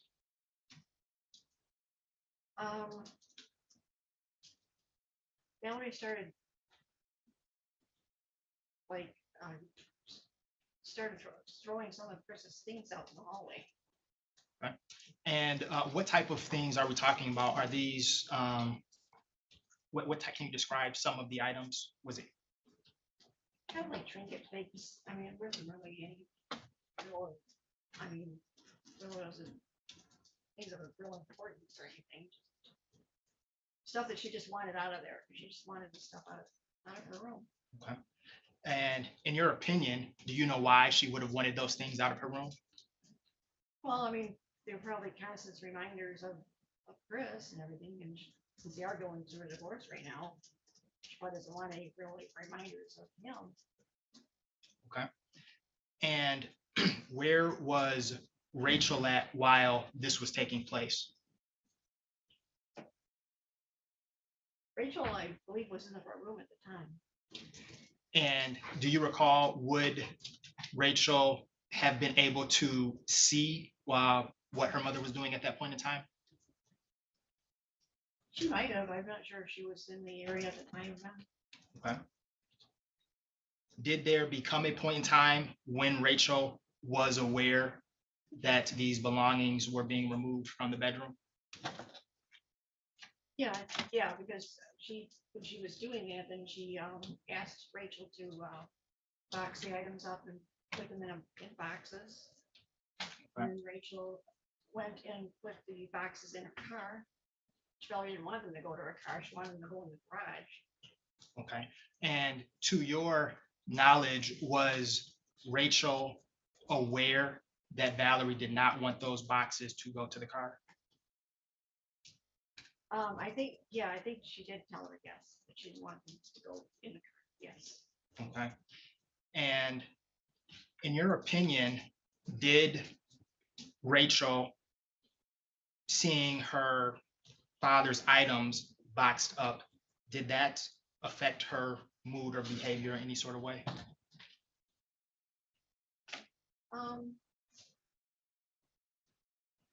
Well, I think she was probably a little mad that she had to, box everything up and put it in the car and everything. Do you know, is Rachel close with her father? Yes, very close to her father.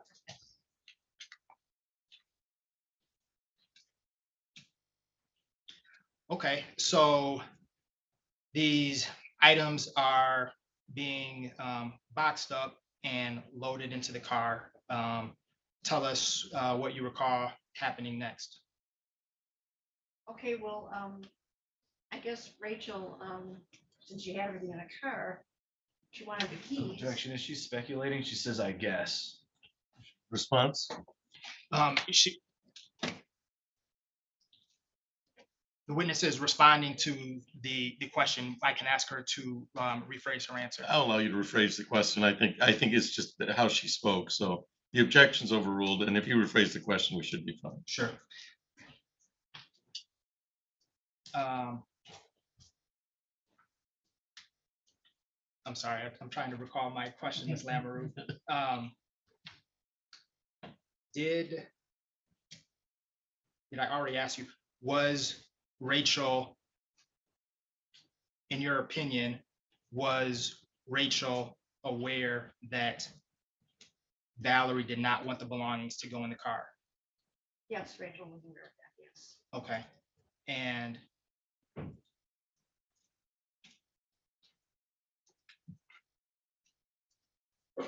what is the next thing that you recall happening after that event? And do you have a specific recollection or? Well, I wasn't in I was still in the front room, but Rachel went into Valerie's room and knocked on the door, trying to get into the bedroom to get her keys. Get the keys to drive the stuff over to her father's house, where her father is staying at the moment. Did anything happen prior to that?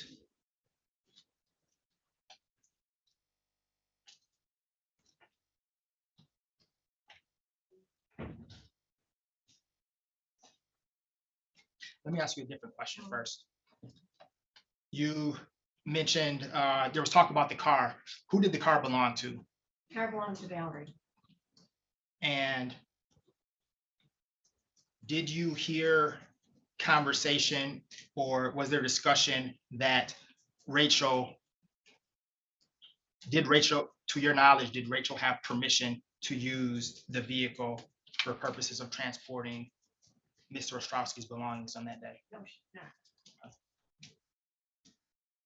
And how did Rachel respond to being denied permission to use the vehicle? Well, she was mad. And can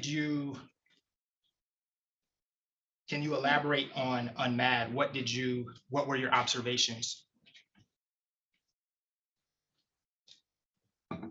Well, she went into Valerie's room to get the keys, when she managed to get the keys. She kind of sort of was knocking the door, trying to knock the door down, trying to get the keys. I guess she got into the room some way, but she did come out with the keys. Did you hear her? Did she say anything at that point? She said, yeah, I got the keys. Rachel said that. Rachel said that. How did you interpret that statement?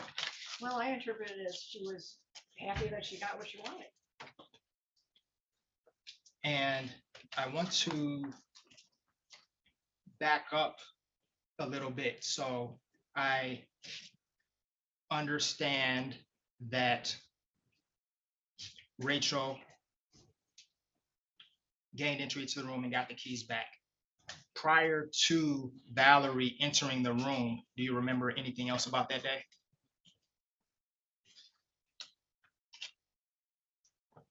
Well,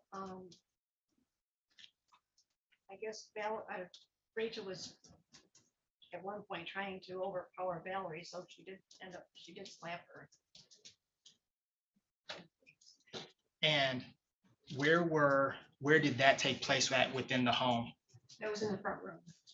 And where were you at when that happened? I was in the front room. And did you have line of sight? Did you actually see that happen, or this is what you believe No, happened? I saw it happen. Okay. In your opinion, did Valerie have a reason to be afraid of Rachel? Yes. And what is that opinion based on? It is based on because Rachel has said that she is bigger and stronger than her, and she's gone after her a couple times prior to this. And is that something that you witnessed with your own eyes? Just this past time, I haven't witnessed it prior to that. No. I'm sorry, I just want to make sure everything is clear with the jury. So January 2nd of 2023, had you witnessed an incident prior to that date that leads you to reach your conclusion that Valerie was afraid of Rachel? I would object. She's already answered that in the no, that she's not witnessed anything, Your Honor. I'm not sure she understood the form of the question. So I'm going to allow some leeway on this. The objection's overruled. So you can ask that again, just to. Thank you. Yes, and I apologize if the question was unclear. My prior series of questions was talking about January 2nd, 2023. And my follow-up question was or is, have you witnessed any incidents between Valerie and Rachel that occurred prior to January 2023 that led to your conclusion that Valerie had reason to be afraid of Rachel? Well, there was one incident, yes. Okay, thank you. And so now jumping back to the incident that brings us here today, January 2nd, 2023.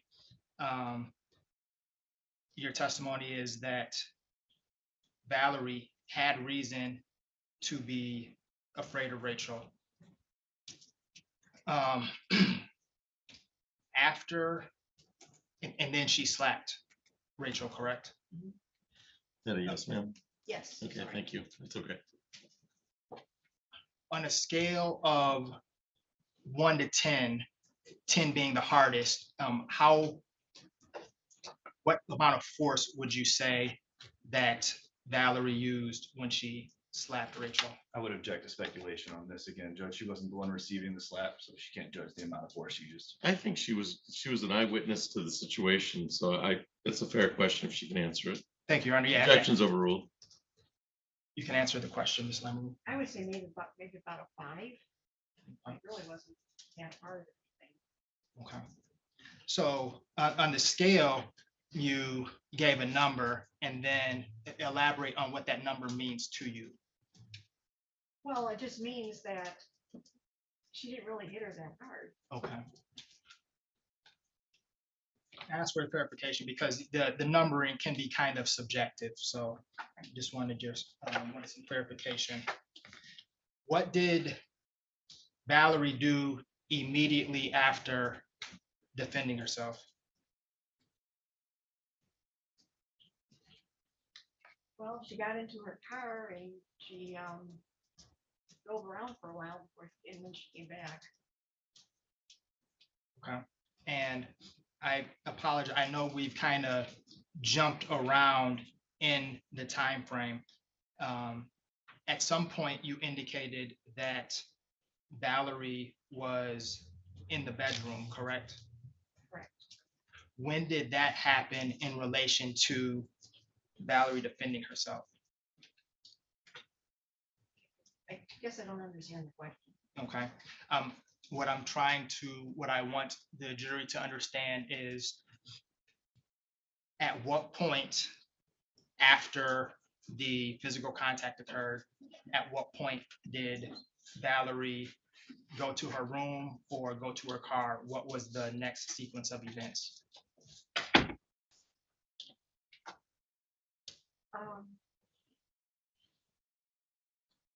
And if you don't remember, that's fine also. Well, I mean, so much happened that it's hard to remember each sequence. I mean, how it goes. She was in the bedroom for quite a long time. Okay. How did she get to the bedroom? Can you describe? She kind of ran to the bedroom and slammed the door so that Rachel would come in the room. That's what she was afraid of. She was afraid that Rachel was going to come in the room. Okay, and this occurred after, did this occur after the physical contact? Yes. Okay. So the physical contact occurred and Valerie ran to her room, and I don't want to put words in your mouth. What did Rachel do after her mom did that? I'm sorry, just repeat that again. Sure. What did Rachel do after Valerie ran into her bedroom? What she did was she knocked on the door and almost knocked the door down, trying to get to the keys, trying to get to Valerie's keys. Valerie had them with her inside of the bedroom. And is this something where you could you see this or could you hear this? Where were you at in I relation was in to? the front room. I'm not, and Valerie knows this, I'm not good at confrontation with people. Sure. Because I don't confront people either myself. So I don't like to watch it or anything. So I did hear it, of course. I mean, I can hear, so I mean, Okay. I heard what was going on. And let's talk about specifically. But I didn't go and try to take care of the situation or anything like that. I figured that was between Valerie and Rachel. I didn't, I mean, I didn't do anything to kind of like take care of this, take charge of the situation, I guess is the best way to put it. I understand. So let's talk about what you remember in terms of what do you remember hearing as Rachel is outside of the bedroom door with Valerie on the other side? Well, she really didn't say much of anything, but she was like trying to get the door open to get into the room to get the key. Okay. And you're describing the actions that were taking place, but what were you hearing while this was going on? Because you said you couldn't see, correct? Yeah, well, because I didn't go in there Sure. to look, so Mhm. I just heard her just when she finally got into the bedroom, she go and then she comes out and she goes, aha, I got the keys. And did you hear her actually gain entry into the room? Was there something specific that you heard? No. You indicated that she was something to the effect that she almost knocked the door down. How are you able to draw that conclusion? What did you see or hear to make you make that statement? Well, just the sound of her like kind of like pounding on the door, trying to get it open. Okay, so you could hear pounding on the door. Yes. Yes. It wasn't a knock, it was a, Yeah. okay. After the pounding took place and Rachel re-entered where you were at, you stated that she had the keys, and what did you say you heard her say again? She said, aha, I have the keys. What do you remember Valerie doing after that? Well, after that, she came out of her room and then she started taking the Christmas decorations down. And After Rachel left. Rachel left the home at some point? Yeah, she left with the keys to take stuff over to her father's house where he's staying. And you're certain that is the sequence of events that transpired? Yes.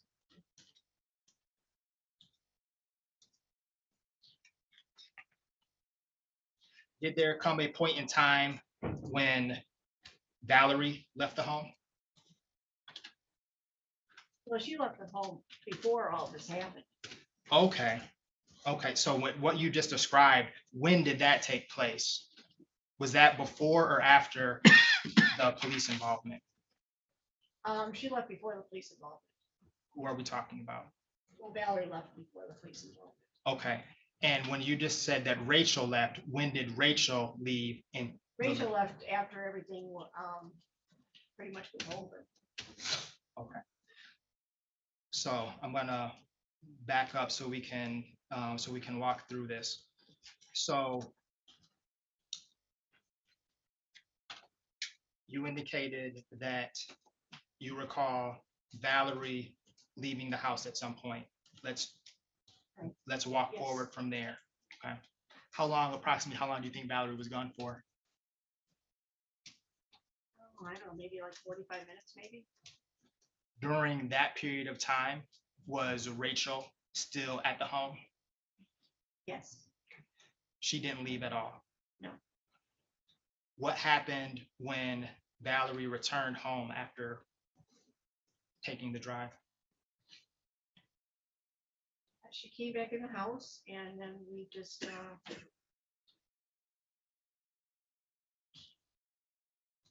well, she went into her room a couple of times, so I'm not really sure at that point if she went back into her room again or if she was just out in the front room. I don't really recall that. I understand. And let me ask you this. Do you recall having contact with the police at some point that day? Yes, yes, I did. And do you recall making any statements to the police that day? Yes, I did. It was Officer McGregor that I talked to, and I told him that there was no need for the police to have been called. I don't understand why the police were called. It was just a daughter and a mother incident, you know. Okay. And It's like happens every day. I mean, maybe they have to be more careful nowadays because they always have, they can have people come after parents now, but you know, we're doing things to their children, I guess. sure. And there was an exhibit that was Officer Morrick's body camera footage was admitted into evidence earlier. I could play it for you if you like, but do you recall making a statement to Officer Morrick that Valerie acted in self-defense? Yes. And that statement, what was that statement based on? Based on didn't really seem like it was violence to me. You know, they say it's assault and battery. Well, to me, it did not look like assault and battery. And putting yourself in Valerie's shoes at the time, in your opinion, was, and I'm talking about the specific moments immediately prior to her defending herself, in your opinion, was it reasonable for Valerie to be afraid of Rachel at that point in time? Yes.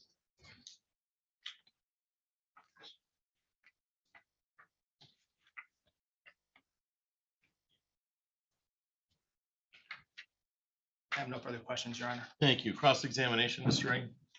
Thank you, Judge.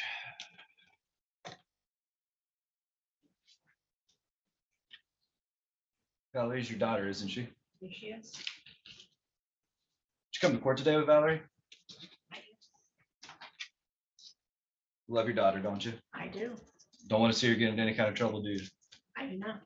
You aware that she has a domestic violence conviction? Yes, I do. When officers showed up that day, you first told them nothing happened, didn't you? I told the officers that I didn't. Oh, that's a yes or no. You told them nothing happened, didn't you? You said no assault had occurred, didn't you? Yes, I did. Yes, I did. You just said there was no violence, didn't you? I didn't. How can it be self-defense without any violence? She was self-defending herself. But there was no violence. Well, why does there have to be violence for self-defense? How do you know the car belongs to Valerie? Have you seen the title? I have not seen the title, no. So you don't know that that car belongs to Valerie, do you? Well, it's in her name How do you know? You haven't seen the title. because she told me it was in her name. Okay, but you haven't seen the title. I have not. And at first you said you heard her knocking on the door. And then you changed your story later to banging on the door. And then when defense slammed the table, you said, yeah, that like that. Yeah, basically it was like that, yes. But first you said it was knocking. Well, maybe Do I you- was a little confused. I'm Do you sorry. see the difference in knocking and banging? I know the difference, yes. Why didn't you mention this to the officers? You didn't tell the officers that she tried to knock the door down, did you? Well, no, Okay. it was irrelevant. No, that's all I needed. Thank you. And would you like it if somebody slapped you in the face at a 5? No, I Objection would not. relevant. Response? Your Honor, she was just minimizing. She was minimizing the slap, Your Honor. Oh, it was just a 5. It wasn't even that bad. So I just asked the witness if she would like it if somebody slapped her in the face. And I think it's, I think it's a little argumentative, so I'll sustain the objection.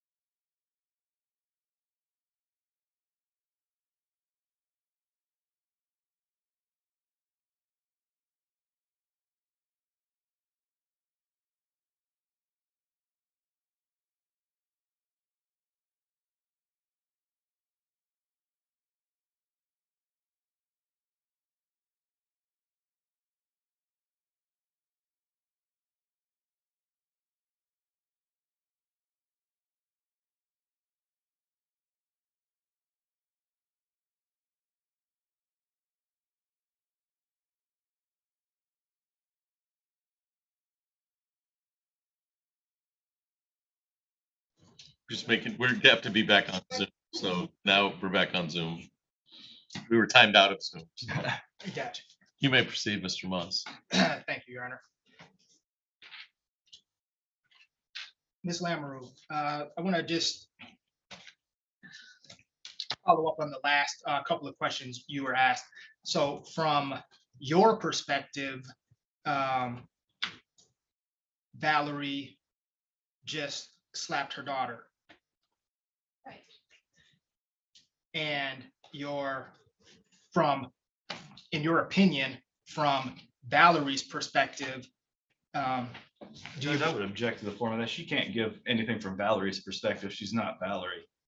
She can only give her own perspective or what she saw in regards to that. But so I'll have you rephrase the question. yes, I'll rephrase, Your Honor. Based on what you saw on January 2nd, 2023, and your previous knowledge, in your opinion, was Valerie's actions appropriate? Yes. I want to be careful of the way that phrases. Also, based on what you witnessed on January 2nd, and based on your prior knowledge, it was reasonable for Valerie to be afraid of Rachel at that specific moment in time. Yes. Thank you. No further questions, Your Honor. May this witness be excused, Mr. Moss? Yes, Your Honor. Mr. Ring? Yes, Judge. Without objection, this witness is excused. Thank you for your appearance today, man.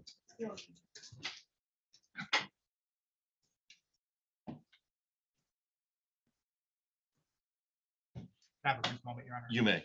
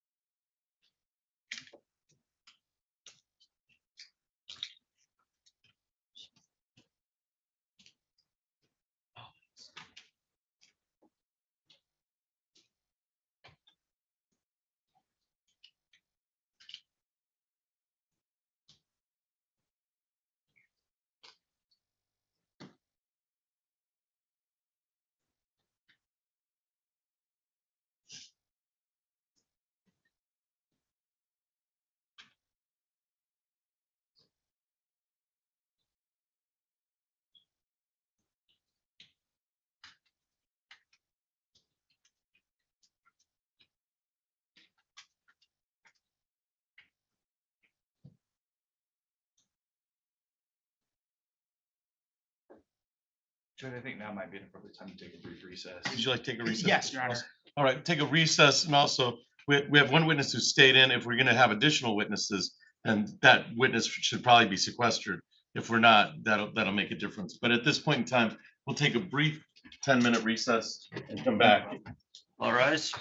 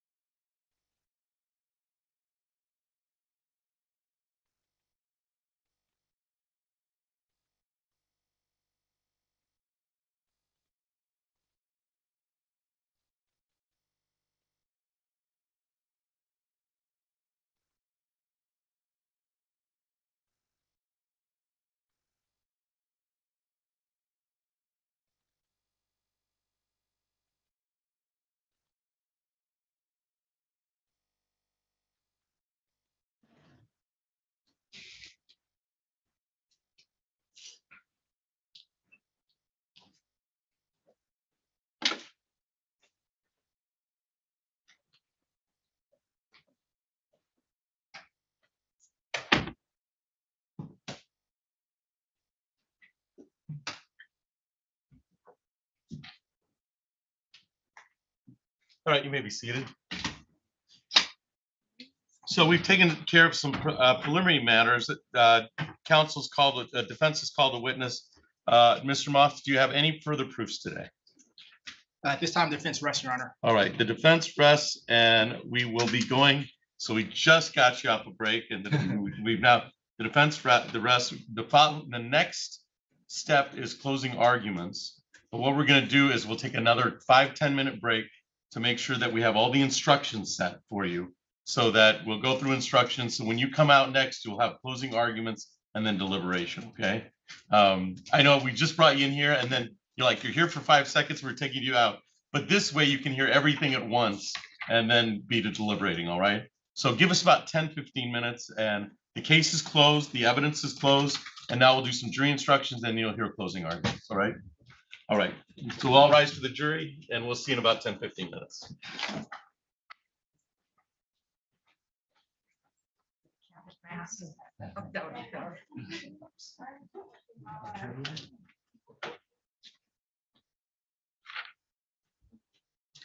All right, and so I'll ask counsel to join me in chambers. So we'll go through, I've printed out the instructions for the last.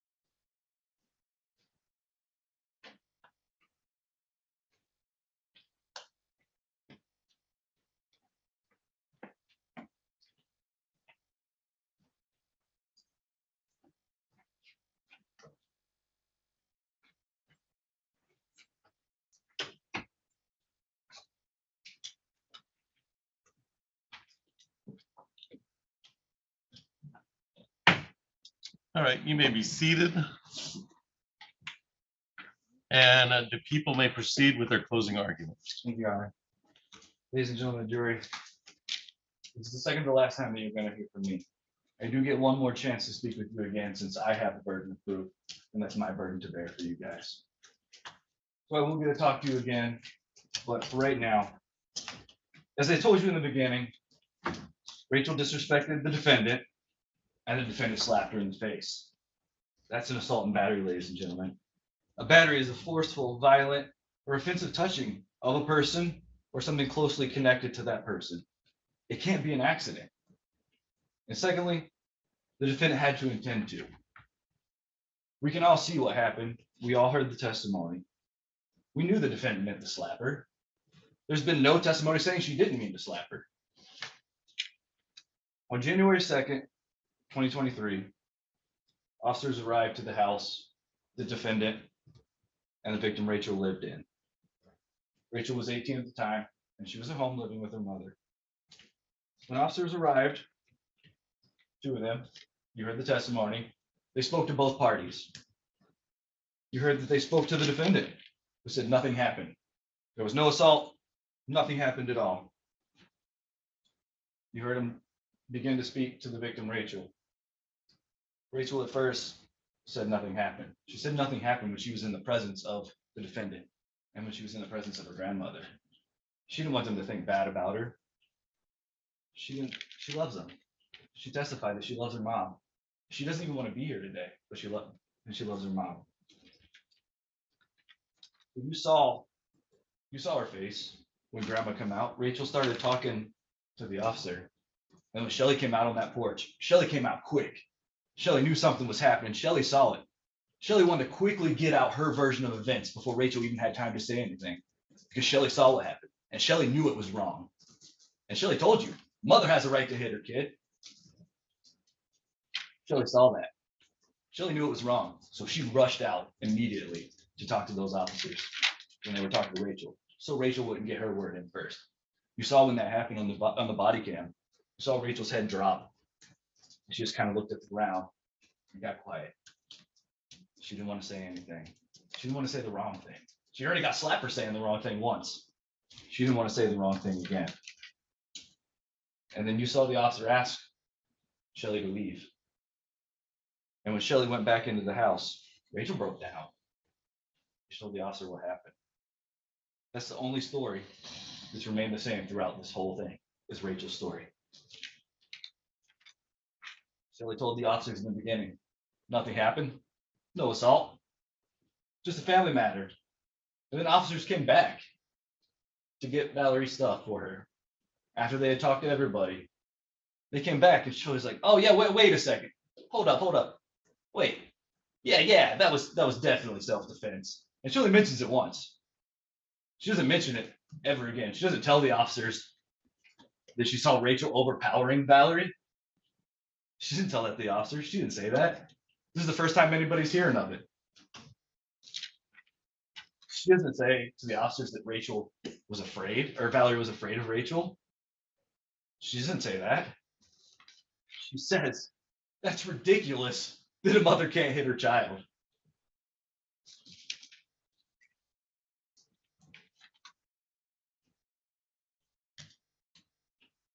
Valerie came home. She was mad and she was upset. You heard it from Shelly that talking about her ex makes her angry, makes her upset. She wanted her ex's stuff out of the house, started throwing it in the hall. But she wanted to keep it in storage instead of just letting it go back to the right owner. Things aren't adding up. But what does add up is what Rachel told you. She didn't deny that she went to her room to get the keys. She got up here and she told you that this slap in the face happened before even anything about the keys happened.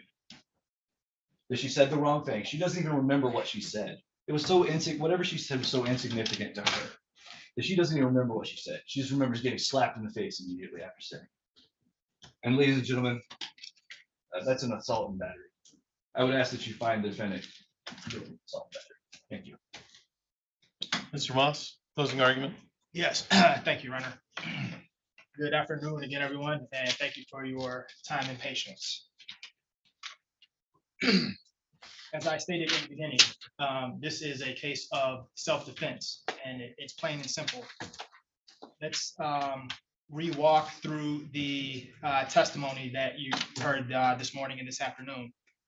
So we know that there were two responding officers, Officer McGregor and Officer Mulrick. Officer McGregor acknowledged that Officer McGregor is the officer that primarily interviewed Rachel.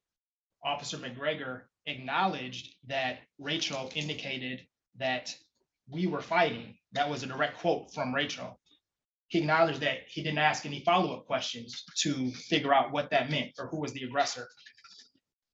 He acknowledged that no pictures were taken regarding the bedroom door you heard that Shelley later testified about. Rachel told the officer that she got the keys back.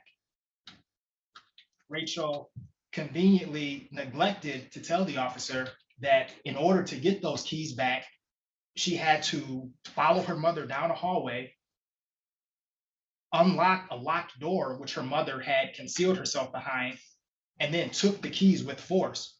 She didn't tell you that part. It was also acknowledged by the officer that Miss Lamoureux's statement sounded more like mutual combat. Miss Lamoureux made a statement to the officer that they were kind of going at it, and she gestured. That again was a piece of evidence that was presented to the officer, and no follow-up was made, or no attempt to follow up. Officer Mulrick, this was the officer that primarily spoke with Valerie that day. Officer Mulrick acknowledged that he gathered from his conversation with Valerie that there was a struggle over keys. He acknowledged that he received that information and that he relayed that information to his partner. He also acknowledged that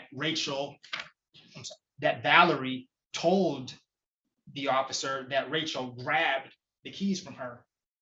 He acknowledged that that could be an act of aggression, but yet when he consulted with his partner prior to an arrest being made, he did not relay that key piece of information to the officer.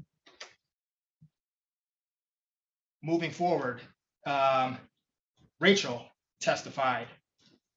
Rachel admitted on 3 separate occasions that, or she stated on 3 separate occasions that she should have been arrested. There was a text thread that was admitted into evidence. You heard her read it on the stand. In that text to her mother, she made a statement, "I should have been arrested." Rachel, while on cross-examination, also acknowledged that she spoke to both officers at different time intervals. She asked both of them, "Am I going to be arrested too?" She asked the initial officer. After receiving an answer of no, time elapsed.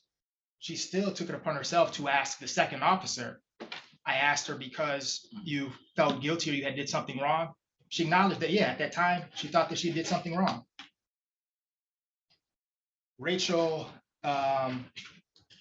also, I'm sorry, I'm struggling with my own writing.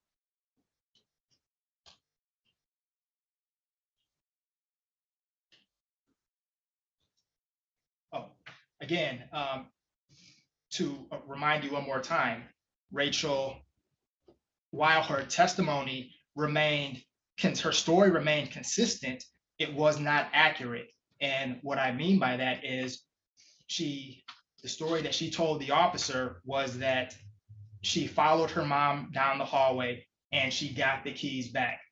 We later found out through Shelley that, again, Rachel pursued her mother, and after Valerie ran away, Rachel pursued her, unlocked the door, and forcefully took the keys. Moving forward to Shelley, the prosecutor makes a good point of indicating Shelley's perspective as to what happened. Shelley was clear about it. You saw in the video. Yeah, absolutely. Shelley believes that a mother has a right to discipline her child, and she doesn't believe that anything was done wrong. but we're not here about Shelley's perspective. Self-defense is to be considered from Valerie's perspective at the time the incident occurred. Now, Shelley also indicated that due to instances she's witnessed in the past between Valerie and Rachel, she drew the conclusion that Valerie had a reason to be afraid of Rachel. I then asked her if on January 2nd, if at that specific moment in time, before she defended herself, if Shelley believed that Valerie was acting in self-defense or if she was afraid at that time. And she answered affirmatively. You also heard Shelley testify that she heard Rachel trying to bust the door down or some language to that effect. The next time she saw Rachel had came down the hallway with her trophy, the car keys, and she proudly exclaimed, "Yeah, I got him." You heard Shelley testify that immediately after Valerie defended herself, she ran down the hallway and she barricaded herself in the room.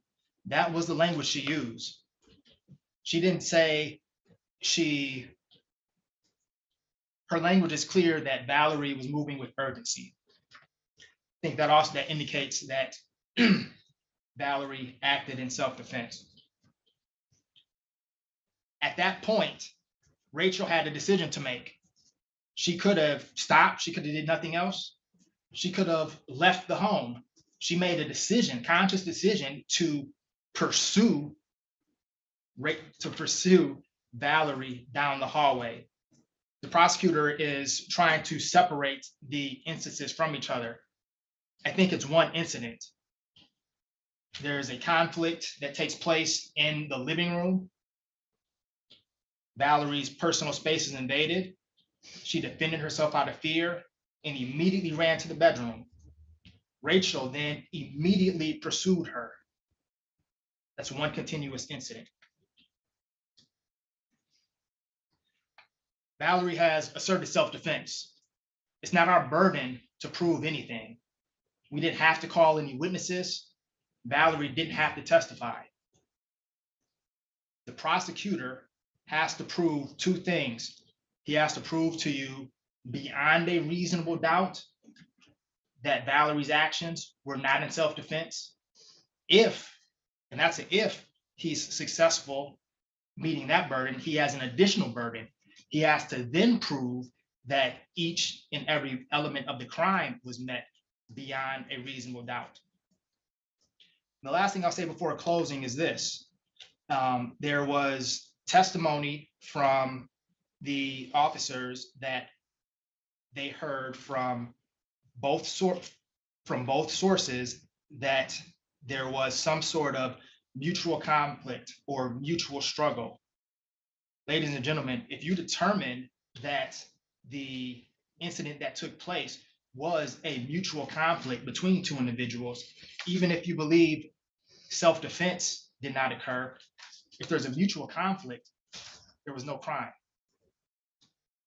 My closing statement is this: Valerie acted in self-defense. Thank you. Rebuttal, Mr. Ring. Thank you, Judge. Judge is going to give you a set of jury instructions here as soon as I'm done. And you know what's not going to be one of those jury instructions? Mutual combat. Because mutual combat is not a defense. You can get up here and you can talk about mutual combat all he wants, but that's not the jury instruction. The jury instruction is self-defense. It's not mutual combat.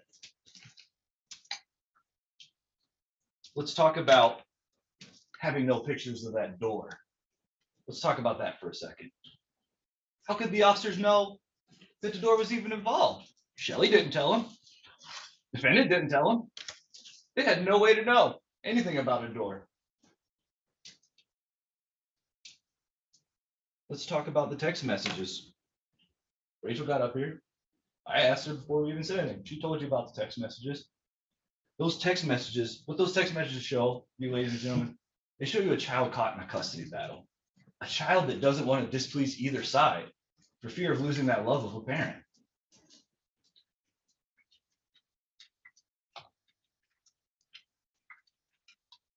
Let's talk about what Shelley believes.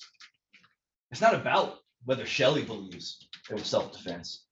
It's not about whether Shelley believed the defendant was acting in self-defense. It's where the defendant herself believed that she was acting in self-defense. So what Shelley says about what she thinks the defendant might have been thinking, it doesn't even matter. What Shelley believed that the victim or the defendant was thinking doesn't matter.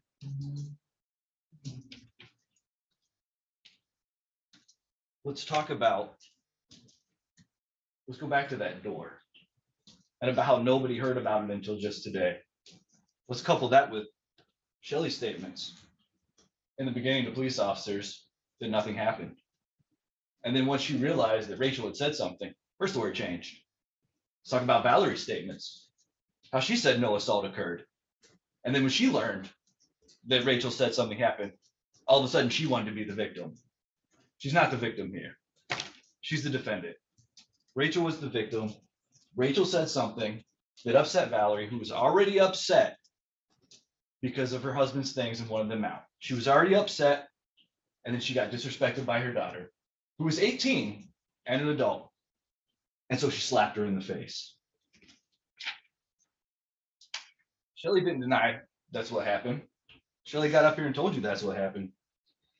She didn't say anything to the officers about anybody being overpowered. And let's talk a little bit about what we heard Rachel being called violent in the past. You did hear a little bit of testimony from Shelley. Take that as you will, with Shelley's changing stories about a violent, maybe a violent incident. But ladies and gentlemen, the defendant has been convicted of domestic violence. So who had reason to fear?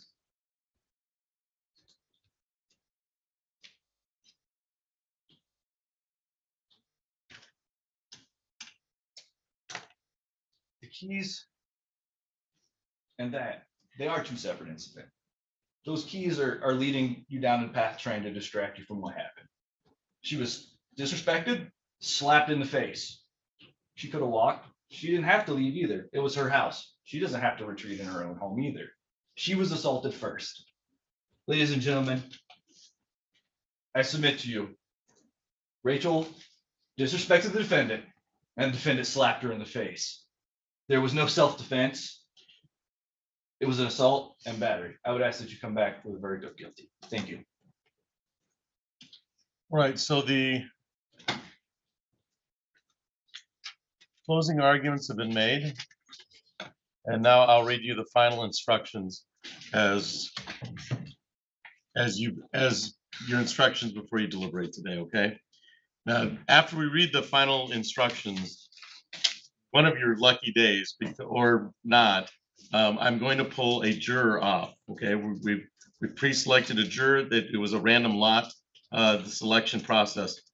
So that's to come before you go in and deliberate. The exhibits will be with you when you deliberate, but these are your final instructions. So members of the jury, the evidence and the arguments in this case are finished, and I will now instruct you on the law as it applies in this case. Remember that you've taken an oath to return a true and just verdict based only on the evidence and my instructions on the law. You must not let sympathy, bias, or prejudice influence your decision. You must avoid reaching conclusions that may have been unintentionally influenced by stereotypes. You must reach your conclusions about this case individually, but you should do so only after listening to and considering the opinions of the other jurors. You may have different backgrounds and perspectives who have different perspectives from yours. As jurors, you must decide what the facts of this case are. This is your job and no one else's. You must think about all the evidence and then decide what each piece of evidence means and how important you think it is. This includes whether you believe what each of the witnesses said. What you decide about any fact in this case is final. It is my duty to instruct you on the law. You must take the law as I give it to you. If a lawyer says something different about the law, follow what I say. At various times, I've already given you some instructions about the law. You must take all my instructions together as the law you are to follow. You should not pay attention to some instructions and ignore others. To sum it up, it is your job to decide what the facts of the case are, to apply the laws I give it to you, and in that way, decide the case. A person is accused of a crime is presumed innocent. This means you must start with the presumption that the defendant is innocent. This presumption continues throughout the trial and entitles the defendant to a verdict of not guilty unless you are satisfied beyond a reasonable doubt that she is guilty. Every crime is made up of parts called elements. The prosecutor must prove each element of the crime beyond a reasonable doubt. The defendant is not required to prove his innocence or to do anything. If you find the prosecutor has not proved every element beyond a reasonable doubt, then you must find the defendant not guilty. A reasonable doubt is a fair, honest doubt growing out of the evidence or lack of evidence, not merely an imaginary or possible doubt, but a doubt based on reason and common sense. A reasonable doubt is just that, a doubt that is reasonable after careful and considered examination of the facts and circumstances of the case. Every defendant has the right not to testify. When you decide the case, you must not consider the fact that he or she did not testify. It must not affect your verdict in any way. When you discuss the case and decide on your verdict, you may only consider the evidence that has been properly admitted in this case. Therefore, it is important for you to understand what is evidence and what is not evidence. Evidence includes only sworn testimony of the witnesses, the exhibits admitted into evidence, and anything else I've told you to consider as evidence. Many things are not evidence, and you must be careful not to consider them as such. The fact that the defendant is charged with a crime and is on trial is not evidence. The lawyer's statements and arguments are not evidence.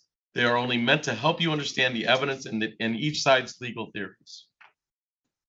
You should only accept things that the lawyers say that are supported by the evidence or by your own common sense and general knowledge.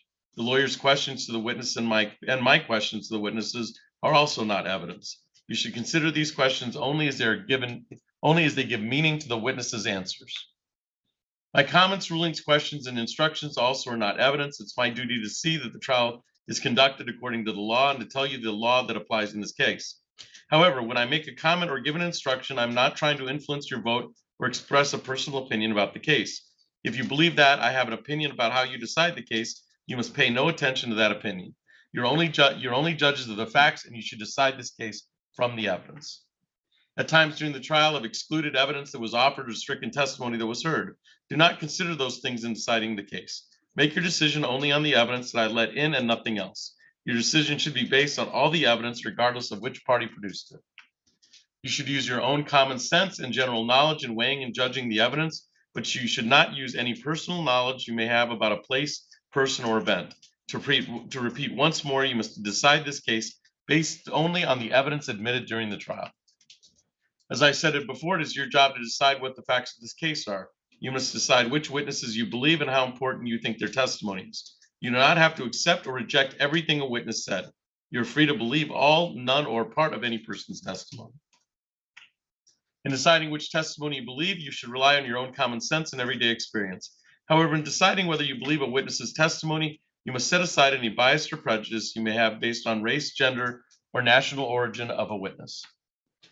There is no fixed set of rules for judging whether you believe a witness, but it may help you to think about these questions. Was the witness able to see or hear clearly? How long was the witness watching or listening? Was anything else going on that might distract the witness? Does the witness seem to have a good memory? How did the witness look and act while testifying? Did the witness seem to be making an honest effort to tell the truth, or did the witness seem to evade the questions or argue with the lawyers? Does the witness's age or maturity affect how you judge his or her testimony? Does the witness have any bias, prejudice, or personal interest in how this case is decided? Have there been any promises, threats, or suggestions or other influences that affected the witness who testified? In general, does the witness have any special reason to tell the truth or any special reason to lie? All in all, how reasonable does a witness's testimony seem when you think about the other evidence in the case? Sometimes the testimony of different witnesses will not agree, and you must decide which testimony you accept. You should think about whether the disagreement involves something important or not, whether you think someone is lying or simply mistaken. People see and hear things differently, and witnesses may testify honestly, but simply be wrong about what they thought they saw or remembered. It is also a good idea to think about which testimony agrees best with the other evidence in the case. However, you may conclude that a witness deliberately lied about something that is important to how you decide the case. If so, you may choose not to accept anything the witness has said. On the other hand, if you think the witness lied about something but told the truth about others, you may simply accept the part you think is true and ignore the rest. The prosecutor must prove beyond a reasonable doubt that the crime occurred on January 2nd, 2023 at the location of 2400 Northwest Avenue, City of Lansing, Ingham County. When you go to the jury room, you may take witness written copy of the jury instructions with you along with your notes. You should first choose a foreperson. The foreperson should see to it that your discussions are carried on in a businesslike way and that everyone has a fair chance to be heard during your deliberations. Please turn off your cell phones or other communication equipment until we recess. A verdict in a criminal case must be unanimous. In order to return a verdict, it is necessary that each of you agree on that verdict. In the jury room, you will discuss the case among yourself, but ultimately each of you will have to make up your own mind. Any verdict must represent the individual considered judgment of each juror. It is your duty as jurors to talk to each other and make every reasonable effort to reach agreement. Express your opinions and the reasons for them, but keep an open and honest mind as you listen to your fellow jurors. Rethink your opinions and do not hesitate to change your mind. If you decide you're wrong, try your best to work out your differences. The prosecution has introduced evidence of a statement that it claims the defendant made. Before you may consider such an out-of-court statement against the defendant, you must first find the defendant actually made the statement as given to you. If you find the defendant did make the statement, you may give the statement whatever weight you think it deserves. In citing this, you should think about how and when the statement was made and about all other evidence in the case. You may consider the statement in deciding the facts of the case. Facts can also be proved by indirect or circumstantial evidence. Circumstantial evidence is evidence that normally or reasonably leads to other facts. So taking the same example, if you see a person coming in from outside wearing a raincoat covered with small drops of water, that would be circumstantial evidence that it is raining. You may consider circumstantial evidence by itself or a combination of circumstantial evidence and direct evidence can be used to prove the element of the crime. In other words, you should consider all evidence that you believe. You've heard evidence that before the trial, a witness made a statement that may be inconsistent with their testimony here in court. You may consider an inconsistent statement made before the trial to help you decide how believable the witness's testimony was when testifying here in court. If the earlier statement was made under oath, then you may also consider the earliest statement as the evidence of the truth or whatever the witness said in the earlier statement when determining the facts of this case. You should not decide the case based on which side presented more witnesses. Instead, you should think about each witness and each piece of evidence and whether you believe them. Then you must decide whether the testimony and evidence you believe proves beyond a reasonable doubt that the defendant is guilty. You've heard evidence about the character of Valerie Ostrowski and Rachel Ostrowski for truthfulness. You may consider this evidence together with all the other evidence in this case in deciding whether you believe the testimony of Valerie Ostrowski or Rachel Ostrowski and in deciding how much weight to give that testimony. The prosecutors cross-examined one of the defendant's character witnesses as to whether they had heard anything bad about the defendant. You should consider such cross-examination only in deciding whether you believe the character witnesses and whether they described him fairly. The prosecutors also called witnesses who testified that the defendant does not have a good character for truthfulness or other types of character evidence. This evidence can only be considered by you in judging the believability of the defendant's testimony. It is not the evidence that he or she committed the actual crime. You've heard evidence about the defendant's character for peacefulness and being non-aggressive. You may consider this evidence together with all the other evidence in deciding whether the defendant committed the crime which she is charged. Evidence of good character alone may sometimes create a reasonable doubt in your minds and lead you to find the defendant not guilty. The prosecutors cross-examined one of the defendant's character witnesses and to whether they had heard anything bad about the defendant. You should consider such cross-examination only in deciding whether you believe the character witnesses and whether they described him or her fairly. The prosecutor also called witnesses who testified the defendant does not have a good character for truthfulness. This evidence can only be considered you in judging whether you believe the defendant's character and whether the defendant has good character for non-aggressive behavior trait. It is not evidence the defendant committed the crime charged. You've heard testimony from a witness who is a police officer. That testimony is to be judged by the same standards used to evaluate the testimony of any other witness. To prove the charges, the prosecutor must prove each of the following beyond a reasonable doubt. The defendant is charged with assault or assault and battery. That Valerie Jean Ostrowski committed a battery on Rachel Ostrowski. A battery is a forceful, violent, or offensive touching or the person or something closely connected with the person of another. The touching must have been intended by the defendant, that is not accidental, and it must have been against Rachel Ostrowski's will. It does not matter whether the touching caused an injury.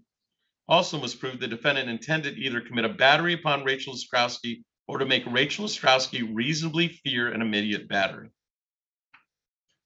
Once again, the prosecutor must also prove beyond a reasonable doubt that the crime occurred on January 2nd, 2023 at the location of 2400 Northwest Avenue, City of Lansing, Ingham County. A person can use force in self-defense only where it is necessary to do so. If the defendant could have safely retreated but did not do so, you may consider that fact in deciding whether the defendant honestly and reasonably believed she needed to use force in self-defense. However, a person is never required to retreat if attacked in her own home, nor if the person reasonably believes an attacker is about to use a deadly weapon, or if the person is subject to a sudden, fierce, and violent attack. Further, a person is not required to retreat if he or she has not or is not engaged in the commission of a crime at the time the force is used, has a legal right to be where he or she is at the time, and it has an honest and reasonable belief that the use of force is necessary to prevent imminent great bodily harm of herself or another person. The defendant does not have to prove that she acted in self-defense. Instead, the prosecutor must prove beyond a reasonable doubt that the defendant did not act in self-defense. The defendant claims that she acted in lawful self-defense. A person has a right to use force to defend herself under certain circumstances. If a person acts in lawful self-defense, her actions are justified, and she's not guilty of assault and/or assault and battery. You should consider all the evidence and use the following rules to decide whether the defendant acted in lawful self-defense. Remember to judge the defendant's conduct according to how the circumstances appeared to her at the time she acted. First, when she acted, the defendant must have honestly and reasonably believed that she had to use force to protect herself from imminent unlawful use of force by another. If her belief was honest and reasonable, she could act at once to defend herself, even if it turns out later she was wrong about how much danger she was in. Second, a person is only justified in using the degree of force that seems necessary at the time to protect herself from danger. The defendant must have used the kind of force that was appropriate to the attack made and circumstances as she saw them. When you decide whether the force used was what seemed necessary, you should consider whether the defendant knew about any other ways of protecting herself, but you must consider how the excitement of the moment affected the choice the defendant made. Third, the right to defend oneself only lasts as long as it seems necessary for the purpose of protection. Fourth, the person claiming self-defense must not have acted wrongfully and brought on the assault. There's been evidence that Rachel Ostrowski may have committed violent acts in the past and the defendant knew about these acts. You may consider this evidence when you decide whether the defendant honestly and reasonably feared for her safety. When you go to the jury room, you'll be provided with a written copy of the final jury instructions. These instructions right here. You should first choose a foreperson. The foreperson should see to it that your discussions are carried on in a business-like way and that everyone has a fair chance to be heard. During your deliberations, please turn off your cell phones or other communications equipment until we recess. A verdict in a criminal case must be unanimous. In order to return a verdict, it is necessary that each of you agree on the verdict. In the jury room, you will discuss the case among yourselves, but ultimately, each of you will have to make up your own mind. Any verdict must represent the individual considered judgment of each juror. Possible penalties should not influence your decision. If you find the defendant guilty, it is the duty of the judge to fix the penalty within the limits provided by law.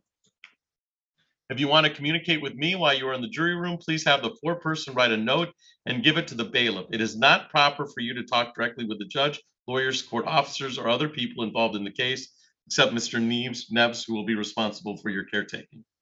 As you discuss the case, you must not let anyone, even me, know how your voting stands. Therefore, until you return with a unanimous verdict, do not reveal this to anyone outside the jury room. When you go to the jury room to deliberate, you may take your notes and full instructions. If you want to look at any or all of the reference documents or exhibits that have been admitted, just ask for them. I think since we have such a limited exhibit list, we'll give you the exhibits we have.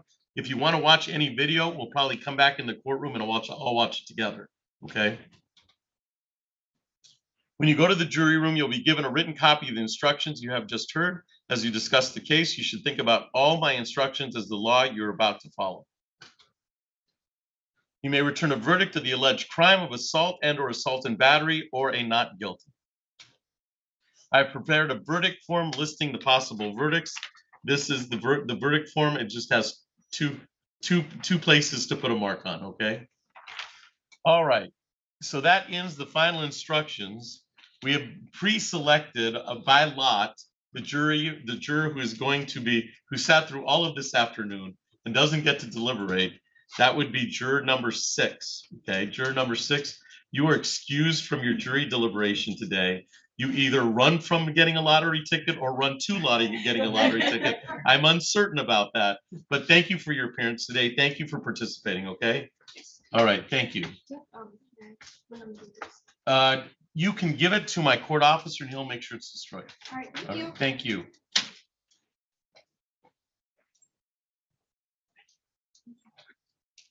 So the remaining 6 jurors, it is your time to deliberate on the case. And what I'll do is, unless I don't foresee any problems because we worked out all the jury instructions, but I will let you go in the room and start your deliberation. If there's a time that we need for you to stop, I'll tell you to stop and then stop deliberating. But do we see any problems in regards to having the jury deliberate as soon as they get in the room from the people? None from the people, thank you, Your Mr. Honor. Moss? Not from the defense. All Your right, Honor. thank you. So we will excuse you now to start deliberating the case. You might hear from Mr. Neves, who will give you the instructions. Oh, do you solemnly swear? I'm sorry about that. Do you solemnly swear or affirm that you will take custody and provide security and safety to the jury throughout this process and let us know when the jury's reached a verdict? I do. Thank you. All right, follow Mr. Neves. And make sure Mr. Neves knows if you decide that you want to, well, we'll let you start deliberating and then you decide how long you want to stay, okay? Judge, we need the instructions, please. Yeah, we'll print them out. Can I print them on your? Yeah. Yeah. Then I do need the verdict form. There's a verdict form. And let's